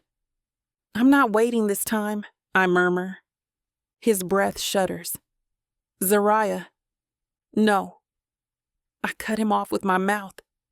The kiss is wild, hot, messy, nothing like rehearsed chemistry, nothing like the fake sparks directors beg for. This is fire I don't want to tame. I drag my tongue against his, swallowing the groan that rips from him. He fists my waist, grip bruising, body pressed against mine, already hard against my thigh through his jeans. But when he tries to take control, I catch his wrists and pin them above his head. His eyes flare. Malik Wren, the man who saves, the man who shields, pinned. Let me, I whisper against his mouth. If you want to know where this naughty scene is headed, you'll have to get it from BWWM. This platform has rules and guidelines that we have to follow in order to keep these free stories coming. Find any Vixa audiobook on her website and use code VIXA40 for a 40% discount to make up for these interruptions. Let's return to the story. The sheets are still tangled when I open my eyes. The lamps are dim, the city stretched gold and silver across the glass wall. For a heartbeat, it feels like the island again. Just us, no eyes, no scripts. Then I feel him stiff beside me. Malik's awake, flat on his back, one arm over his eyes like he can block out everything he doesn't want to face. His other hand grips the sheet at his waist, knuckles white. Thinking that hard is dangerous, I murmur. His arm shifts. One dark eye peers at me. You always this smug in the morning? Only after good sex, I shoot back. The left corner of his mouth twitches, but it doesn't reach his eyes. You shouldn't joke about it. I roll onto my side, hair falling loose around my shoulders. Why not? Because it wasn't just, he cuts off, jaw tight. I reach out, drag my nails lightly down his chest, over the scar that twists across his ribs. He flinches, but I don't stop. Wasn't just what? His breath stutters. Wasn't just sex. My throat tightens. I press my lips to the scar. Good. Because I don't want just sex with you. For a moment, silence. His chest rises hard beneath me, his hand trembling as it brushes my hip. You're going to regret this, he mutters. Not possible. He huffs, broken and fond all at once. You're impossible. I grin, kissing his throat. And you like it. He groans. You're going to kill me. Before I can tease him more, my phone vibrates on the nightstand. Both of us freeze. The world outside pounding its fist on the door. I groan, flop back against the pillow, grab it. A text from Marlene, car in 3 hours. Carpet call time. Where's Steele? I toss the phone aside. Reality's back. Malik doesn't answer, just stares at the ceiling. His jaw clenches again. I slide closer, rest my head on his chest. Whatever happens out there, I whisper, you're not my shadow. Not anymore. His heart pounds under my ear. His hand curls, hesitant, then finally lands against my back, holding. Chapter 24. Malik. The carpet is held disguised in velvet rope. Cameras scream and burst, lights popping like they want to blind her. Not me. Never me. No one cares about the shadow 2 steps behind. But Zariah, they eat her alive. Her gown gleams under the strobes, silk sliding over her skin like it was poured there. Diamonds at her ears, braids twisted into a crown. The world seems untouchable. I see the small roll of her shoulders every time the flashes stab too close. Smile left, Zariah. Over here. Perfect. Angle with the slit. Beautiful. Ronan, step in. Yes, stand beside her. And there he is. Ronan glides onto the carpet like he invented it. Tucks sharp, smirk sharper. He doesn't ask. He sidles in, shoulder brushing hers, arms sneaking behind her back for the photo line. The crowd roars like they've been fed blood. Look at you two, a reporter shouts.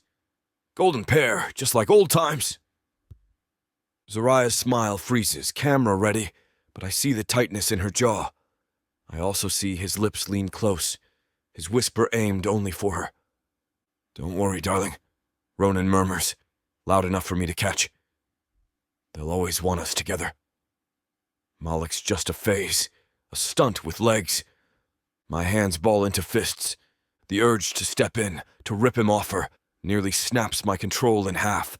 My nails bite my palms through fabric. One step, one swing. His smirk gone, his jaw cracked. Zariah shifts, not away from him, toward me. Subtle. A tilt of her body that lets her bare shoulder lean into the air between us instead of him. Her gaze flicks back, catches mine, and I feel her steady me without a word. Still, I burn. The press eats it up. Ronan knows every angle, chin tilted, smile glinting, hand hovering just enough to imply ownership without proof. I want to break his fingers for even pretending. Zariah! Ronan! Closer! That's it! Are the rumors true? Rekindling the flame. Where's your stuntman tonight, Zariah? That last one lands like a gut punch. Some joker with a mic and a smirk, tossing the word stuntman like it's a slur. Zariah doesn't flinch. She lifts her chin, cool as ever, smile sharp enough to draw blood. He's right where he should be, she says, eyes sliding to me before turning back to the cameras. With me. Applause breaks like thunder.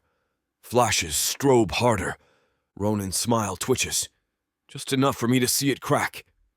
Inside, I'm chaos. I hate that I want to tear him off her. I hate that I want to mark her skin in ways no camera could mistake. I hate that jealousy tastes this bitter in my mouth.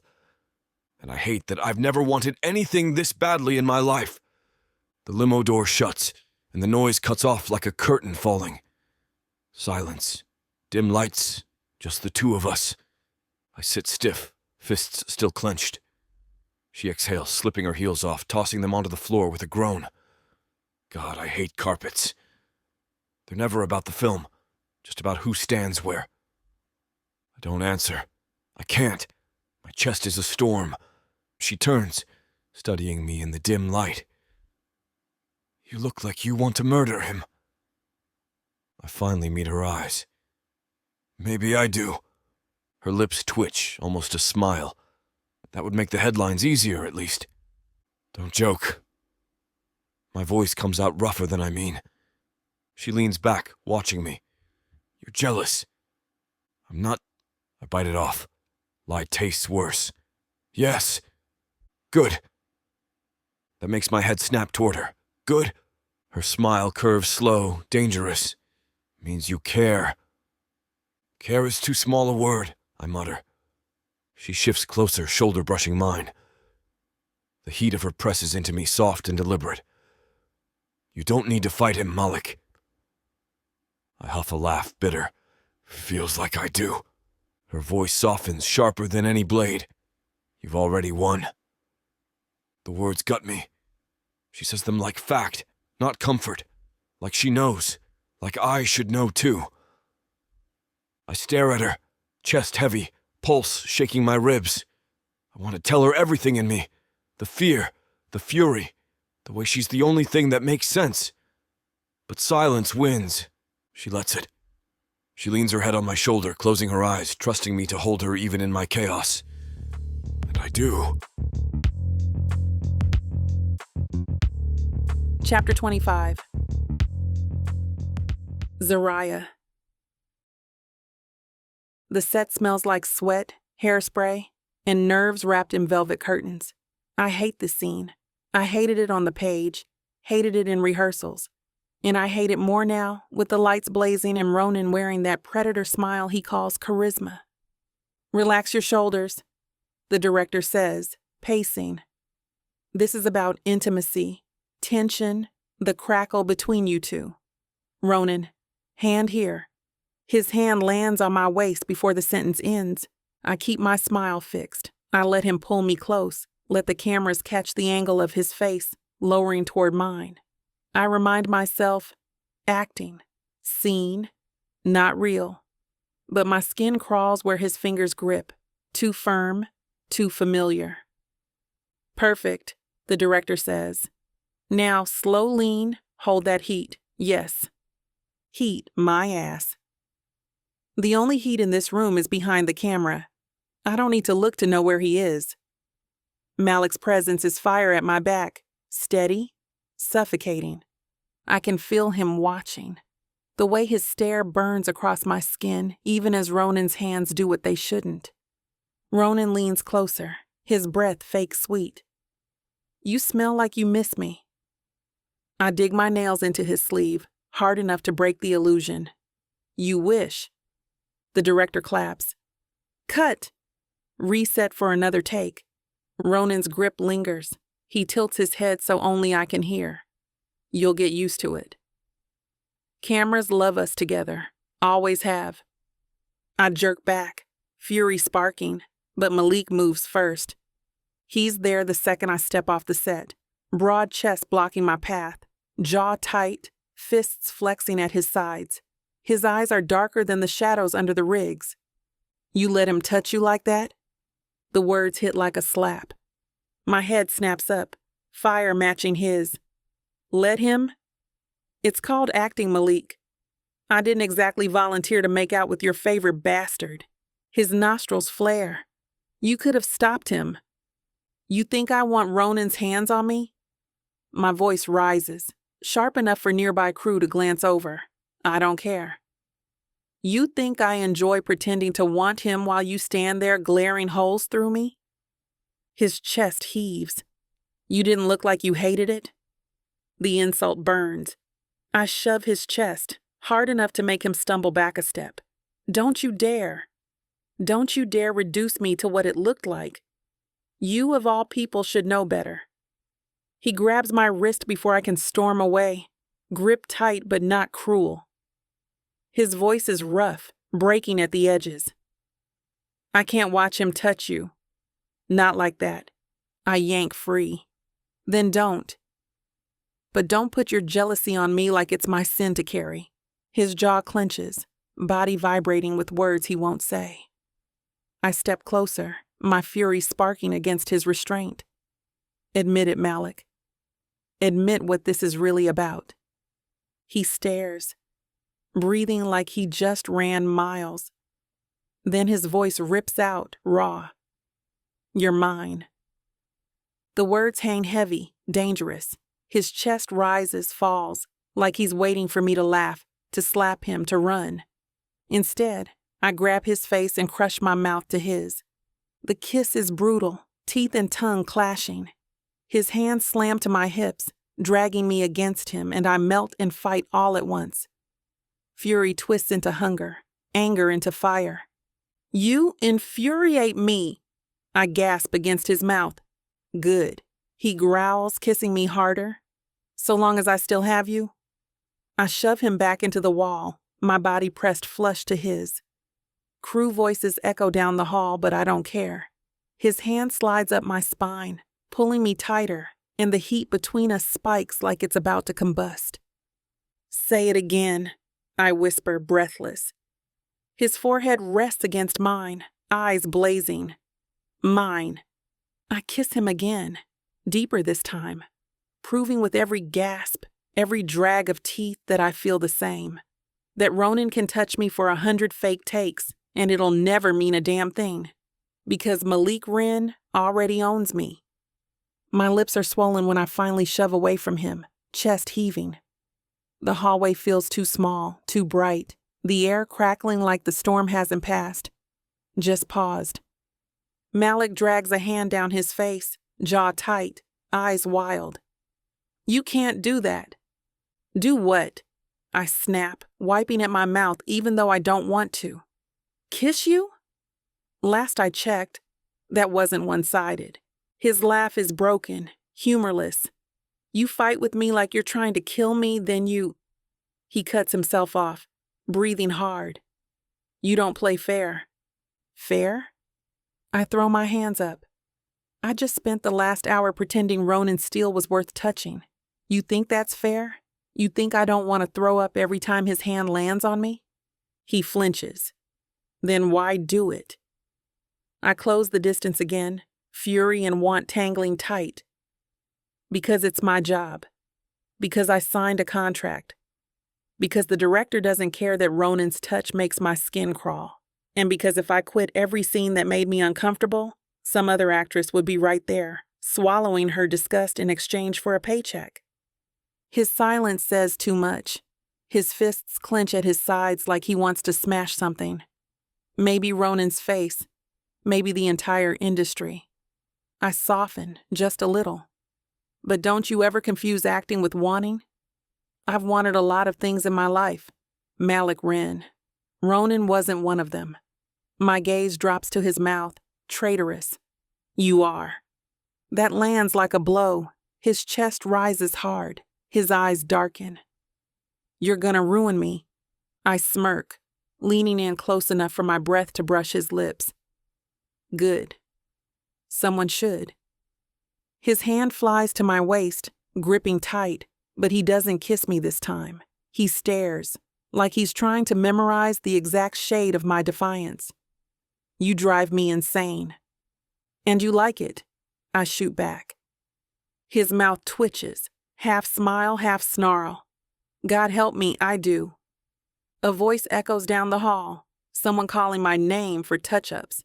We both freeze, staring at each other like we'll combust if we move. I take a step back, smoothing my dress, trying to look less like I just kissed my stuntman like he was oxygen. Round 2 later, his gaze drags down my body, then up to my eyes. Careful, he mutters. I don't do half fights. Neither do I fire back. The crew voice comes closer. Malik melts into shadow the way he always does, but not before his parting words scrape over my skin.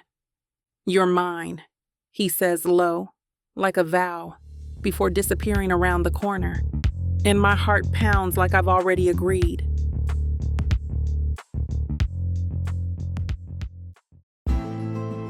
You ever think about that one person? Yeah, that one. The one that got away. Or maybe the one who never really left your heart. They broke it once, but what if they're the only one who can fix it? Who, baby? Now we're talking second chances. 8 full-length audiobooks. Dozens of hours of longing, regret, and the kind of love that refuses to stay buried. And because healing your heart shouldn't break the bank, you get all of this for 70% off. Use the YouTube exclusive code VIXA40 and get an additional 40% off. The Second Chance Romance Audiobook Bundle. It's not too late. Vixa Vaughn Romance.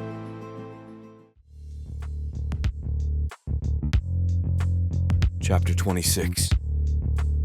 Malik. Her trailer is small, but it feels like stepping into another world. Outside there's chaos, cameras, Ronan's smirk plastered on half the monitors. In here, quiet, warm light, and her. She looks up from the couch when I shut the door behind me. One brow lifts, a smirk tugging her lips. You again, storming in like you own the place. I don't move from the door. I don't own the place. My voice comes out rougher than I mean. Just you. Her eyes spark. Big claim. It's the truth. She sets her script aside and rises slowly, every line of her body deliberate. The loose sweater slips off one shoulder, revealing the smooth slope of her collarbone. You're bold today. Not bold. I step closer, heartbeat hammering. Certain. When I'm close enough to feel her heat, she tips her chin up, daring. You shouldn't be here. Then tell me to leave. Her breath hitches, but she doesn't move. Her hand lifts, presses against my chest, right over the scar she kissed in the dark. Her eyes soften. Not a chance. That's all it takes. I grab her face and kiss her, hard. She gasps into my mouth, clutching my shirt. The kiss is hot and messy, our teeth clashing, tongues tangling. She backs me into the wall, her laugh breathless. God, Malik, she pants. You're supposed to be outside, scowling at cameras. Can't, I growl, tugging her sweater over her head. Not when I could be here. Her bra is black lace, thin enough to show her chest. I bury my mouth there, sucking one tight while she moans low, fingers twisting in my hair. Quiet, I warn against her skin. She bites her lip, smirking. Make me. Well, well, well. Things are heating up here. You know what to do. Go to VicSavonRomance.com to get the dirty details that this platform won't put on the air. I know it sucks, but at least you can get a 40% discount with code VIXA40 to make up for it. Use it while it lasts and apply it to every digital product in your cart. Back to the story. We collapse, tangled, sweat cooling, her body curled against me on the couch. My hand strokes her back, steady, grounding. Her face presses into my chest, her voice a whisper. Still pretending you don't care? I tilt her chin up, stare into her hazel eyes. My voice breaks, but I don't hold back. I'm yours. Always was. Her lips part, trembling. She kisses me, soft this time, reverent. Good, because I'm yours too. A knock rattles the door. 5 minutes, Miss Creighton. We freeze. Then she laughs, breathless, hiding her face against my neck. 5 minutes, huh? I groan, pulling her tighter. Not enough. Then come back later, she whispers, kissing my jaw. And I know I will, because she isn't a secret anymore. She's mine.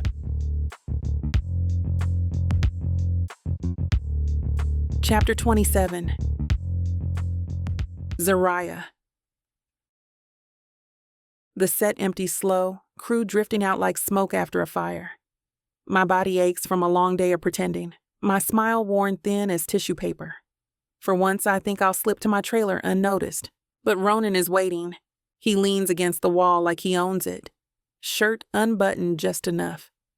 Smirk plastered on like a mask. His eyes track me, hungry, entitled. Z, he says, voice dripping false warmth. You've been avoiding me. I don't break stride. Maybe I'm allergic. He pushes off the wall, pacing me. Cute. But you know better. We've got history. You and me, we're... I snap around so fast his grin falters.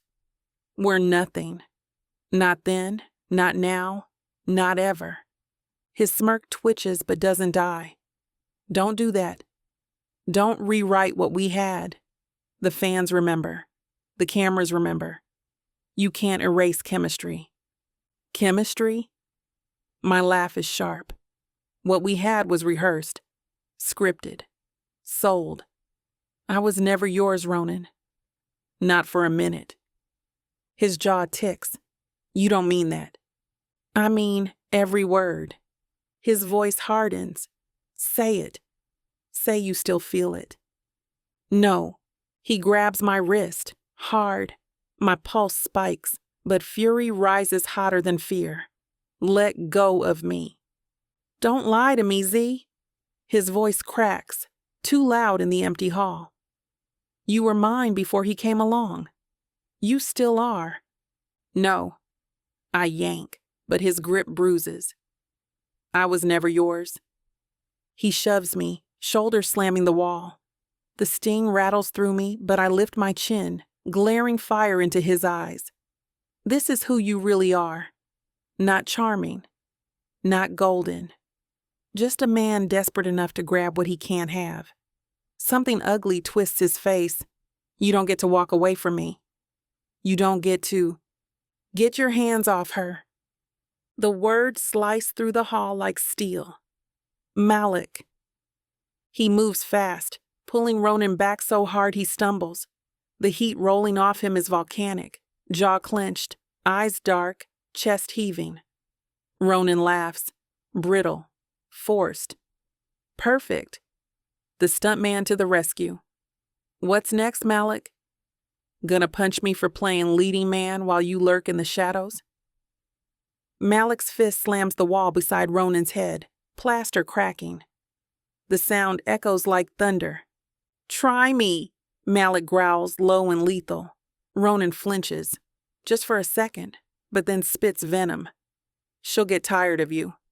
You think she wants scars and shadows when the cameras stop rolling? She'll crawl back. They always do. Stop. My voice cuts through both of them. They freeze, eyes snapping to me. My wrist burns, my shoulder aches, but I won't let this end as me being a victim. I step forward, steady, voice sharp enough to slice. Listen to me, Ronan. I don't want you. Not your hands, not your whispers, not your fame. You think the fans loved us? Fine. Let them keep their fantasy. I'm done performing for it. His face contorts, desperate. Z. No. My voice rises, echoing. I was never yours. I will never be yours. The only thing people will remember about us now is this: your hands where they weren't wanted, and me saying no. His mouth opens, closes, grasping for control, but it's already gone. Security bursts in, voices overlapping. What's happening? Step back. Calm down. And flashes. Cameras. Paparazzi drawn like sharks to blood. They shout over one another, their lenses devouring the scene. Zariah, is Ronan assaulting you? Malik, are you her bodyguard or her boyfriend? Is this the end of Steele and Creighton? The words feel like knives, but I don't flinch. Malik stiffens, already stepping back into shadow. Instinct. Habit. I won't let him. I reach back, grab his hand, and lace our fingers tight. Gasps ripple. The flashes explode harder, but my grip doesn't falter. I lift my chin. He's not my bodyguard, I say, voice clear. He's the man who's been with me when no one else was. The man who saved me. The man I chose. The press erupts. Ronan shouts as security drags him away, his voice breaking. She's lying. But no one listens. His face is wild, desperate, ugly in the lights. His downfall is written across every lens. I glance at Malik. He's staring at me like I've just set fire to the world, like he doesn't know how to hold what I just gave him. His hand squeezes mine, tight, grounding. For once, I don't care about the headlines. For once, I don't care about control. Let them write what they want, because Malik isn't in shadow anymore. He's beside me, with me, and together, we burn brighter than Ronan ever could. Chapter 28. Malik. The set feels different when the camera's pointed at me. Not over my shoulder. Not at the back of my head mid-stunt. Me. The script page shakes slightly in my hand, though I clamp my grip until the paper crinkles. Lights blaze hotter than fire ever did, and every instinct screams move aside. Disappear. Don't let them see too much. But I don't move. The director calls action. My cue drops, and I open my mouth. The words slide out rough at first, gravel through my throat. But then they settle, low and certain, like I was made to say them. Not pretend, not fake, just truth. My chest expands with something I haven't felt in years, not hiding. When the scene cuts, the silence is long enough to burn. Then applause cracks from behind the monitors. Crew, camera, even the damn interns. The director beams. That's the take. Malik. Jesus Christ, man, where the hell have you been hiding? That was leading man fire. My knees want to give, but I hold myself tall. I've never wanted the spotlight. I don't flinch from it.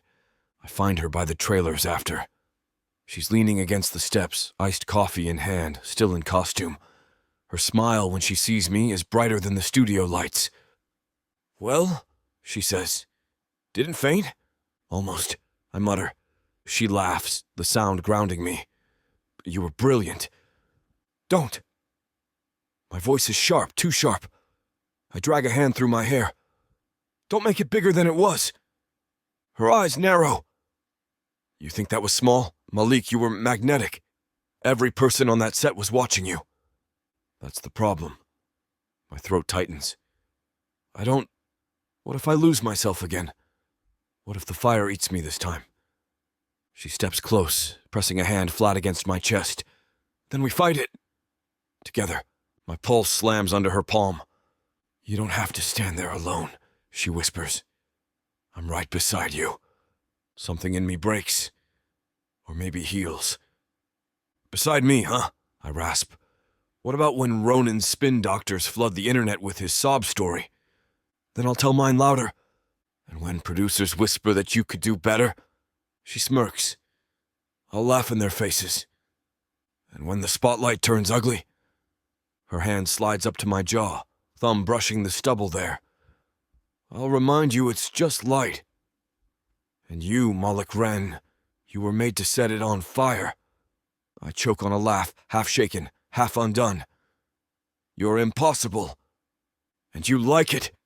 God help me, I do. For a long moment we just stand there, her forehead pressed to mine, the world dimming to quiet. I realize something I'd buried deep. I don't just want to survive anymore. I want to live. I want her. I want this. For the very first time, I let myself believe I can have both. You're dangerous, I murmur. Her lips curve. So are you. Now say it. What? That you'll stop running? I breathe out, shaky but sure. I'll stop running. Her smile is fierce. Good. Because we've got premieres, panels, and a world to set on fire. I look forward to stepping into it, with her hand in mine. Chapter 29. Zariah. Premiere nights always smell the same. Ozone from the lights, hairspray, hot velvet rope, something sweet burning on a tray you're not supposed to touch. But tonight the scent feels new, like the city has washed its mouth out for us. Maybe it's the way Malik stands beside me instead of 6 paces back. Maybe it's the way his hand, big, warm, steady, rests at the curve of my back where cameras can see. Ready? He murmurs, not looking at the carpet, but at me. I'm not the one who has to make friends with the lenses. I tease, and he huffs a laugh that's half nerves, half wonder. We step out of the limo into a storm of light. Shouts ricochet off the marquee. Zariah, over here. Malik, eyes this way. Together. Yes, yes, together. He starts to drop behind me out of habit. I catch his fingers, lace ours, tug him forward until we're side by side. His palm tightens, a pulse against mine. A hum runs through the barricades like we've done something impossible, walked as if this has always been our lane. Couple shot, someone cries. Look left. Beautiful. He does. The camera loves him. It eats the clean line of his jaw, the satin black of his tux, the stillness that reads as command, not retreat. Pride bubbles in my throat, hot and dizzying. All those years he honed invisibility. Tonight he lets light find him. A woman with a press badge leans over the rope, voice sugary and sharp. Zariah. What prompted the casting change so late in production? Was it? She glances at Malik. Inspired? I tip my chin, let my smile cut. Inspired is one word. True is better. I turn slightly so the mics can catch every syllable. He was never just the stuntman. He was always the real thing. A wave goes through the crowd. Gasps, the rustle of bodies leaning in. Malik goes very still. His eyes flick over my mouth like he's bracing for impact. Good. Let him. Let the whole city hold its breath. Then I rise on my toes and kiss him. Not a peck, not a PR brush. A kiss with intention, my hand to his cheek, my fingers in the soft, close coils at his nape. The crowd dissolving into static. He meets me exactly where I am. No flinch, no apology. One steady press. A promise I know in my bones. When I pull back, we're both breathing a little harder. Reporters shout 100 versions of confirm. Together. Official. Malik's mouth curves, not cocky, not dazed, something softer, like he's let himself believe this is allowed. You just lit the town, he says under the noise. Let them burn for a change, I murmur, and squeeze his hand. Inside, the theater has the hush of a cathedral before the choir. Plush seats, gilt, a screen big enough to make anyone myth. We slip into the middle row. My agent is a few down, stiff posture, phone face down like a saint resisting temptation. She clocks our joined hands, flattens her mouth, then, miracle of miracles, gives the slightest nod. I don't waste a second looking at Ronan's empty chair. The lights fall. The studio logo blooms. On screen, a woman who looks like me but isn't me runs through rain toward a shelter that could never save her. A man who looks like Malik but lighter, younger, unbruised, steps into frame and chooses to stay. We watch ourselves be other people, yet every time the camera finds him, every time it catches the quiet attention he wears like armor, my eyes sting. He doesn't hide. He never should have had to. Midway through, there's a scene that we built from scratch, a rooftop at Blue Hour, wind skimming the city, two people deciding not to lie to themselves anymore. When the line comes, the one he fought and then claimed, I feel his hand tighten around mine. I forgot, he whispers, so soft only I hear. Forgot what? I whisper back. That I like being seen when it's by the right eyes. I slide our linked hands into my lap and rest them there, anchor and trophy both. Then keep looking at me, I say. I'll take the hit with you. He doesn't answer. He doesn't have to. His thumb strokes my knuckle once, twice. With the focus of a vow, the film ends to the kind of applause that rattles the ribs of old buildings. We stand and bow again. We let the wave carry us to the lobby, to the glittering after party, to a dozen congratulations that feel like foam, shiny, insubstantial, gone too quick. Everyone wants a piece. He gives them exactly what he wants to give and no more. It makes them hungry. It makes me proud. We last 20 minutes. Then I lean into his shoulder. You want to do the part where we're not famous? His mouth curves. I thought you'd never ask. We slip out a side door. Night air. A driver who doesn't ask questions. I give an address that isn't the Marlowe. It's my place. The one with the wide windows and the battered record player and the plant I keep forgetting to water. I've never brought someone from the carpet here. I've never wanted anyone to see me here. Upstairs, the elevator pings soft. My door clicks open. The city leans in from the glass like a nosy aunt.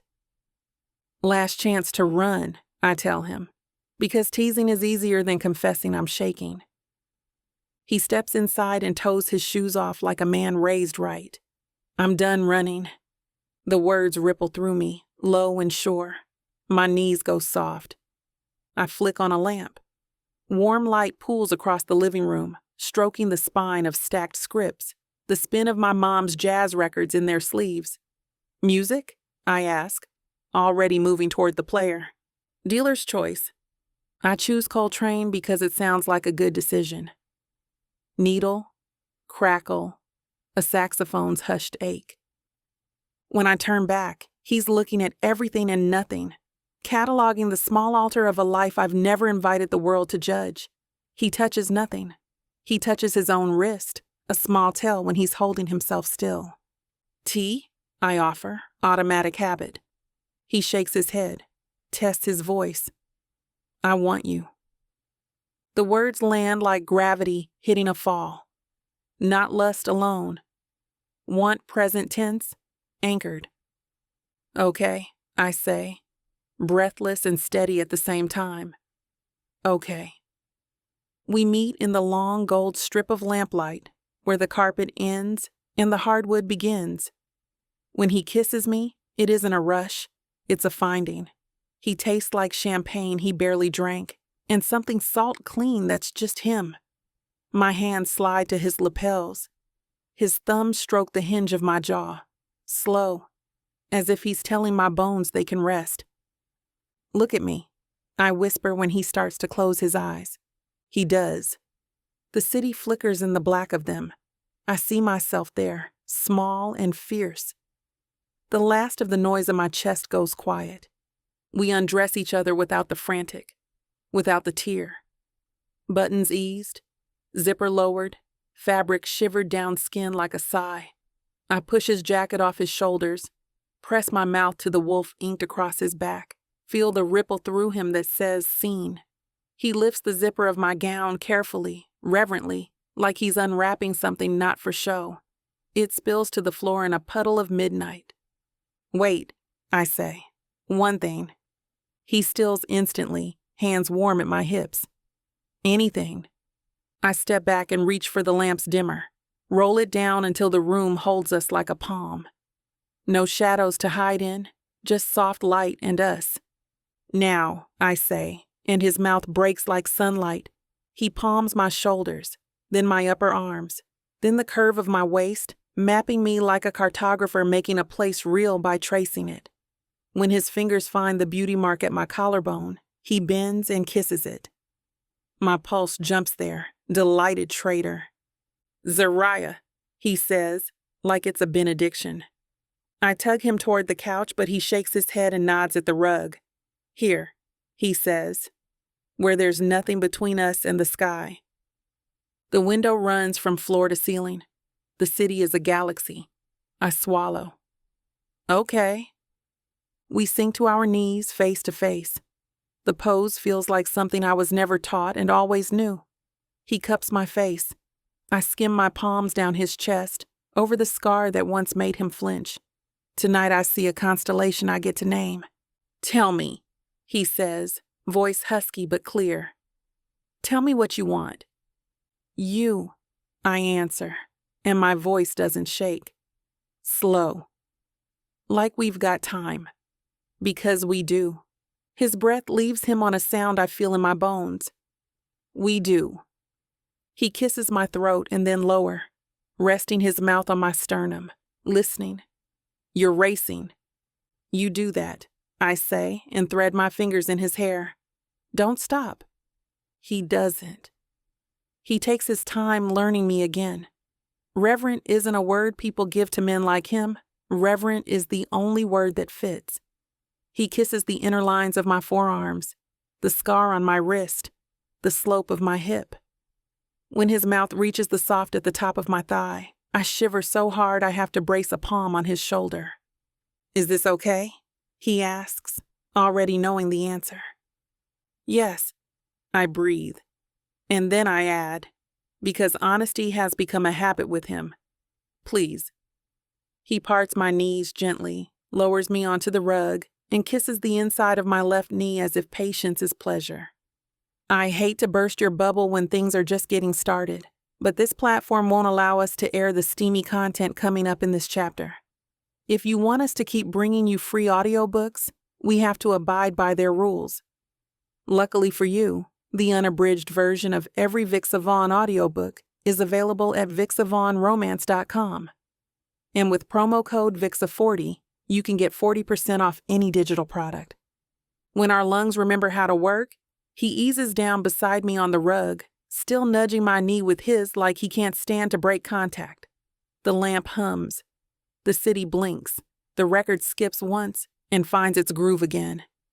"Hey," he says, and I turn my head. His eyes are soft enough to ruin me. "You okay?" I'm more than okay. My laugh is a whisper. I'm whole. He swallows, and something proud and hurting crosses his face. "Yeah?" "Yeah," I say, and I press my palm to his chest, where the scar curves like a half-remembered road. His heart answers under my hand, steady. "You?" He exhales like he's put a bag down. "Safe," he says, surprised by his own word. I feel safe. We lie there and let that be astonishing. I tug him back before he can stand and pull the throw from the couch over us, cocooning us in a soft, ridiculous blanket I bought on a whim after a night shoot. He laughs into my hair. "This the part where we pretend we're not going to fall asleep on the floor?" "I don't have to pretend anything with you," I say, opening a corner so he can tuck us better. "But we can move to the bed and pretend we're classy." "Classy is overrated," he says, and then, more serious, "You meant it." "Out there. Real thing." I turn so I can see his face and lift my hand to his cheek. "I meant it the first time I watched you tie a line no one else could figure out. I meant it when you told me I didn't have to be perfect to be worth saving. I meant it every time you stood between me and something that wanted to own me. I meant it when I saw you look at a camera today and decide it wasn't your judge. And I mean it now. He doesn't say thank you. He says, I'm going to spend my life earning that. You already did, I say. Now you just get to enjoy it. He grins, boyish and wicked in a way I don't think the world's seen yet. Enjoying it might require repetition. Scientific method, I agree solemnly.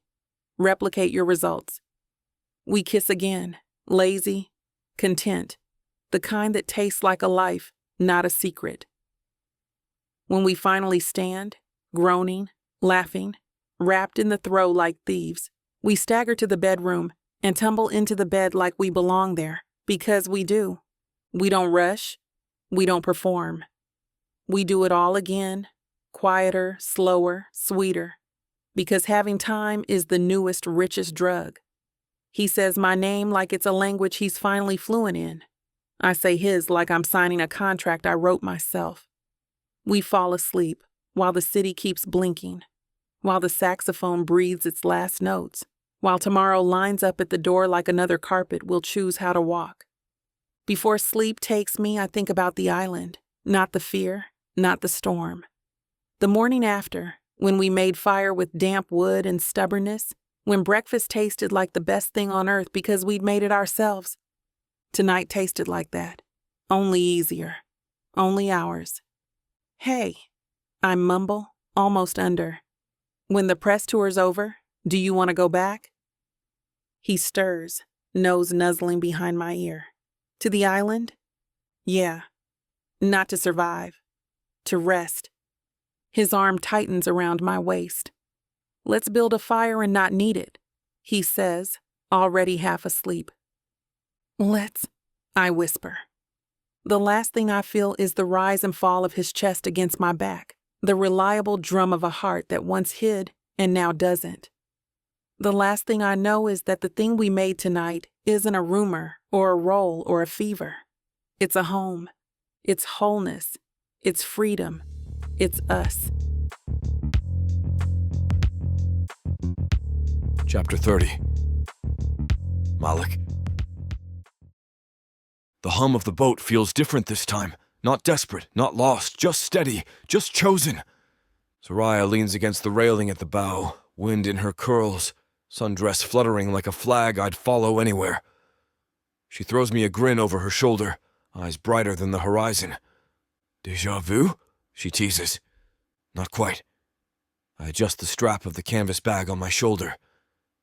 Last time I thought we were going to die. This time I know we're not. She laughs, rich and free. That's progress. The island grows larger with each wave, green crown rising out of the water. My chest tightens. It should be haunted ground. Instead, it feels like homecoming. When the boat nudges onto sand, she leaps down barefoot, toes curling in the surf. God, I miss this smell. Salt, firewood, freedom. I follow slower, dragging our supplies. Freedom doesn't smell like firewood. She glances back, smirk tugging her lips. It does when your freedom started with damp driftwood and a stuntman who couldn't leave well enough alone. Stubborn actress, I mutter. Stubborn man, she fires back. And just like that, it's us again. Banter sharp enough to draw blood, soft enough to bind wounds. We set up camp on the same beach where it began. The palms arch familiar. The horizon stretches endless. But tonight, nothing feels like survival. She insists on helping with the fire. I let her, only correcting when she stacks too tight. Air needs space, I remind. Same could be said for you, she shoots back, dusting her hands. I grunt. Touché! The flames catch, lick high, painting her skin gold. My chest goes heavy at the sight. You're staring again, she says, sinking cross-legged onto the sand. Habit, I admit. Her eyes soften. Good. Keep it. I reach for a stick and draw her profile in the sand. The tilt of her chin, the curve of her lips. Just like the first time. She watches, recognizing. Then, instead of teasing, she leans forward and kisses me. Soft, certain. "You don't have to hide it anymore," she whispers. "I like being seen." My throat works. I'll never stop. The night deepens, stars pricking the sky. Waves hush against the shore, the fire snapping steady. She crawls into my lap, legs straddling my hips, hands on my face. "Remember the storm?" she murmurs. "I remember thinking I'd never get to kiss you." Idiot. She kisses me, slow and tender. "You were always going to." Her mouth tastes like salt air and safety. My hands slide down her back, fingers tracing the line of her spine. She sighs, pressing closer, and the kiss stretches until it's more than a kiss. It's a vow.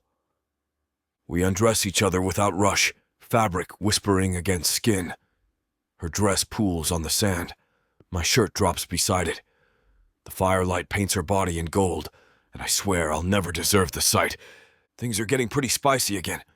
But don't worry, you can get all the details from the unabridged version of this book, where YouTube can't tell us what we can and can't narrate, from VixSavonRomance.com.